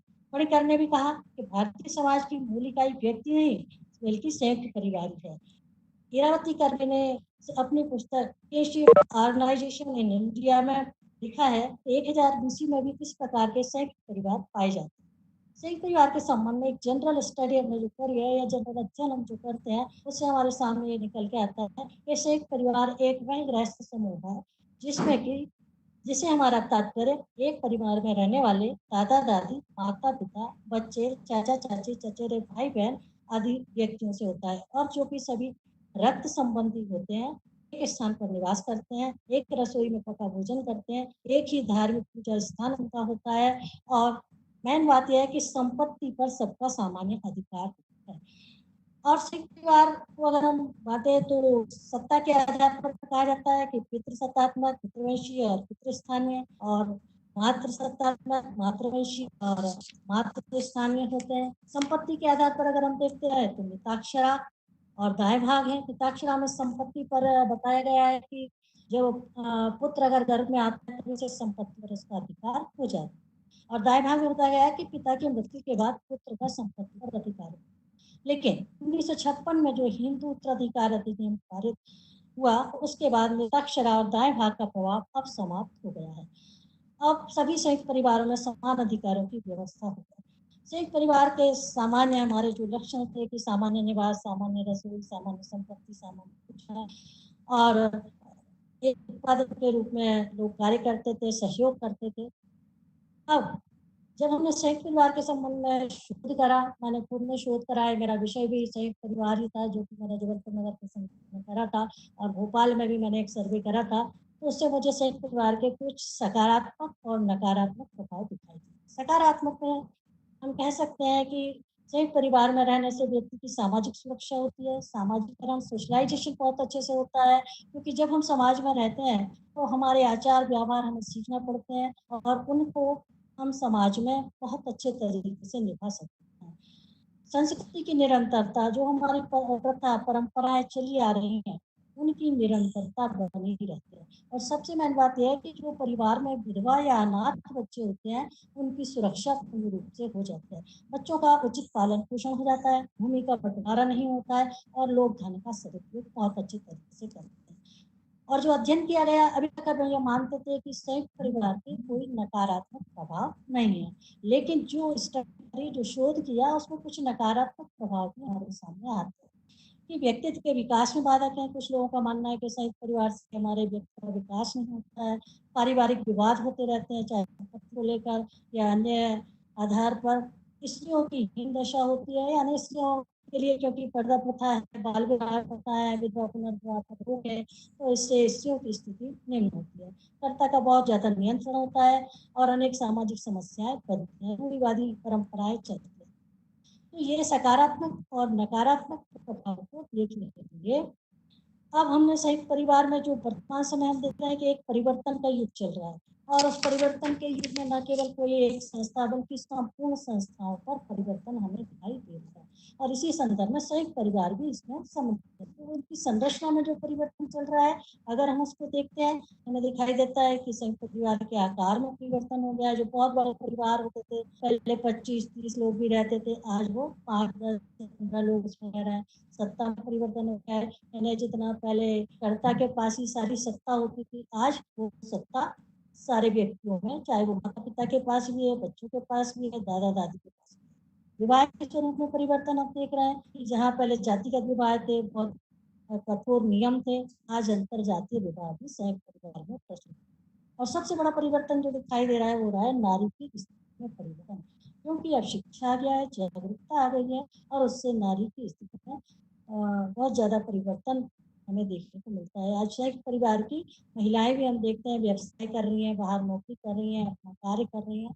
इसलिए आर्थिक कार्यों में परिवर्तन, पहले ऐसा माना जाता था कि हमारी राष्ट्रीय व्यवस्था में ही सारे लोग कार्य करते हैं, पर अब हमारा जो संयुक्त परिवार है उसमें विभिन्न चीजें देखने को मिल रही है कि कुछ व्यक्ति व्यवसाय कर रहे हैं, कुछ नौकरी कर रहे हैं, कुछ कृषि कार्य कर रहे हैं। तो आर्थिक कार्यों में परिवर्तन हो गया है। प्राचीन समय से जो चली आ रही अनेक रूढ़िवादिताएं थी, अब इस परिवर्तन से हमने और कुछ देखा है। मैम कंक्लूड करने का कंक्लूडिंग रिमार्क्स। जी जी, तो इन परिवर्तनों से कहा जाता है कि अब सब परिवार विघटित होने जा रहे हैं, क्योंकि उनके कुछ कारण हमें दिखाई दिया है। औद्योगिकरण, नगरीकरण, आवास समस्या, क्योंकि हमें आवास समस्या शहरों में सबसे ज्यादा दिखाई देती है।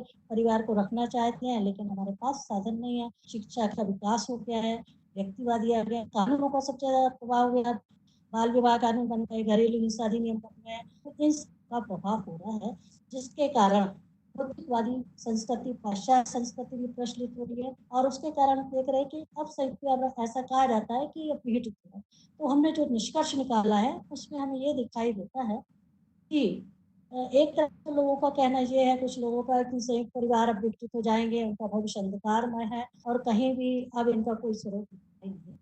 लेकिन मैंने जो शोध करा, सर्वे करा, जो आज हमारे पास नई वैज्ञानिक विधियां या अनुसंधान की प्रवृत्तियां आ गई हैं, उन सब से अब हमारा निष्कर्ष ये होता है कि अगर हम संयुक्त परिवार के बारे में थोड़ी सी और स्टडी करते हैं, शोध करते हैं, थोड़ा सा उनके सामाजिक संरचना में अगर परिवर्तन करते हैं, तो वो आज फिर से संगठित हो सकते हैं, और आज फिर इसकी आवश्यकता है। आज एक परिवार जरूर बन गए हैं, लेकिन उनकी अनेक समस्याएं, जो मैंने सर्वे करा था उसमें 75% लोगों ने ये माना था कि हमको संयुक्त परिवार में रहना है। इसलिए मैं कहना हेलो, इसलिए अंत में मैं कहना चाहूंगी कि आज हम जो भी समाज के बारे में अध्ययन करते हैं, उस अध्ययन में हमें नवीन शोध, क्योंकि आज हमारे पास बहुत सारी नवीन शोध पद्धतियां आ गई हैं, हम समाज के किसी भी पहलू का बहुत आसानी से अध्ययन कर सकते हैं, और हमारी जो समस्याएं हैं उनका समाधान कर सकते हैं। तो नवीन विधियों का मैं कहना चाहूंगी अपने विद्यार्थियों से, शोधार्थियों से, सभी लोगों से, कि आज हमें समाज को संगठित रखना है, समाज को विकसित करना है, तो हमको अपनी नवीन शोध पद्धतियों का पूर्ण रूप से विकास करना होगा, और निश्चित निष्कर्ष निकालकर, ठोस निष्कर्ष निकाल के समाज के विकास में उनकी उत्पादकता को समझना होगा। तभी हमारी नवीन शोध पद्धतियों को हम समाज विज्ञान में या किसी भी समस्या के समाधान में सहायक कर सकते हैं। Thank you very much ma'am, बहुत अच्छे से प्रेजेंट किया आपने। डॉक्टर नवीन गिडियन, शोध पत्र पर आपकी संक्षिप्त टिप्पणी चाहेंगे।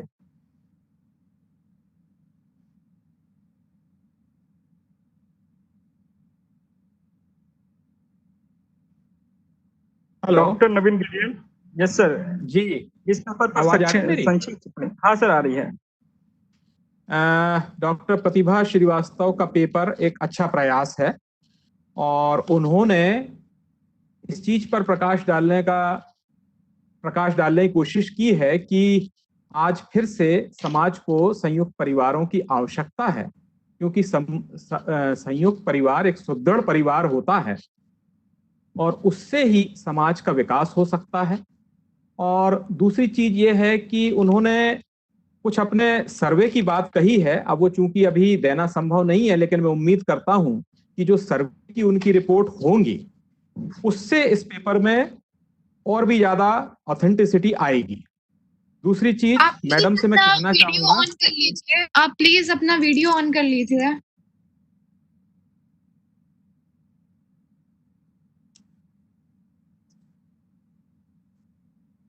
हेलो जी सर। हेलो प्रतिभा मैडम, सुन रही हैं आप?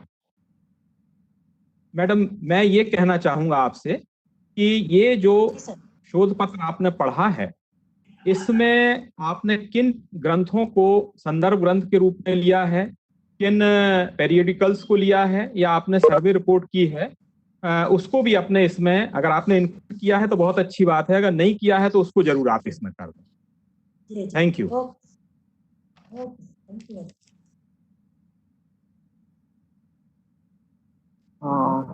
Thank you ma'am. अब मैं अगले प्रेजेंटर के रूप में भगवंत राव कराड़े को बुलाना चाहूंगा। टाइटल है उनका आत्मनिर्भरता के साथ धारणीय विकास पर एक अध्ययन भारत देश के संदर्भ में। Hello hello. हाँ sir, audible and visible. Okay okay sir. शुभ मध्याह्न सभी को। मैं भगवंत राव कराड़े, सहायक प्राध्यापक अर्थशास्त्र, शासकीय पेंचुअली पीजी कॉलेज परासिया छिंदवाड़ा से। प्रथम मैं स्वामी विवेकानंद जी के सुविचार से अपनी बात प्रारंभ करता हूँ। उठो जागो और तब तक मत रुको जब तक कि लक्ष्य की प्राप्ति न हो जाए। निसंदेह मेरे लेख का विषय इसी सुविचार पर निर्भर है। लेख का विषय है आत्मनिर्भरता के साथ धारणीय विकास अर्थात स्थायी विकास पर एक अध्ययन भारत देश के संदर्भ में। प्राचीन काल से मानव आत्मनिर्भरता के लिए प्रयत्नशील है। वो क्षण प्रतिक्षण घटित हर घटनाओं को मानव कल्याण का आधार बनाने का प्रयत्न करते रहता है और प्रारंभ से ही एक जिज्ञासु प्राणी के रूप में प्रकृति को समझने एवं अपनी समस्या के समाधान के लिए सदैव प्रयासरत रहा है। यदि हम आत्मनिर्भरता की बात करें तो इसका सीधा संबंध मानव समाज के सर्वांगीण विकास से जुड़ा है। आज आत्मनिर्भरता किसी एक व्यक्ति, समाज, देश के आत्मनिर्भर होने तक सीमित न होकर वसुधैव कुटुंबकम की भावना से जुड़ा है, अर्थात ये धरती सारी परिवार है और इसका सीधा संबंध जनमानस के कल्याण से है। वर्तमान परिदृश्य में आत्मनिर्भरता के साथ धारणीय विकास का जो अर्थ है कि किसी दूसरे पर पूर्णतः निर्भर न होकर प्राकृतिक एवं मानवीय संसाधनों का इस तरह से उचित तरीकों से प्रयोग करना कि हमारी वर्तमान आवश्यकताओं की पूर्ति संभव होने के साथ ही साथ भावी पीढ़ी की आवश्यकताओं की पूर्ति में भी किसी भी प्रकार की कोई कमी ना हो। भावी पीढ़ी को स्वच्छ पर्यावरण एवं अधिक संसाधन उपलब्ध हो सके। यदि हम हमारे भारत देश की बात करें, जो अनेकता में एकता की मिसाल, जिसे पहले सोने की चिड़िया कहकर पुकारा जाता था, भारत में पर्याप्त प्राकृतिक संपदा प्रचुर मात्रा में थी। भारत जो कि कृषि प्रधान देश हमेशा से रहा है। भारत का इतिहास कई हजार वर्ष पुराना माना जाता है। प्राचीन मिस्र सुमेर सभ्यता के साथ विश्व की प्राचीनतम सभ्यता में से एक है सिंधु घाटी सभ्यता, जिसका आरंभ काल लगभग 3300 ईसा पूर्व से माना जाता है। सिंधु घाटी सभ्यता के 1400 केंद्रों में से 925 केंद्र भारत में है। हम सिंधु घाटी सभ्यता से लेकर आज 21वीं सदी तक आत्मनिर्भरता के साथ स्थायी विकास पर बल देते हुए प्रगति के पथ पर अग्रसर है। हमारे भारत देश में अनेकों महान विभूतियों, विचारकों, समाज सुधारकों का जन्म हुआ, जिन्होंने अपने आदर्श कार्यों के द्वारा जनमानस को जन कल्याणकारी कार्य करने की प्रेरणा दी। समाज में व्याप्त अत्याचार, कुरीतियों, झूठे आडंबरों, बुराइयों को समाप्त करने में उन्होंने अपना जीवन समर्पित कर दिया। उन्हीं महान विभूतियों में से सत्य और अहिंसा के पुजारी महात्मा गांधी जी, जिन्होंने पूरे विश्व के समक्ष स्वतंत्रता, स्व अनुशासन व आत्मनिर्भरता के महत्व को लाकर खड़ा कर दिया है। गांधी जी ने हमें एक व्यवहारिक तौर पर राजनीतिक, आर्थिक, सामाजिक और पर्यावरणीय दृष्टि से स्थायी रास्ता दिखाया, जिसकी उन्होंने सत्य के अपने प्रयोगों के साथ धार्मिक विकास पर बल दिया। भारत गांव में बसता है, अतः प्रत्येक गांव अपनी आवश्यकताओं की पूर्ति के मामले में स्वावलंबी रहे। इस तरह ग्राम स्वराज्य का सपना गांधी जी ने देखा। उन्होंने बुनियादी शिक्षा के माध्यम से जनमानस को आत्मनिर्भर बनाने का प्रयास किया। इस प्रकार हम देखते हैं कि गांधी जी के द्वारा आत्मनिर्भरता के साथ धारणीय विकास हेतु किए गए प्रयास का मुख्य उद्देश्य जनमानस में फैली गरीबी, बेरोजगारी, अशिक्षा, आर्थिक विषमता को दूर करना था। आज 21वीं सदी में हम विश्व के सभी लोग संयुक्त राष्ट्र एजेंडा 2030 के तहत विश्व में फैली गरीबी, भूखमरी, स्वास्थ्य सुविधा, शिक्षा, लैंगिक समानता, रोजगार, जलवायु, प्राकृतिक संसाधनों की सुरक्षा व संरक्षण के लिए एकजुट है। भारत लगातार धारणीय विकास को ध्यान में रखकर आत्मनिर्भरता के मंत्र को लेकर आगे बढ़ रहा है, चाहे पंचवर्षीय योजनाओं के माध्यम से या वर्तमान की नीति आयोग के माध्यम से। स्वतंत्रता प्राप्ति के पश्चात पंचवर्षीय योजनाओं के माध्यम से बनाई गई नीतियों का मुख्य उद्देश्य जन कल्याण के साथ धारणीय विकास ही रहा है। प्रथम पंचवर्षीय योजना 1951 से 56 जिसमें कृषि को प्राथमिकता दी गई। इसी तरह से द्वितीय पंचवर्षीय योजना जिसमें उद्योगों को बल दिया गया। पांचवी पंचवर्षीय योजना की बात करें तो स्थायित्व के साथ विकास और आर्थिक निर्भरता एवं जीवन स्तर में सुधार का लक्ष्य रखा गया। तो वहीं 10वीं पंचवर्षीय योजना में गरीबी और बेरोजगारी समाप्ति का लक्ष्य रखा गया। 12वीं पंचवर्षीय योजना में तीव्र, संपोषणीय और अधिक समावेशी विकास पर जोर दिया गया। इस प्रकार पंचवर्षीय योजनाओं के माध्यम से आत्मनिर्भरता के साथ धारणीय विकास पर बल दिया गया। विकास का क्रम निरंतर चलने वाला है, अतः हम हमेशा नई समस्या व चुनौती को अवसर में बदलकर विकास क्रम में लगे रहते हैं। भारत में आत्मनिर्भरता के साथ स्थायी विकास पाने के लिए अनेकों आर्थिक योजनाएं क्रियान्वित है। उन्हीं में से एक मेक इन इंडिया योजना, भारत में बनाओ नीति, भारत सरकार द्वारा 25 सितंबर 2014 को देसी और विदेशी कंपनियों द्वारा भारत में ही निर्माण पर बल देने के लिए बनाई गई ऐसी योजना है।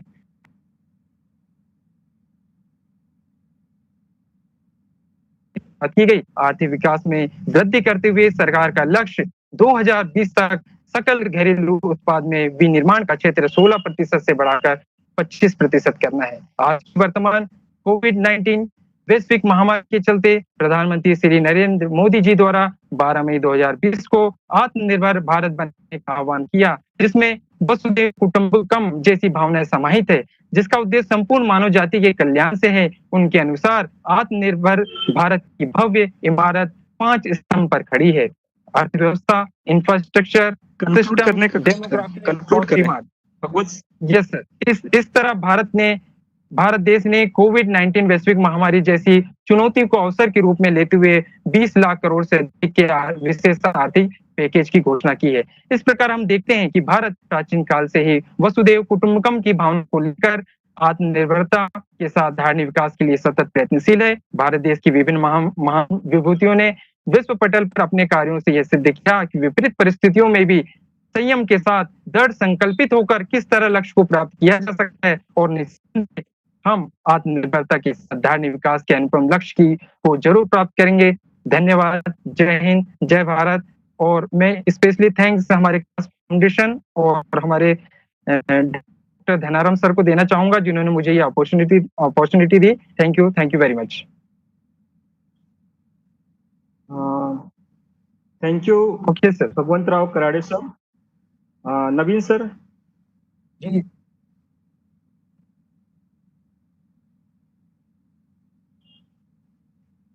नवीन sir, over to you. Okay, Bhagwant Rao ji ने जो अभी पेपर प्रेजेंट किया है, एक्चुअली ये शोध पत्र नहीं है। Please switch on your video.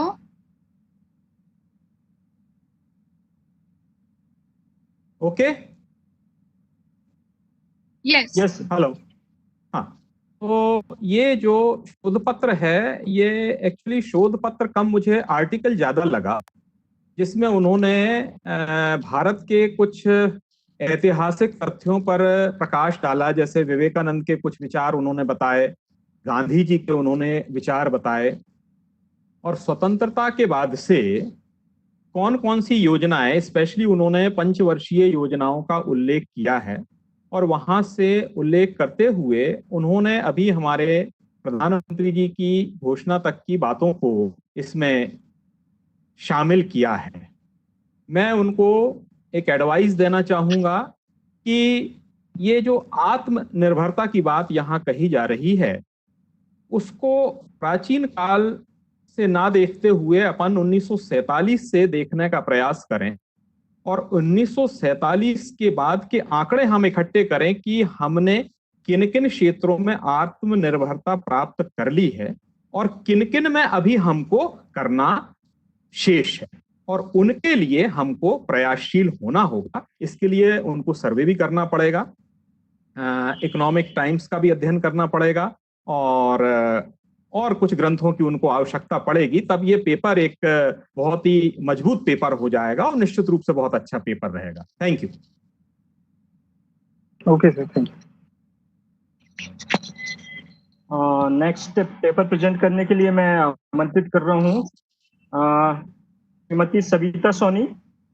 उनका टाइटल है सामाजिक विज्ञान के शोध में अंतः अनुशासन उपागम के उपयोग का महत्व। सविता सोनी। राव सर अपना वीडियो और ऑडियो बंद कर लीजिए। भगवंत राव सर अपना वीडियो और ऑडियो बंद कर लीजिए। Hello hello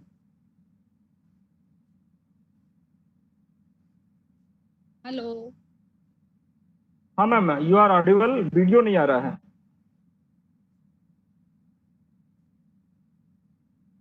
hello. हाँ आपकी आवाज आ रही है, वीडियो ऑन कर लीजिए। और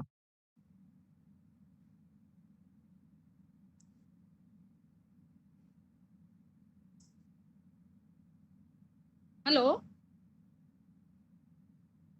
आपकी आवाज आ रही है। हाँ ओके। नमस्कार सभी को। आज का मेरा विषय है सामाजिक विज्ञान के शोध में अंतः अनुशासनात्मक के उपयोग का महत्व। वर्तमान युग विविध मुखी प्रगति के साथ अंतर अनुशासनिक और अनुसंधान के अभूतपूर्व प्रयास का ध्रुव। हम ज्ञान की रूढ़ सीमाओं के पार जाकर कुछ नया बनाने, कुछ नया करने का और उसे विस्तार देने की महत्वपूर्ण नजरिया हमको मिलता है, तो वह है अंतर अनुशासनात्मक मेथड।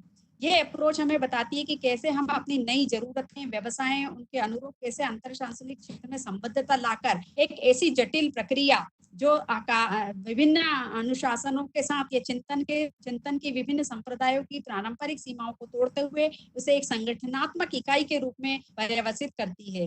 वास्तव में सामाजिक अनुसंधान एक जटिल प्रक्रिया होती है, क्योंकि सामाजिक अनुसंधान को आसानी से नहीं समझा जा सकता, क्योंकि ये आज फिर भी सामाजिक अनुसंधान में की जटिलताओं को कम करने का हम प्रयास कर रहे हैं कि इससे हम इनके जितने भी तथ्य होते हैं उनको हम वैज्ञानिक कसौटी के ऊपर कसें, क्योंकि ये एक जटिल है। इसमें घटनाएं जो होती है एक दूसरे से क्रमबद्ध होती है, इसमें गत्यात्मकता होती है, अमूर्तता होती है, विषयगतता होती है, परिवर्तनशीलताएं होती है। हर एक घटना दूसरी घटना से भिन्न हो जाती है। क्वांटिटेटिव फॉर्मेट में ना होकर ये क्वालिटेटिव होती है। क्वालिटेटिव चीज होती है उसको हमें मैनेज करना बहुत ही कठिन कार्य हो जाता है। ज्ञान में हमें जिस प्रकार से गणनाएं प्राप्त हो जाती है, वेरिएबल फिक्स हो जाते हैं, उनके प्रिंसिपल्स रूल्स नेचुरल बेसिस पे बने होते हैं और वो एक्चुअल में यूनिवर्सल ट्रूथ होते हैं। लेकिन सामाजिक विज्ञान में जब अनुसंधान करते हैं तो वो सारे फैक्ट साइंटिफिक ढंग से उसी तरह प्रूफ नहीं होते हैं। कुछ फैक्ट को अगर हम छोड़ दें तो ये चीजें स्थिति, परिस्थिति, अनुकूलताएं, व्यवहार उसके ऊपर डिपेंड करती है, क्योंकि मानवीय व्यवहार की बात है। अब ये जो नया अंतर अनुशासनात्मक अप्रोच जो होती है वो इन सब समस्या का समाधान करने में हमें बहुत ही सुगमता प्रदान करती है। इसी कारण आज सामाजिक अनुसंधान भी विज्ञान की श्रेणी में आ गया, जहाँ डीबी का प्रयास बहुत ही महत्वपूर्ण लाजमी होता है। हम देखते हैं कि वास्तव में अंतर अनुशासन होता क्या है।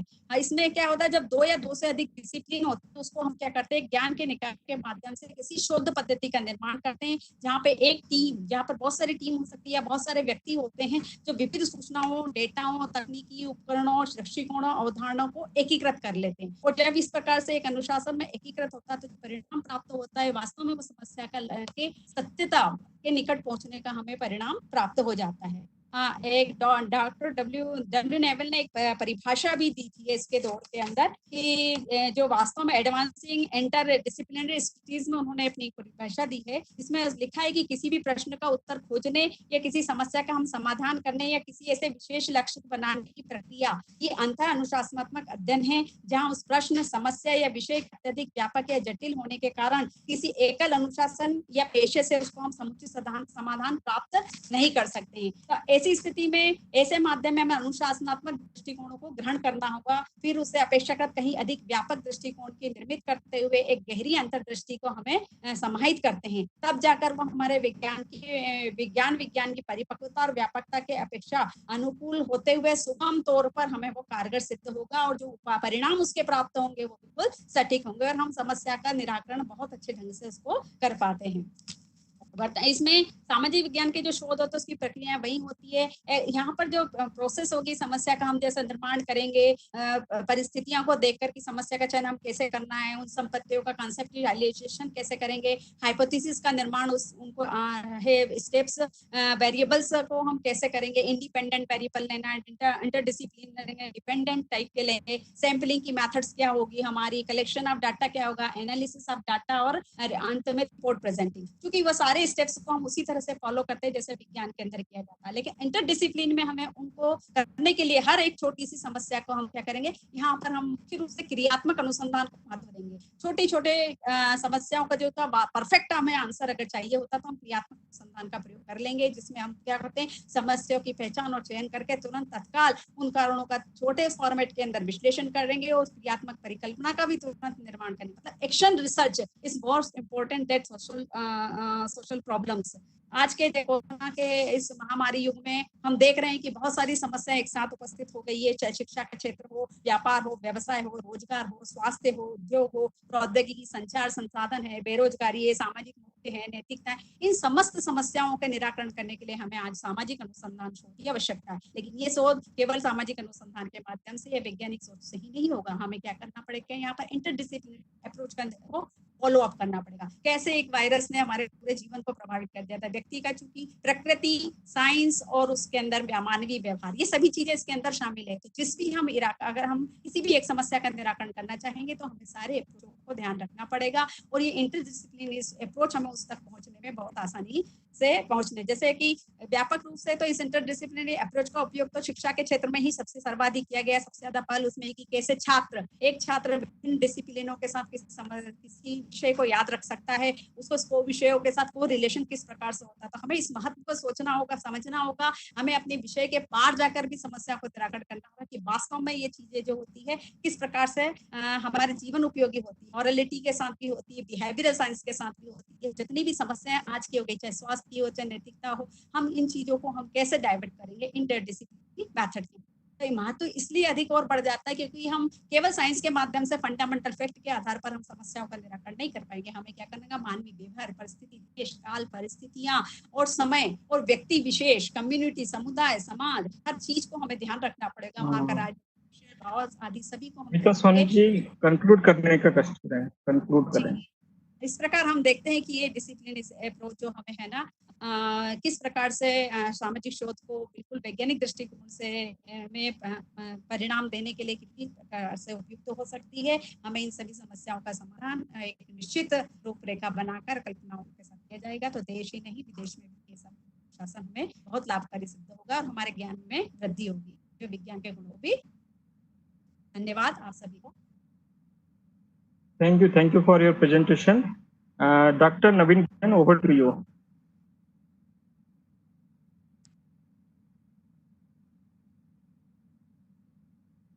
आपकी वॉइस नहीं आ रही सर, माइक अनम्यूट कर लीजिए। हाँ आ रही sir. Okay, thank you. Soni madam, आपने जो पेपर अभी प्रेजेंट किया है वो बहुत कुछ जो सामाजिक अनुसंधान की बुक्स हैं उसमें से वो चीजें ली गई हैं। एक्चुअली इसमें आपको अपने शोध के आधार पर कुछ उदाहरण लेने की आवश्यकता है जो आपके द्वारा किए गए हों।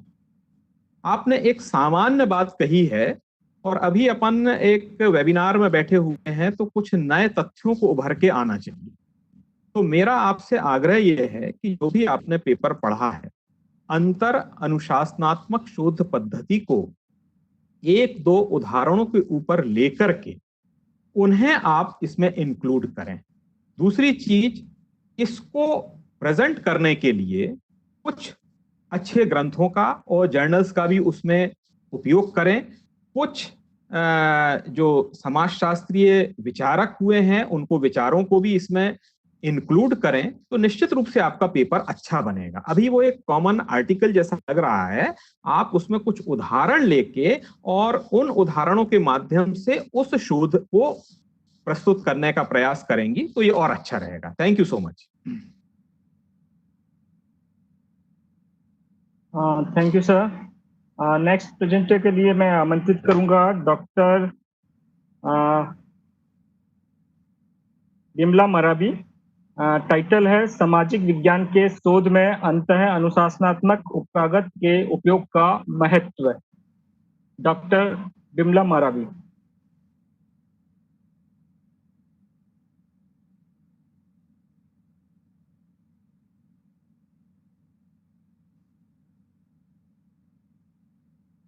डॉक्टर बिमला मरावी,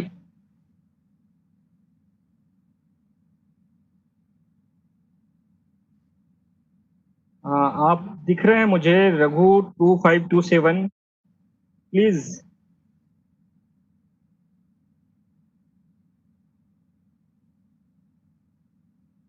कैमरा को थोड़ा ऊपर करें।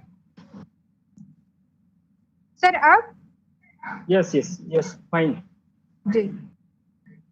मेरा विषय है सामाजिक विज्ञान के शोध में अंतर अनुशासनात्मक उपागम के उपयोग का भारतीय समाज में क्या महत्व है। सामाजिक शोध का अध्ययन। सामाजिक शोध के अर्थ को समझने के पूर्व हमें शोध के अर्थ को समझना नितांत आवश्यक है। मनुष्य स्वभावतः एक जिज्ञासशील प्राणी है। अपनी जिज्ञासाशील प्रकृति के कारण वह समाज व प्रकृति में घटित विभिन्न विचारधारा घटनाओं के संबंध में विविध प्रश्नों को खड़ा करता है और स्वयं उन प्रश्नों के उत्तर ढूंढने को प्रयत्नशील रहता है। और इसी के साथ प्रारंभ होती है सामाजिक अनुसंधान के वैज्ञानिक प्रक्रिया। वस्तुतः अनुसंधान का उद्देश्य वैज्ञानिक प्रक्रियाओं से प्रयोग द्वारा प्रश्नों के उत्तरों की खोज करना है। स्पष्ट है कि किसी क्षेत्र विशेष में नवीन ज्ञान की खोज या पुराने ज्ञान का पुनः परीक्षण अथवा दूसरे तरीके से विश्लेषण कर नवीन तथ्यों का उद्घाटन करना शोध कहलाता है। यह एक निरंतर प्रक्रिया है जिसमें तार्किकता, योजनाबद्धता एवं क्रमबद्धता पाई जाती है। जब यह शोध सामाजिक क्षेत्र में आप प्लीज अपना मोबाइल सीधा रखिए। हाँ मैम, अब ठीक आ रहा है? हाँ अब ठीक है। हेलो। जिसमें तार्किकता, योजनाबद्धता एवं क्रमबद्धता पाई जाती है। जब यह शोध सामाजिक क्षेत्र में होता है तो उसे सामाजिक शोध कहा जाता है। प्राकृतिक एवं जीव विज्ञानों की तरह सामाजिक शोध में भी वैज्ञानिक पद्धति का प्रयोग किया जाता है, क्योंकि इसमें वैज्ञानिक विधियों की सहायता से निष्कर्षों पर पहुंचा जाता है। वैज्ञानिक विधियों से यहाँ आशय मात्र यह है कि किसी भी सामाजिक शोध को पूर्ण करने के लिए तर्क संगत शोध प्रक्रिया से गुजरना होता है। शोध में वैज्ञानिकता का जहां तक प्रश्न है, इस पर भी विभिन्न विद्वानों के अलग अलग विचार व्यक्त किए गए हैं। जैसे रीड का मानना है कि शोध हमेशा वह नहीं होता जिसे आप वैज्ञानिक कह सकें। शोध कभी कभी उपयोगी जानकारी एकत्र करने तक सीमित हो सकता है। बहुधा ऐसी जानकारी किसी शोध विशेष का कार्य नियोजन करने और महत्वपूर्ण निर्णयों को लेने हेतु महत्वपूर्ण होती है। इस प्रकार के शोध कार्य में एकत्रित की गई सामग्री तुरंत सिद्धांत निर्माण की ओर ले जा सकती है। जैसे C.A. मोजर ने सामाजिक शोध को स्पष्ट करते हुए लिखा है कि सामाजिक घटनाओं एवं समस्याओं के संबंध में नए ज्ञान की प्राप्ति हेतु व्यवस्थित अन्वेषण को हम सामाजिक शोध कहते हैं। वास्तव में देखा जाए तो वास्तव में देखा जाए तो सामाजिक यथार्थता की अंतर संबंधित प्रक्रियाओं की व्यवस्थित जांच तथा विश्लेषण सामाजिक शोध है।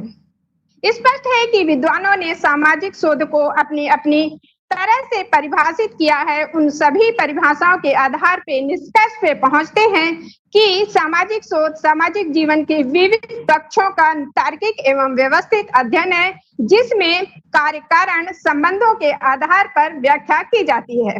सामाजिक शोध की प्रासंगिकता तभी है जब किसी निश्चित सैद्धांतिक एवं अवधारणात्मक संदर्भ या संरचना के अंतर्गत उसे परिभाषित या संपादित किया जाए। सामाजिक अनुसंधान करता किसी अध्ययन समस्या से संबंधित दो आधारभूत शोध प्रश्नों को उठाता है: क्या हो रहा है और क्यों हो रहा है। अध्ययन समस्या का क्या हो रहा है प्रश्न का यदि को उत्तर खोजता है और उसे देता है तो उसका शोध कार्य विवरणात्मक शोध की श्रेणी में आता है। क्यों हो रहा है का उत्तर देने के लिए उसे कारणात्मक संबंधों की खोज करनी पड़ती है। इस प्रकार का शोध कार्य व्याख्यात्मक शोध कार्य होता है जो कि सिद्धांत में परिणित होता है। सामाजिक शोध के उद्देश्य।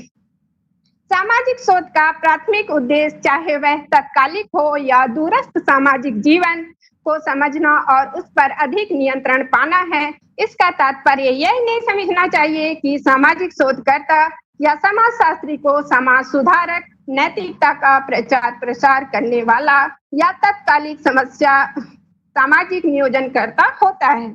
सामाजिक शोध को विभिन्न चरणों में विभाजित किया गया है, जैसे प्रथम चरण, द्वितीय चरण, तृतीय चरण, चतुर्थ चरण, पंचम चरण, षष्ठम चरण, सप्तम चरण और अष्टम चरण। इस तरीके से सामाजिक शोधकर्ताओं ने इसके चरण को 8 तरीकों में क्रमबद्ध किया गया है।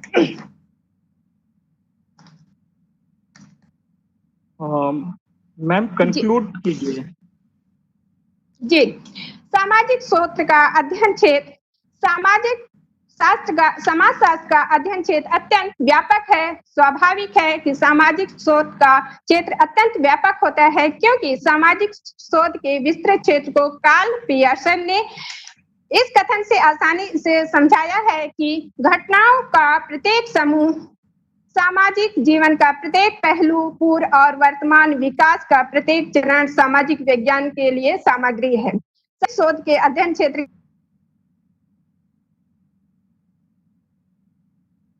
की विविध विशेषीकृत शाखाओं या ग्रामीण समाजशास्त्र, नगरीय समाजशास्त्र, औद्योगिक समाजशास्त्र, वृत्त समाजशास्त्र, सामाजिक आंदोलन, सामाजिक बहिष्करण, सामाजिक परिवर्तन, विकास का समाजशास्त्र, विवाह का समाजशास्त्र इत्यादि इत्यादि से सामाजिक शोध का व्यापक क्षेत्र स्वतः ही स्पष्ट हो जाता है।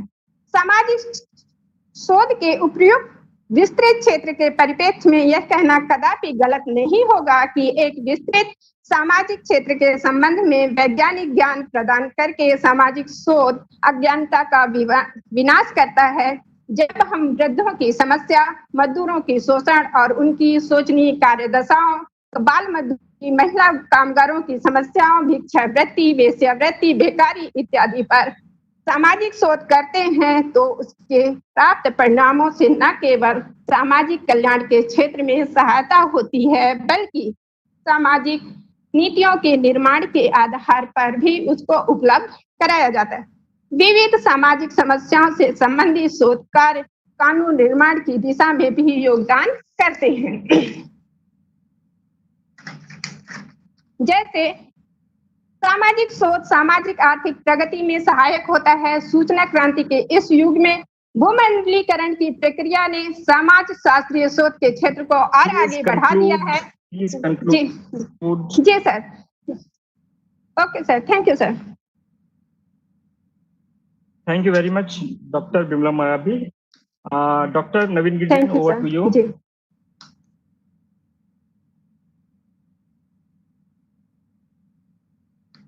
सर ऑडियो ऑन कर लीजिए। जी सर। डॉक्टर मरावी, आपने अभी आवाज आ रही? आ रही सर? जी सर। हाँ डॉक्टर मरावी, अभी आपने पेपर प्रस्तुत किया है। अच्छा प्रयास है आपका। आपने बताने की कोशिश की है सामाजिक शोध में वैज्ञानिक पद्धतियों का उपयोग किस प्रकार से किया जा सकता है। आपने ये भी प्रकाश डाला कि actually what is social research, सामाजिक शोध क्या होता है। फिर आपने वर्णनात्मक शोध, व्याख्यात्मक शोध के पे भी प्रकाश डाला, सामाजिक शोध के उद्देश्य भी आपने बताए, और आपने ये भी बताया कि सामाजिक शोध को 8 चरणों में अध्ययन किया जा सकता है। और आपने जो कंक्लूड किया है उसमें एक चीज आपने बहुत अच्छी बोली है कि सामाजिक शोध जो होता है वो अज्ञानता का नाश करता है। ये बात मुझे बहुत अपील की है। और सामाजिक शोध जब अज्ञानता का नाश करता है और जब अज्ञानता नष्ट होती है तभी कोई राष्ट्र उन्नति कर सकता है। मेरा इसमें आपसे आग्रह है कि आपके पेपर में, आपके शोध पत्र में कुछ अच्छे संदर्भ आप डालें, और कुछ, क्योंकि समाज विज्ञान का क्षेत्र है, इसमें प्रयोग बहुत जरूरी होता है, तो कुछ उदाहरण स्वरूप आप प्रयोग लें और इसमें उसको इंक्लूड करें। बाकी आपका पेपर अच्छा है, थैंक यू सो मच। जी सर, जी जी जी जी जी, thank you sir. Okay sir, नमस्कार sir. Mister Ram Usrethe, title research in social development. Ram Usrethe हैं?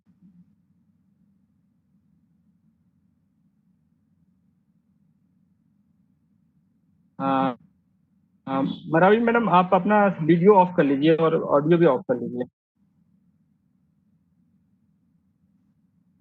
Ram उस्रेठे,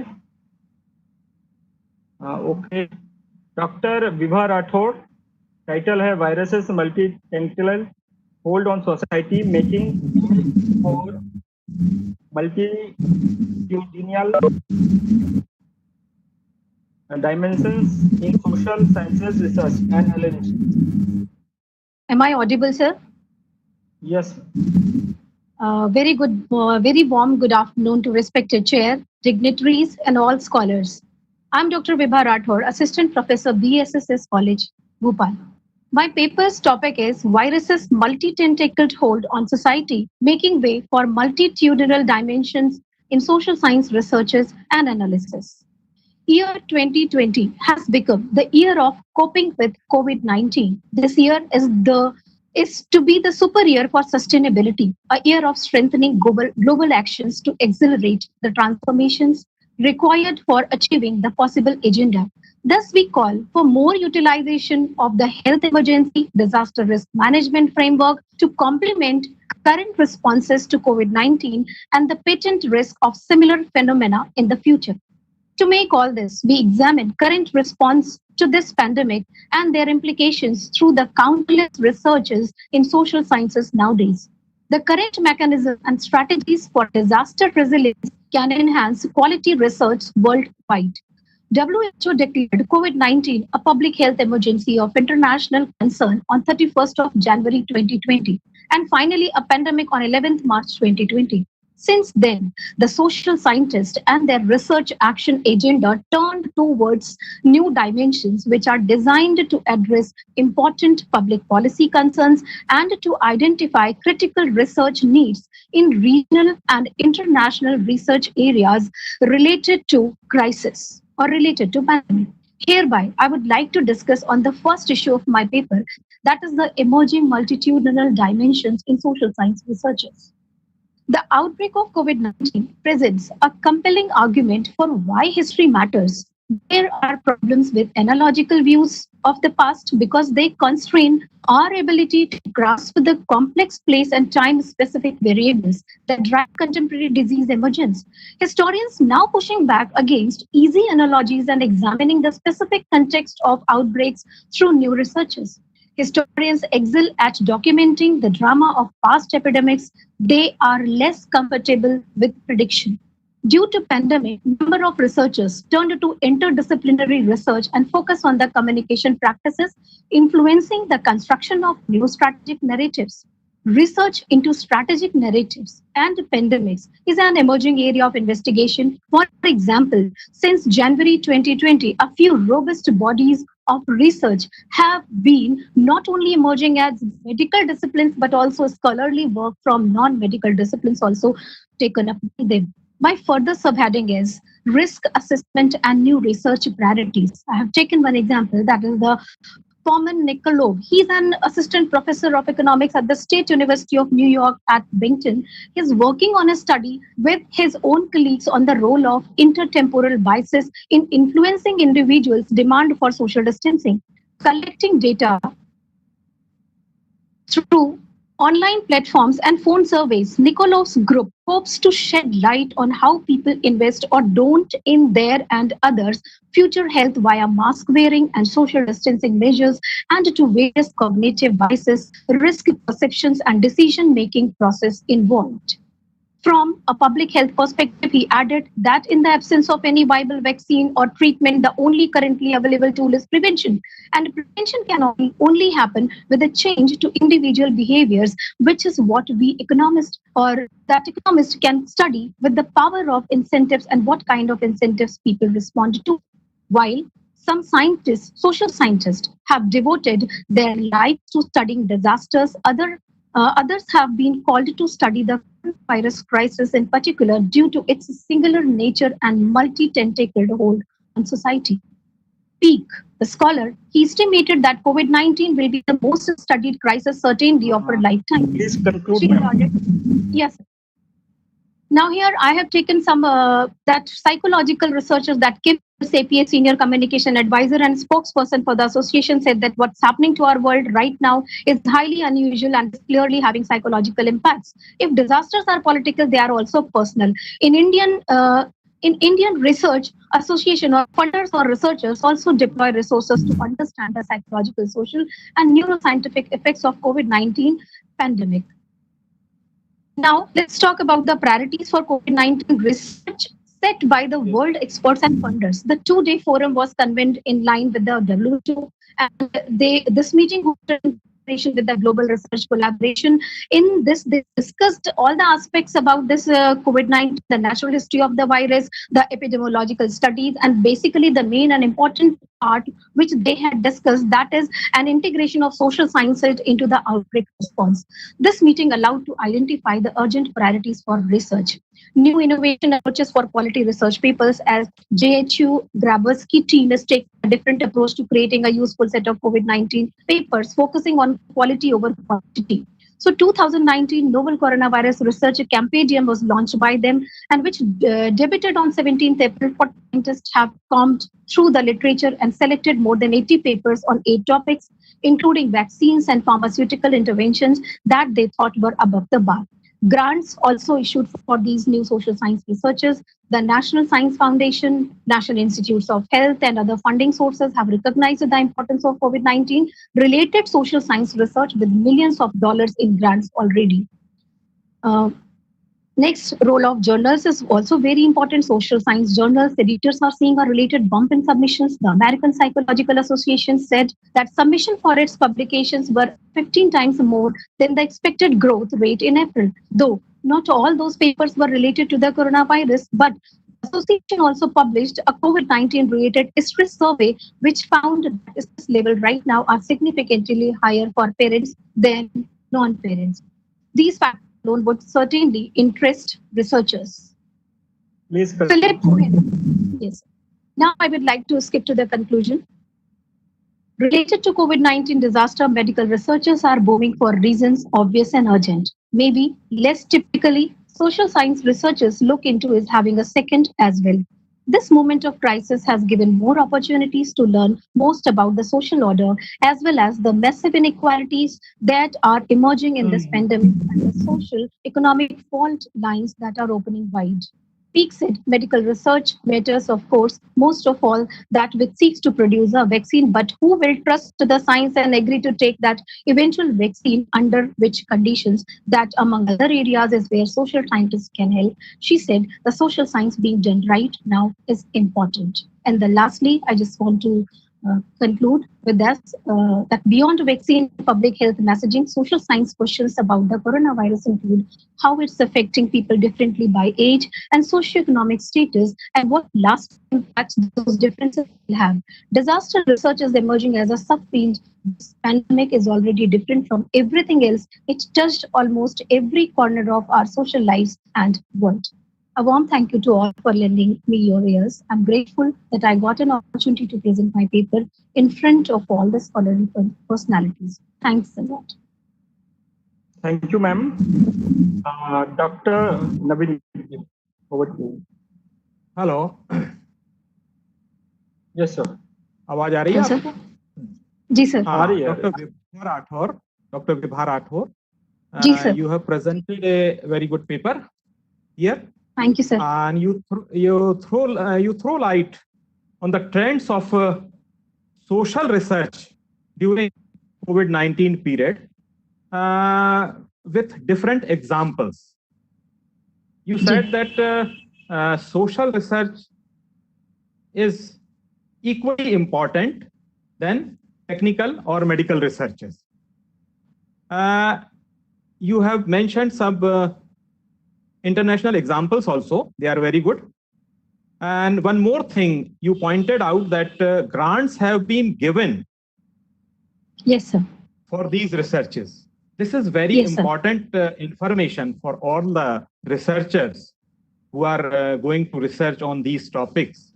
And some people need grants. So government as well as other institutions are also giving this type of grants. So this is very good information. And you have taken some good example about social research also. So, but I would suggest that you should include some good references also in your paper. Sure, sir. Thank you so much. Thank you. Thank you, sir. Thank you very much.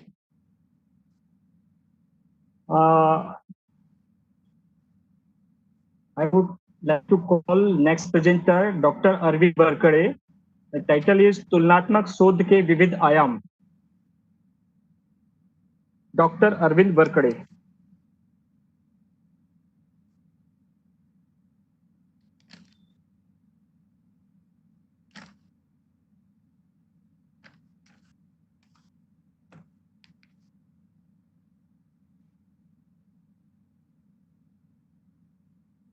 Naveen sir, your video is visible. Kindly off.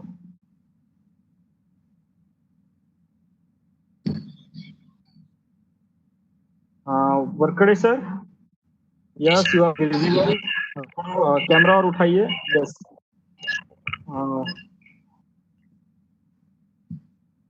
मैं doctor Arvind sir government college Umaria. मेरा शीर्षक है तुलनात्मक शोध प्रवृत्ति के विविध आयाम. वर्तमान परिवेश में अगर देखा जाए सर तो तुलनात्मक शोध पद्धति की विभिन्न रीतियां. आप प्लीज कैमरा थोड़ा दूर में रखिए.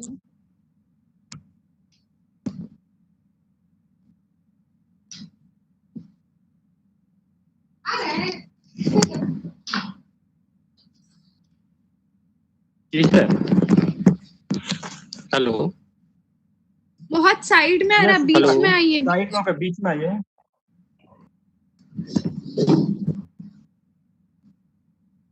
हाँ ठीक है. आधुनिक युग में तुलनात्मक लागत तुलनात्मक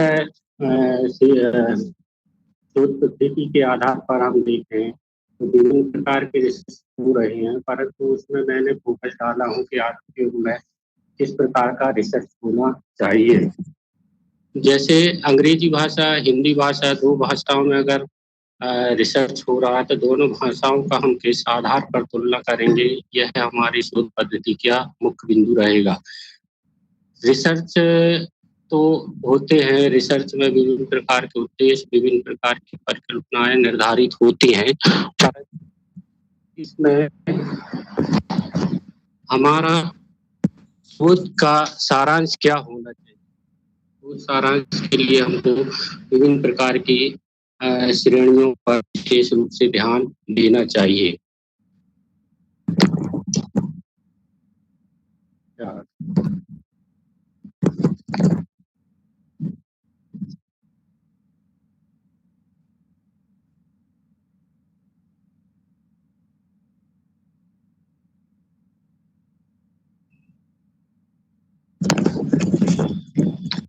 रमेश सर आओ तो।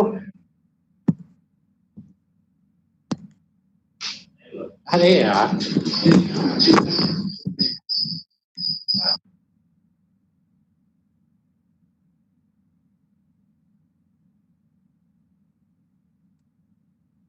Hello hello Yes.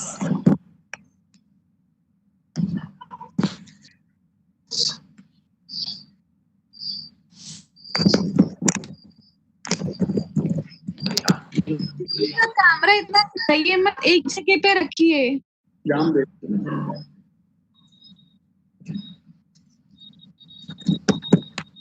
Thank you thank you.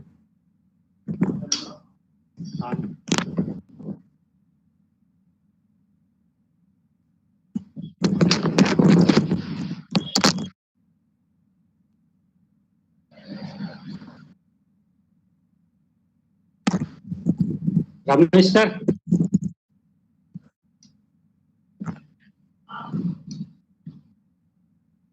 आप प्लीज अपना स्टार्ट करिए।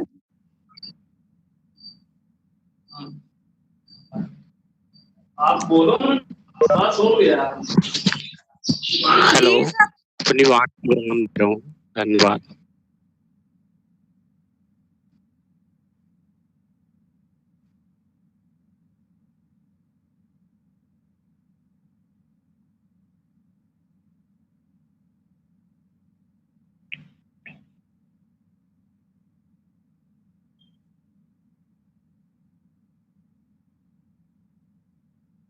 Dr. Worker, I think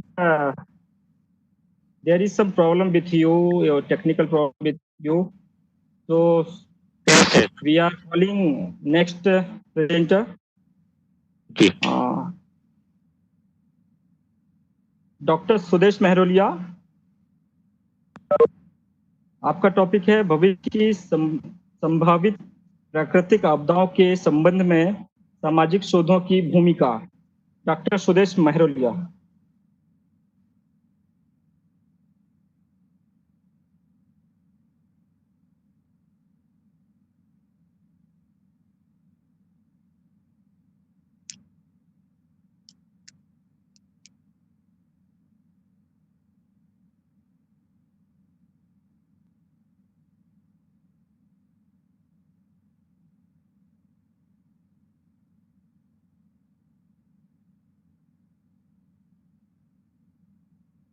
hello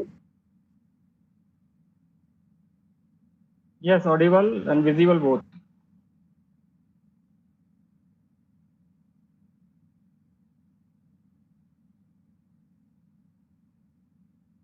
Please start.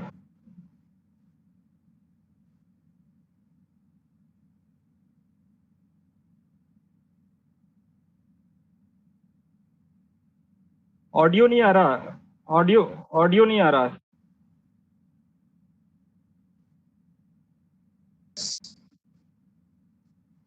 सुनाई पड़ा? क्या आ रहा? हेलो अच्छा ठीक है ठीक है ठीक है ठीक है ठीक है अभी ठीक है ठीक है ओके। मेरा जो टॉपिक है वो है भविष्य की संभावित प्राकृतिक आपदाओं के सामाजिक शोधों की। और सन 1920 इतिहास में अत्यंत ही कठिनाई है। भारत से पूरा विश्व कोरोना से पीड़ित है। वही अम्फान तूफान, निसर्ग चक्रवात, टिड्डियों का आक्रमण, सबमें बाढ़ का कहर। आपकी आवाज नहीं आ रही बिल्कुल। भारत में बादल फटने की सभी घटनाओं ने जनमानस को झकझोर दिया। लाखों लोग बिल्कुल आ रही की आवाज बिल्कुल नहीं आ रही है। हेलो नीचे में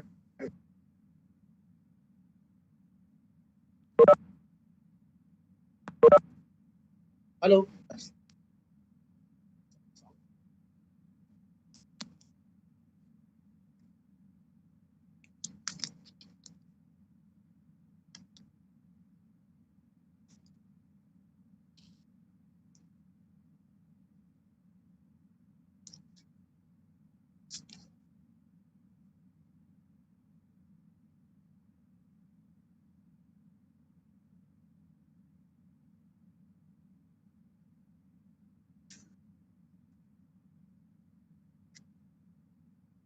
Yes, Dr. Sudesh Marulia. Yes sir. Out सुनाई नहीं पड़ रहा सर को शायद। अभी आ रही है। हेलो, आ रही है। Yes. अच्छा, Yes, yes. आ रही आ रही आ रही आ रही है।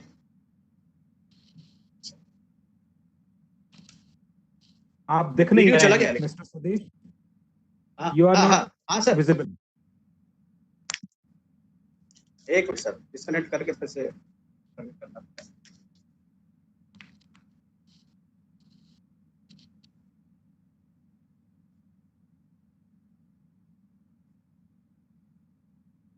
Please introduce the next presenter. Yes.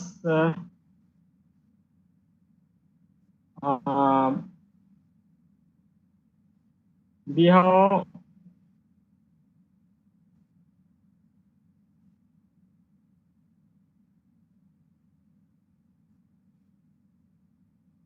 well,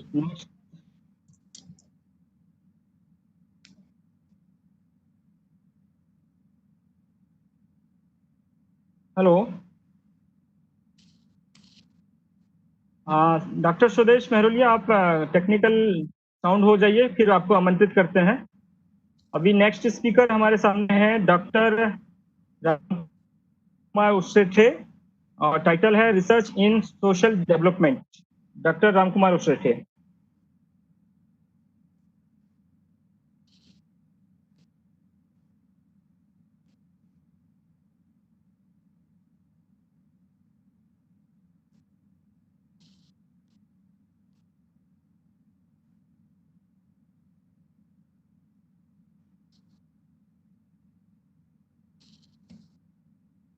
hello, नमस्कार sir.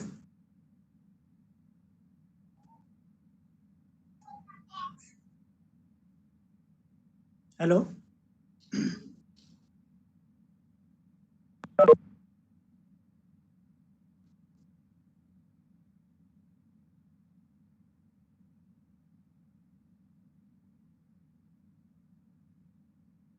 Start your presentation.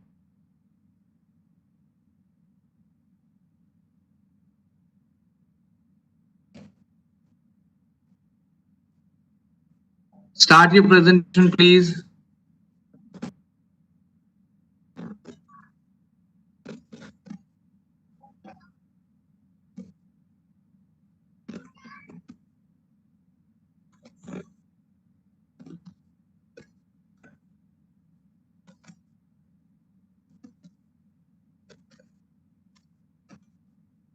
Start कीजिए, मोबाइल रख दीजिए, स्टार्ट कीजिए presentation.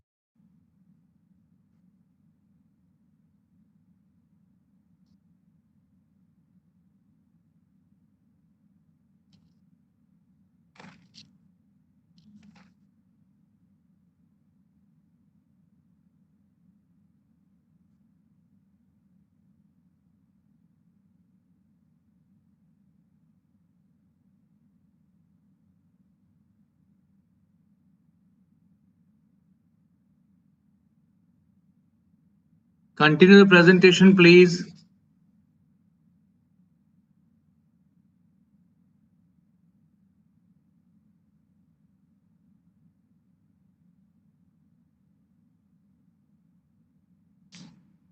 He has some network problem. Please introduce the next presenter.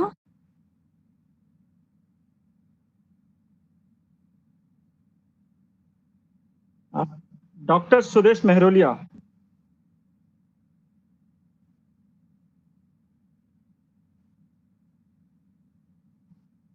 Doctor Sudesh Mehrolia, come with your presentation. शायद Ravi sir को आवाज नहीं आ रही थी। आ रही है, अभी आ रही है। आ रही है। हाँ, आ रही आ रही।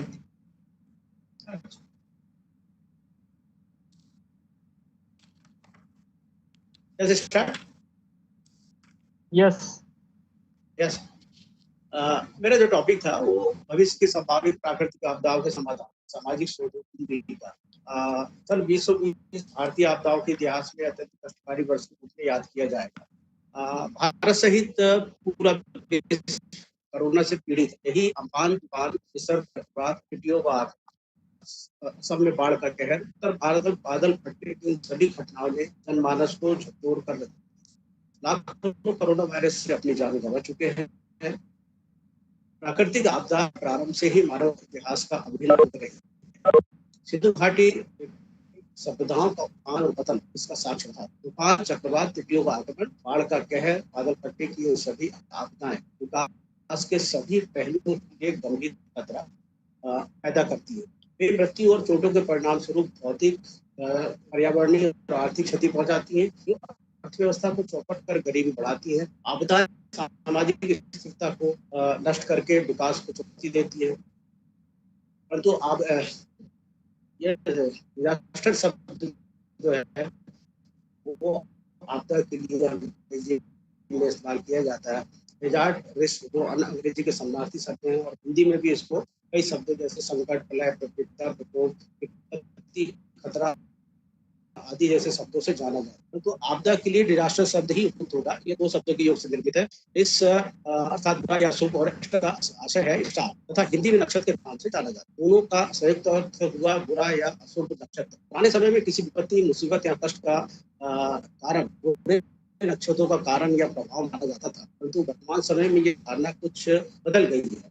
आपदा शब्द को शब्द संग्रह में परिभाषित किया गया है कि एक अस्थिर अथवा संकटकालीन समय जिसमें विशेषकर अत्यधिक अवांछनीय परिणाम की संभावना से एक निर्णायक परिवर्तन सन्निहित हो रहा है। इस प्रकार सरल शब्दों में कहा जाता है कि आपदा एक असामान्य घटना है, थोड़े ही समय के लिए आती है और अपने विनाश के लंबे समय के लिए छोड़ जाती है।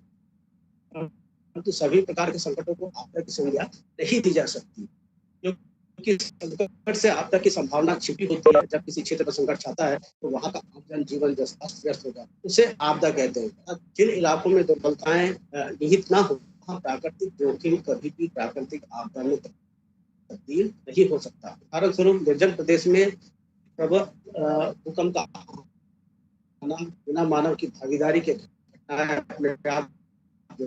आपदा नहीं बनती। अर्थात संकट एक प्राकृतिक घटना है, जबकि आपदा उसका परिणाम। इस प्रकार प्राकृतिक आपदा की परिभाषा ऐसी प्राकृतिक घटना जिससे न केवल मानव जीवन, उसकी संपत्ति को खतरा होता है, बल्कि संपूर्ण जैव जगत के लिए विनाशकारी स्थिति उत्पन्न हो जाती है के रूप में की जा सकती है। प्राकृतिक आपदा की उपयुक्त परिभाषा इस प्रकार की जा सकती है कि प्राकृतिक आपदा प्रकृति द्वारा उत्पन्न ऐसा संकट है जो अचानक उत्पन्न न होकर केवल भौगोलिक संरचना में परिवर्तन करता है, बल्कि लोगों के जानमाल, सामाजिक संरचनाओं तथा सांस्कृतिक संरचनाओं को पूरी तरह प्रभावित करता है। इससे निपटने के लिए प्रभावी समुदाय को तत्काल चिकित्सीय व सामाजिक देखभाल की आवश्यकता पड़ती है।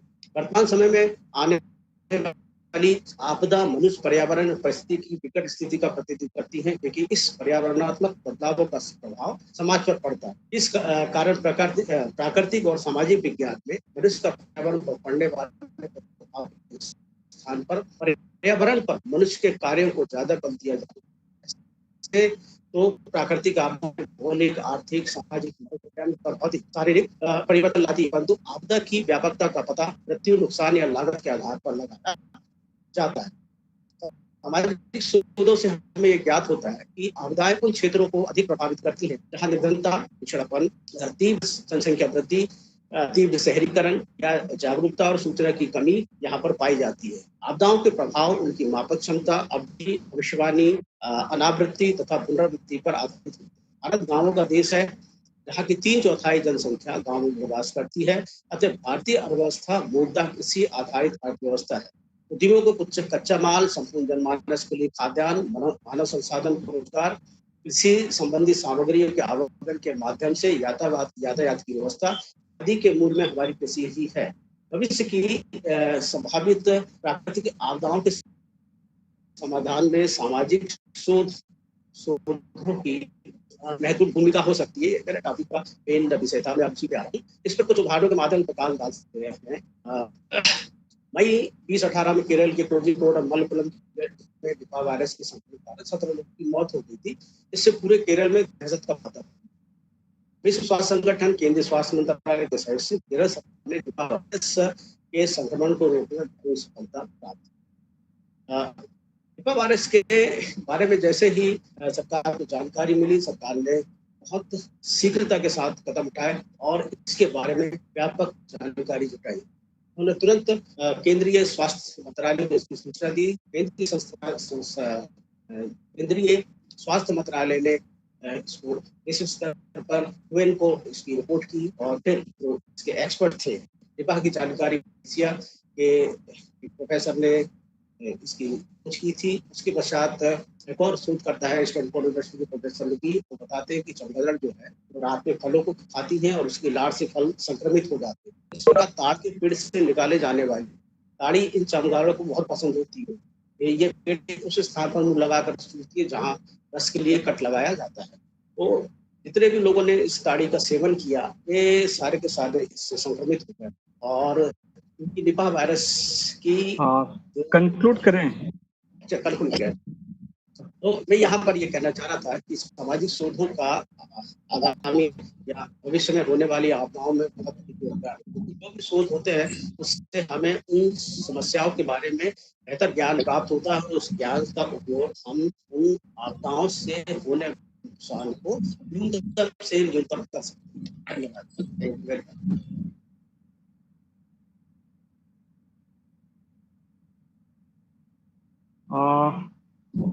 डॉक्टर नवीन गिडियन, हाँ, पूरी सेशन टेक्निकल सेशन का कंक्लूडिंग रिमार्क्स भी देने का कष्ट करें साथ में। अच्छा, सबसे पहले मैं डॉक्टर सुदेश महरोलिया के पेपर पे ये बताना चाहूंगा कि चूंकि इस पेपर के दरमियान काफी ऑडियो प्रॉब्लम रही है, बहुत कुछ ध्यान से नहीं सुना गया, गड़बड़ कर रही थी आवाज, लेकिन फिर भी जो मैं समझ पाया हूं तो डॉक्टर महरोलिया ने आपदा को एक्सप्लेन करने की कोशिश की है, प्राकृतिक आपदा को उन्होंने बताने की कोशिश की है, उन्होंने आपदाओं का पर्यावरण पर प्रभाव बताने की कोशिश की है, आपदाओं का समाज पर प्रभाव बताने की कोशिश की है, आपदाओं का सामाजिक शोध पर बताने की कोशिश की है। उन्होंने ये भी प्रकाश डालने का प्रयास किया है कि आपदा जो है वो किस प्रकार से समाज को प्रभावित करती है। कुछ उन्होंने भावी आपदाओं का उल्लेख भी किया है, जिसमें उन्होंने 2018 की भी कुछ आपदाएं ली हैं और 2020 के कोविड-19 को भी उन्होंने लिया है और ये बताया है कि कोविड-19 जो है वो हमारे समाज में और विश्व में एक निर्णयात्मक परिवर्तन लेकर के आएगा। Thank you so much. Thank you sir.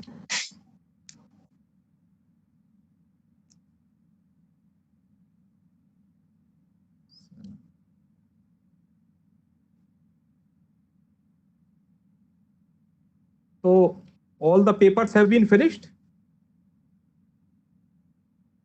or any other person have left to present? Dr. Dhanaram? No, sir. We don't have any other paper. We have very short time. So please give the concluding remarks.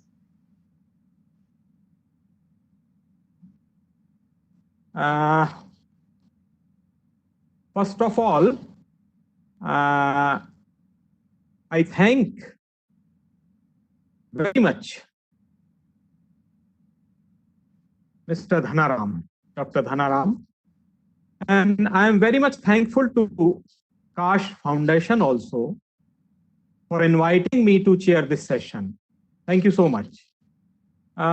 In this session, there were 7 papers have been presented by various scholars of different parts of Madhya Pradesh. I will not mention all the paper here because time is very less. So I will conclude and I will say that first Dr. Vibha Rathore presented a very good paper on social research in this pandemic period, COVID-19. And she throws good light on social research in these days in India and abroad also. Secondly, Dr. Pratibha Srivastav also presented a good paper. Her topic is good and her presentation was also good. And she mentioned some new aspects which are very much relevant in these days for social research. And thirdly, a good paper was presented by Dr. Vimla Marabi on social research. And she also described nicely about social research, some scientific methods, some thoughts of thinkers, and aims of social research, and scope of social research, and how anyone can do social research in 8 steps. So I congratulate all the participants who presented paper in this session. I wish them a good future in their academic life.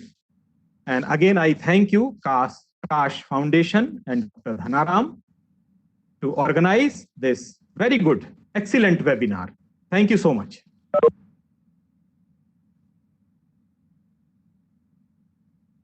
Thank you very much sir.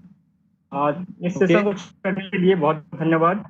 और हम आगे बढ़ रहे हैं कार्यक्रम समापन की ओर। हमारे बीच में कंक्लूडिंग रिमार्क के लिए भी पर्सन है, और इसी बीच में हमारे बीच जुड़ गए हैं सागर यूनिवर्सिटी से doctor B K Srivastava, head department of history. मैं उनसे निवेदन करूंगा कि बहुत संक्षिप्त में इस संगोष्ठी के बारे में 2 शब्द कहें। Doctor B K Srivastava.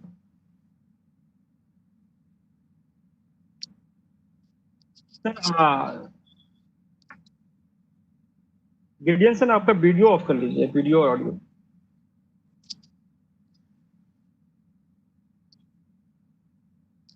हेलो,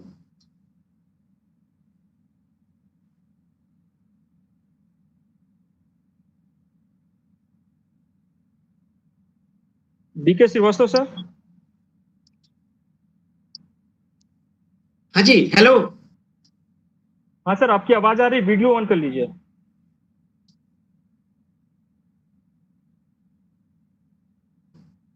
धन्यवाद देना चाहूंगा कि उन्होंने बहुत ही व्यवस्थित ढंग से इस कॉन्फ्रेंस को आयोजित किया। इस कॉन्फ्रेंस में कोरिया की विद्वान केली सिंह ने अपना कीनोट प्रस्तुत किया।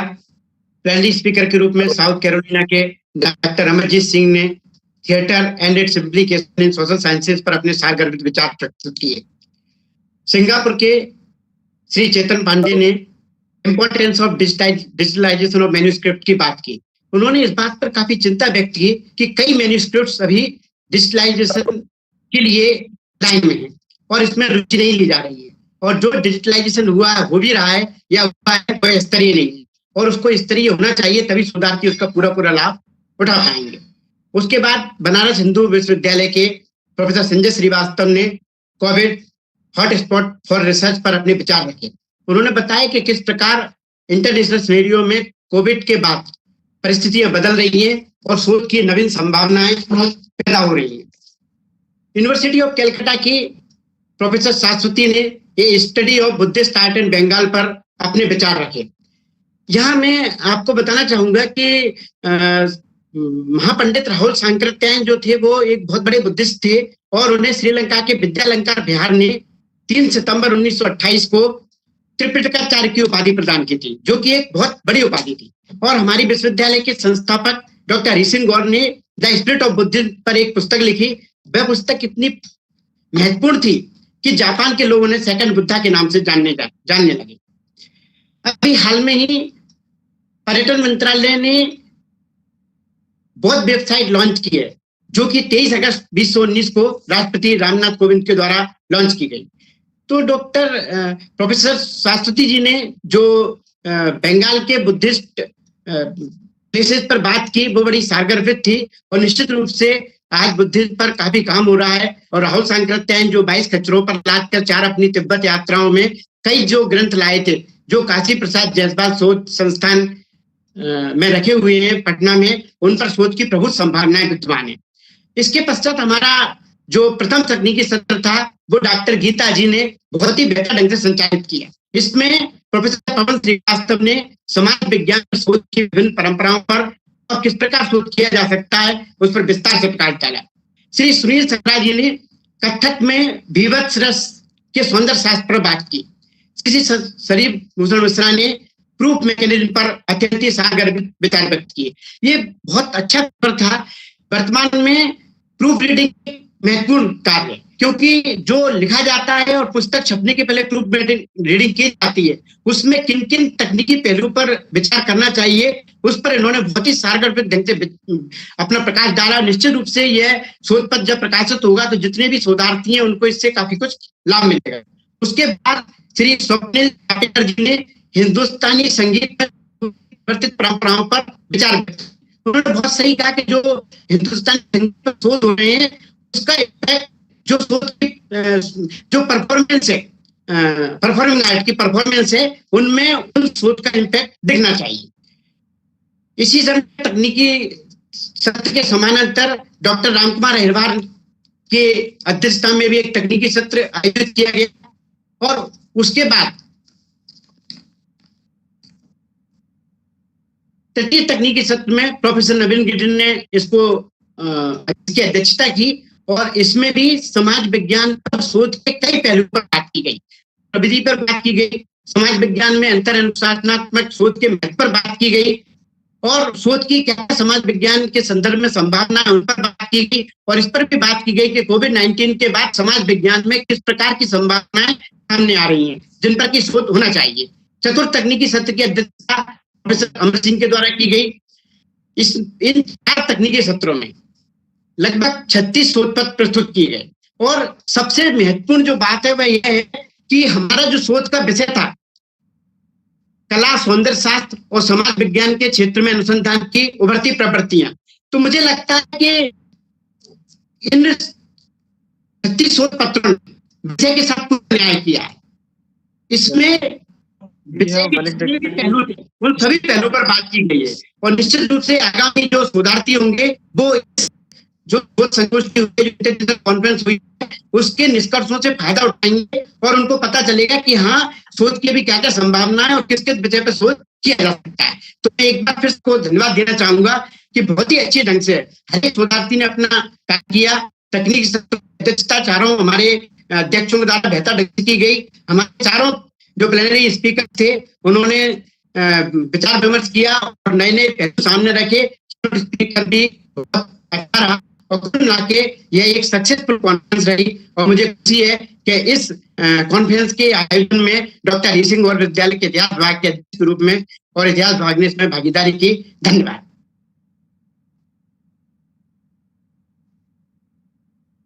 Thank you so much, Dr. V.K. Srivastava, for your kind words.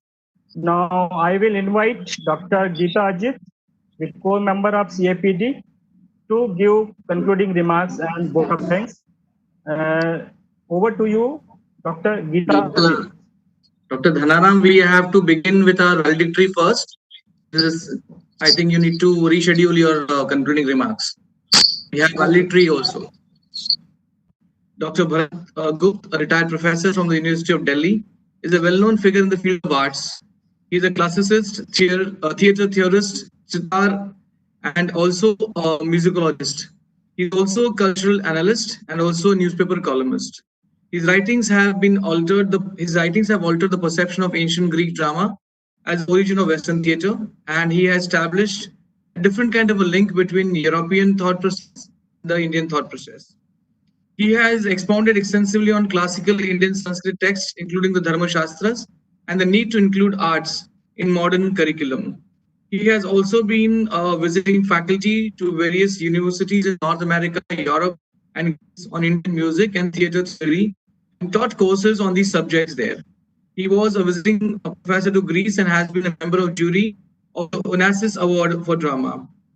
Dr. Bharat Gupta is also proficient in the use of Hindi, English, Sanskrit, and Greek languages, and he has also done 120 lecture series on YouTube. Dr. Bharat Gupta, we invite you for our 6th international conference as a valedictory speaker. Dr. Bharat Gupta, kindly address the audience.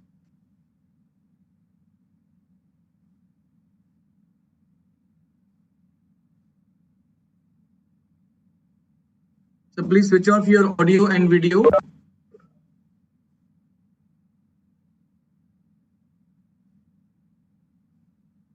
Dr. Bharat, please switch on your audio and video. Yes, I'm trying.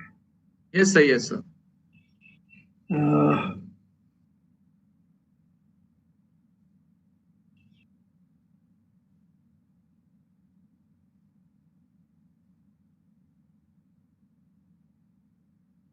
Please. Hello. Yes, sir. You are clearly visible and your audio also is clear. Please begin your valedictory session, sir. Okay, thank you very much. Well, friends, I am very happy that Kaash Foundation has been so gracious as to invite me to give the valedictory address to this conference. And the topic of this conference for me, for the valedictory, is what does India value or celebrate in the arts? That is, what is that we celebrate in the art? So I will, for the next half an hour, engage your attention, and I hope I am able to say something useful to you. So let us begin. Varananamarthasanam rasanam chandasamapi mangalanam chakarataro vande vani vinayakam. Friends, it is a common saying that in India, arts are meant to take us to a higher level of understanding, and they are meant also to bring us close to the divine. Now, we are never tired of saying that India is a highly spiritual culture, and therefore arts also serve the function of improving the spiritual urge among the people and leading them towards a higher goal. Now, while this is entirely true, the fact is that it is not what tradition has been considering as the primary aim of art. You see, in India, we have always held that there are three aims of life: dharma, artha, and kam. Later on, the three were turned into four: dharma, artha, kam, and moksha. Dharma was split into dharma and moksha. So, what a human being lives for, what an intelligent person, man or woman, should live for, is not just spirituality. It is not just pursuit of the divinity, but pursuit of life in all its entirety. That is, for dharma, for artha, for kam, and moksha.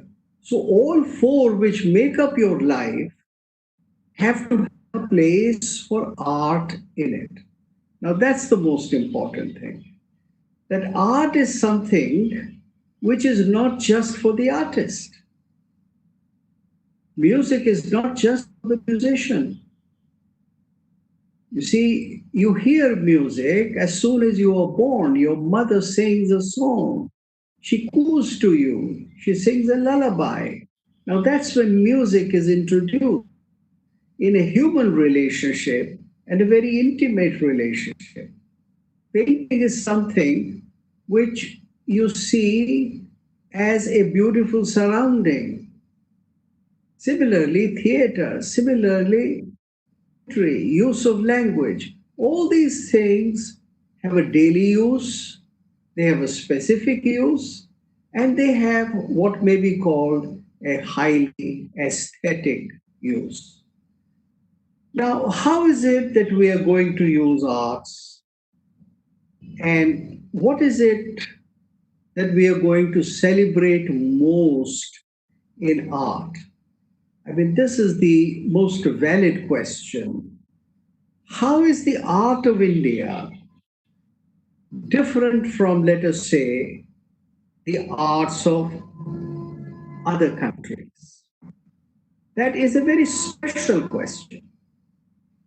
Not only the fact that India has had, not only the fact that India has had for art, not only the fact that India has had for art, not the amount of the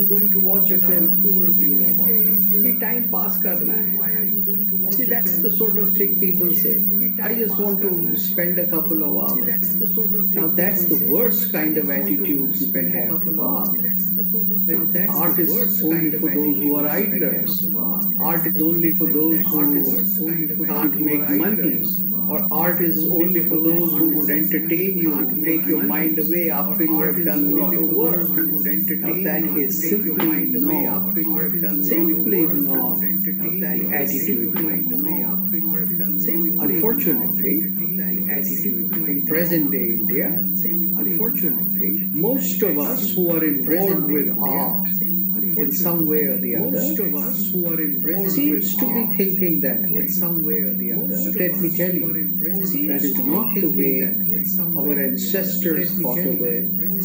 That was not the way our ancestors thought of it. Even people 2 generations ago thought of it.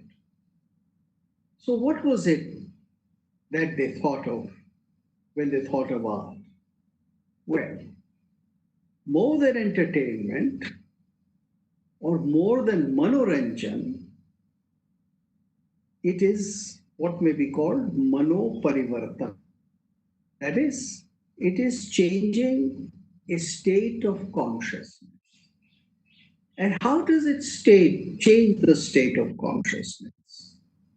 Does it change just by telling a story, creating a certain emotional impact, leading you into a world which is a world of fantasy, reality, and relief, from where you have forgotten the harsh realities of life? Or is it something else? It is certainly something else, and that is, it also has a lot of instruction. Instruction means that it is able to tell us what is good.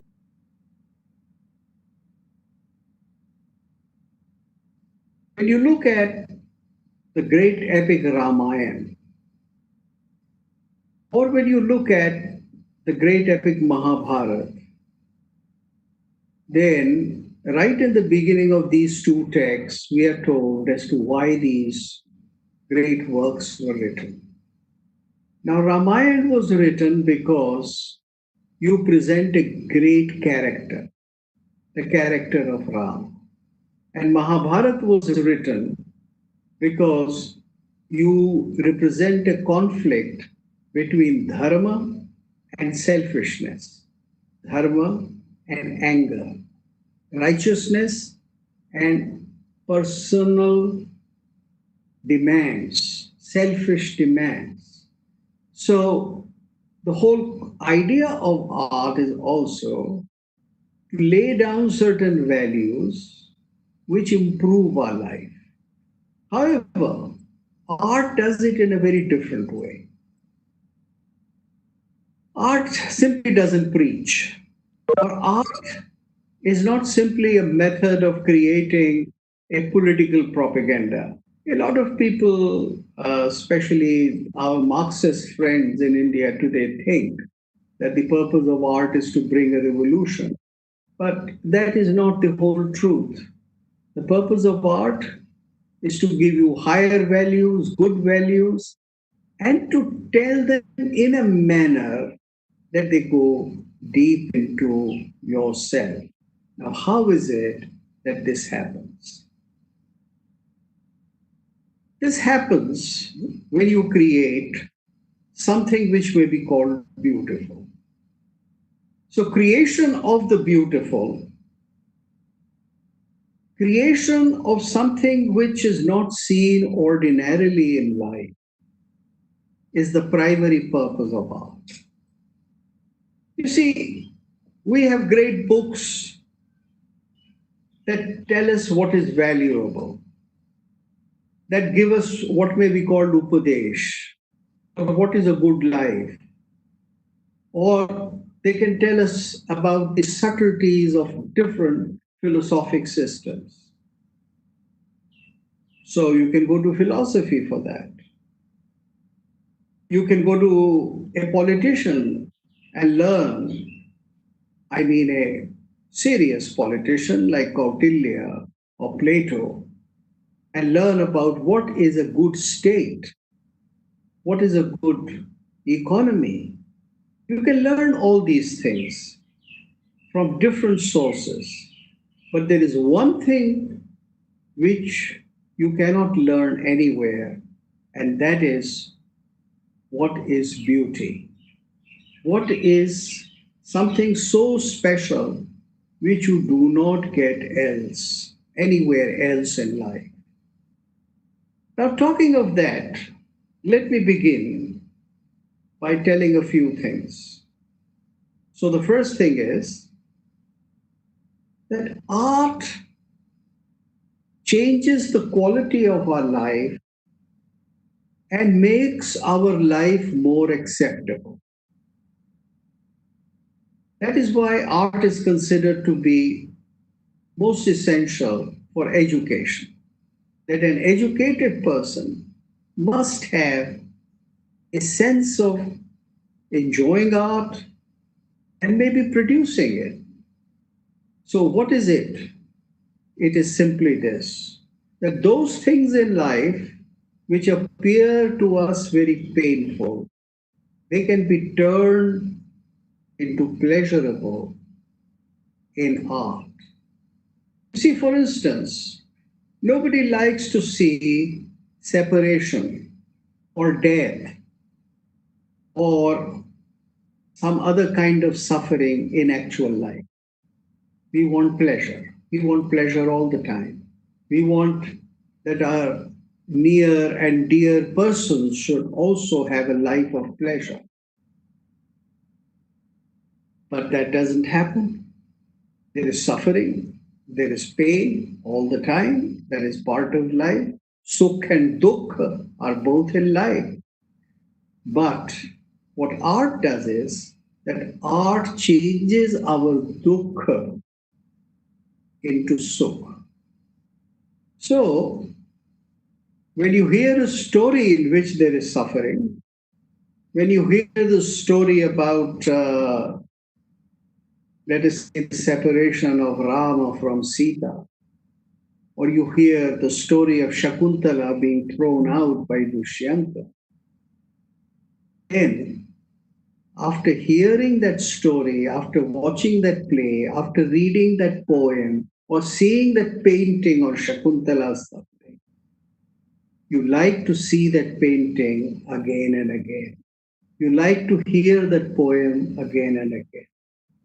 So that whole suffering, that karuna situation, that karuna, that pathos of life turns into karuna rasa in art. So the Shakuntala in life, which we don't want to see, we don't want to see a suffering of that sort, but when that is transmuted into art, it is something which we want to see.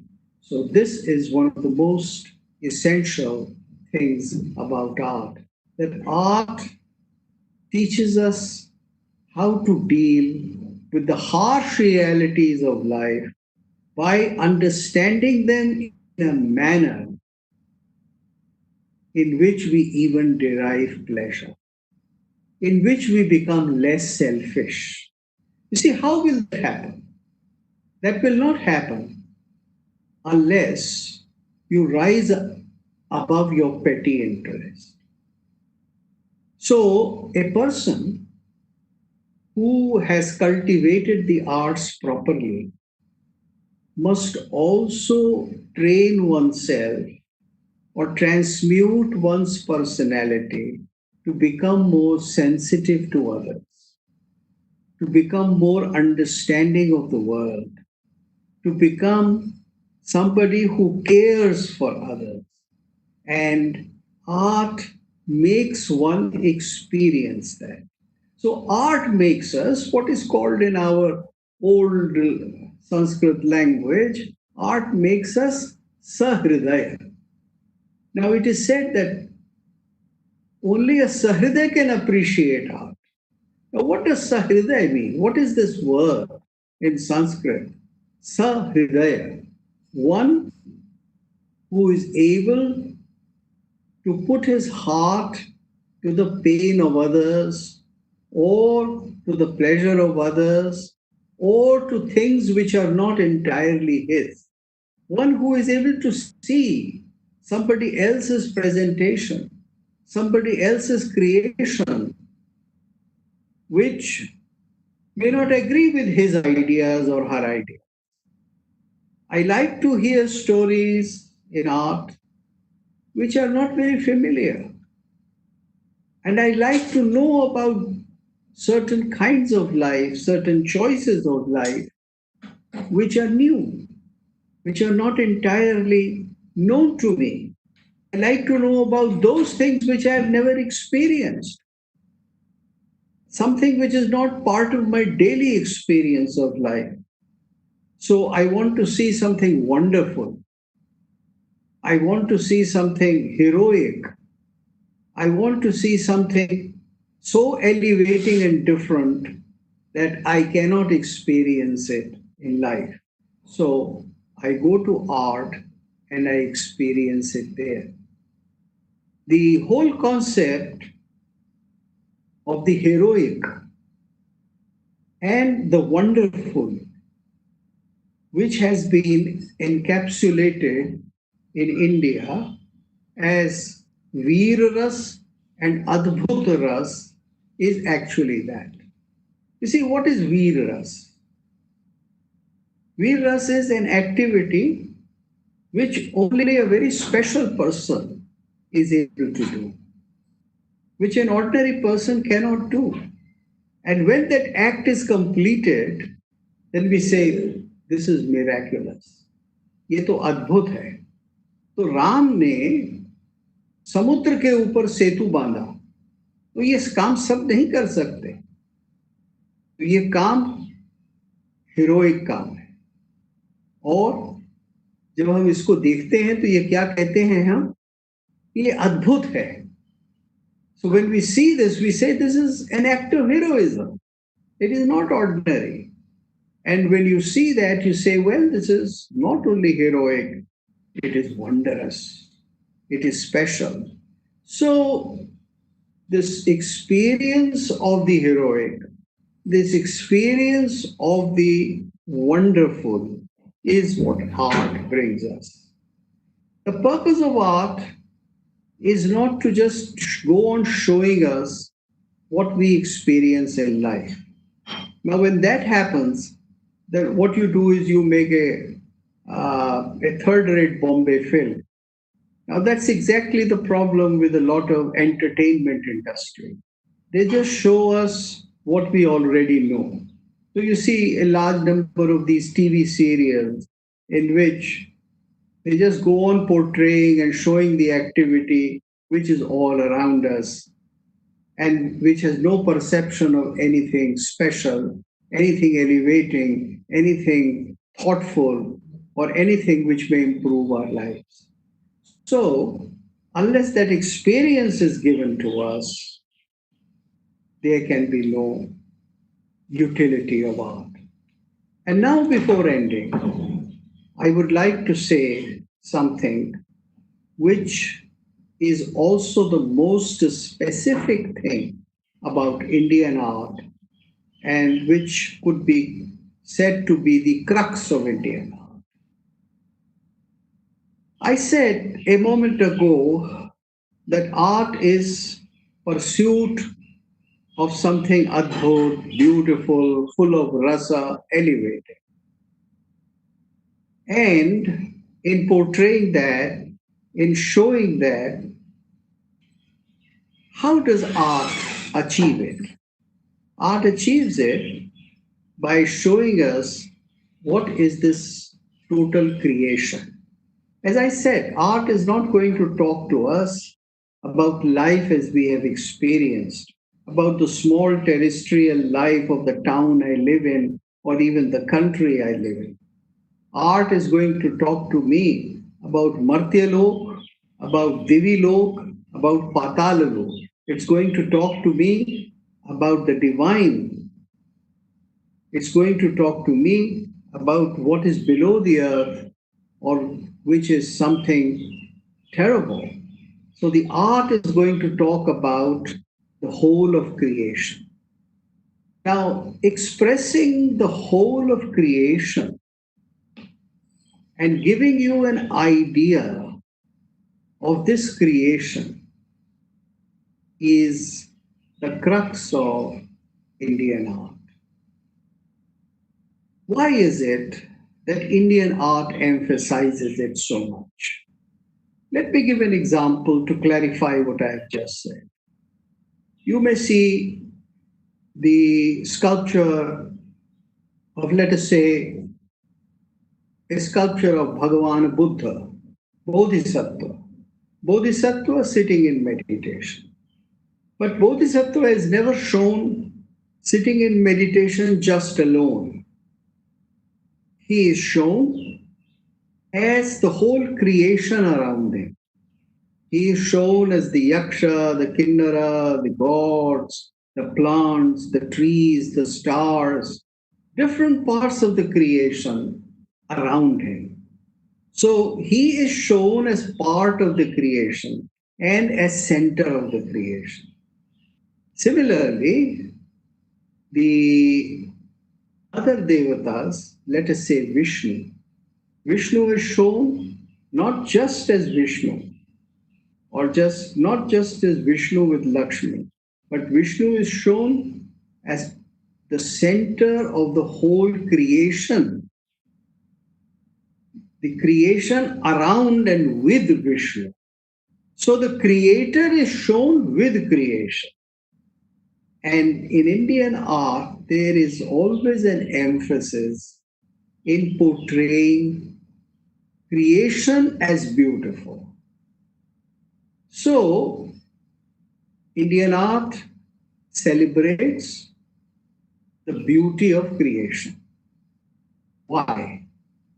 Because unlike the Christian world, or unlike the Islamic world, the creator and the creation are not two in Hindu philosophy. The creator manifests as creation. He manifests to the extent, or she manifests to the extent, that she or he becomes somebody on the terrestrial world, somebody as an avatar, somebody who comes down to the earth and is part of our daily living. So the whole force behind creation, the creator becomes creation, and creation which is beautiful. Now this interplay between the creator and the creation is called Leela. And to portray that Leela is one and the fundamental purpose of Indian art. So Indian art, whether it is Buddhist art or Jain art or Vaishnava art or Tantric art or Shaiva art or of any kind, of any period, you will see, will be constantly celebrating this relationship between the creator and the creation. And the creator will become part of creation. He would become a person in human body as an avatar in the creation. And the whole play of the creator as creation, as avatar, as Leela is something which is most essential and the fundamental story of Indian art. So I have tried to give you in a short period something which I consider to be most unique about Indian art and how Indian art is special, and the special message it has, and the special message that it gives. I hope I have been able to put some ideas into your mind, and you have appreciated them. Thank you so much for a very patient listening. Namaskar.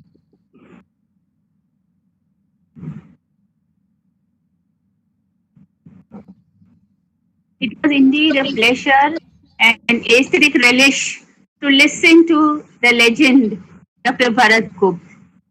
You very well brought out the component of aesthetic experience, aesthetic fascination, aesthetic appraisal, aesthetic emotion, and aesthetic perception.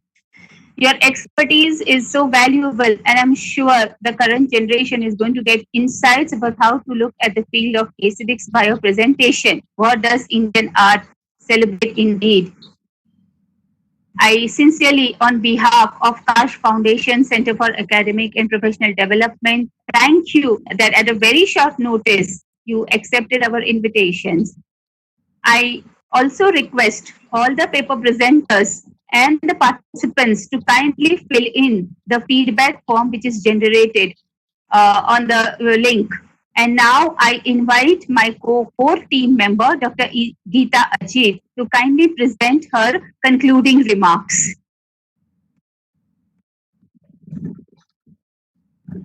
Thank you, Dr. Kamini. Thank you so much.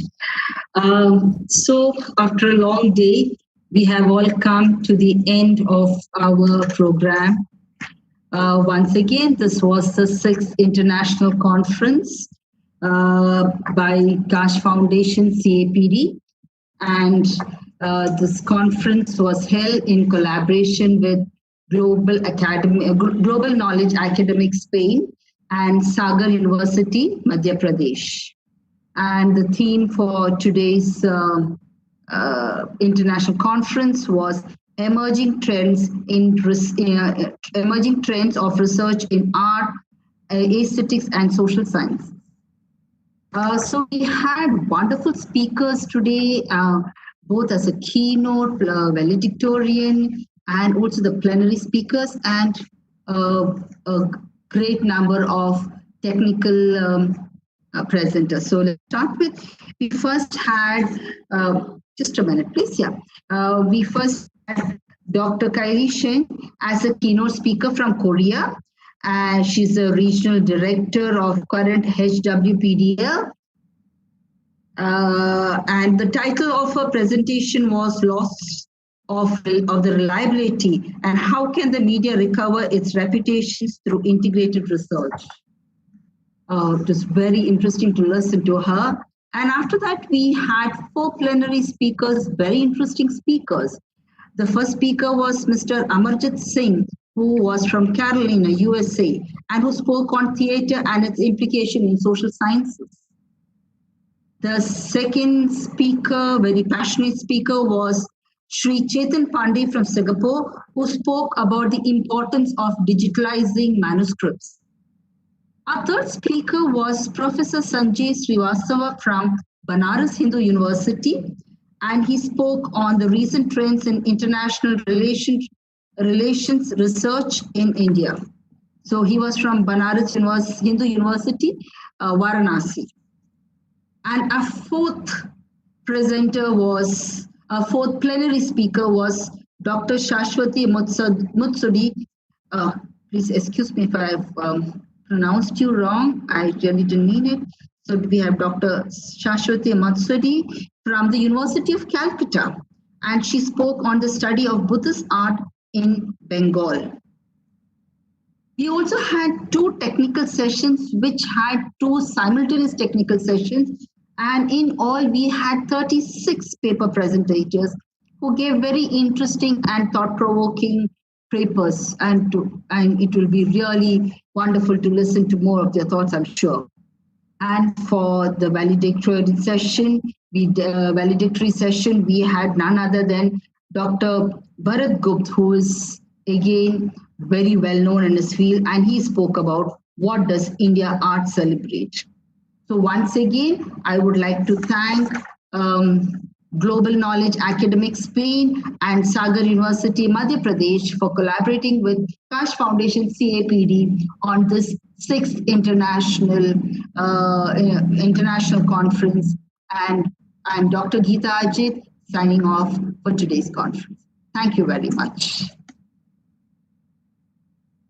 Mika?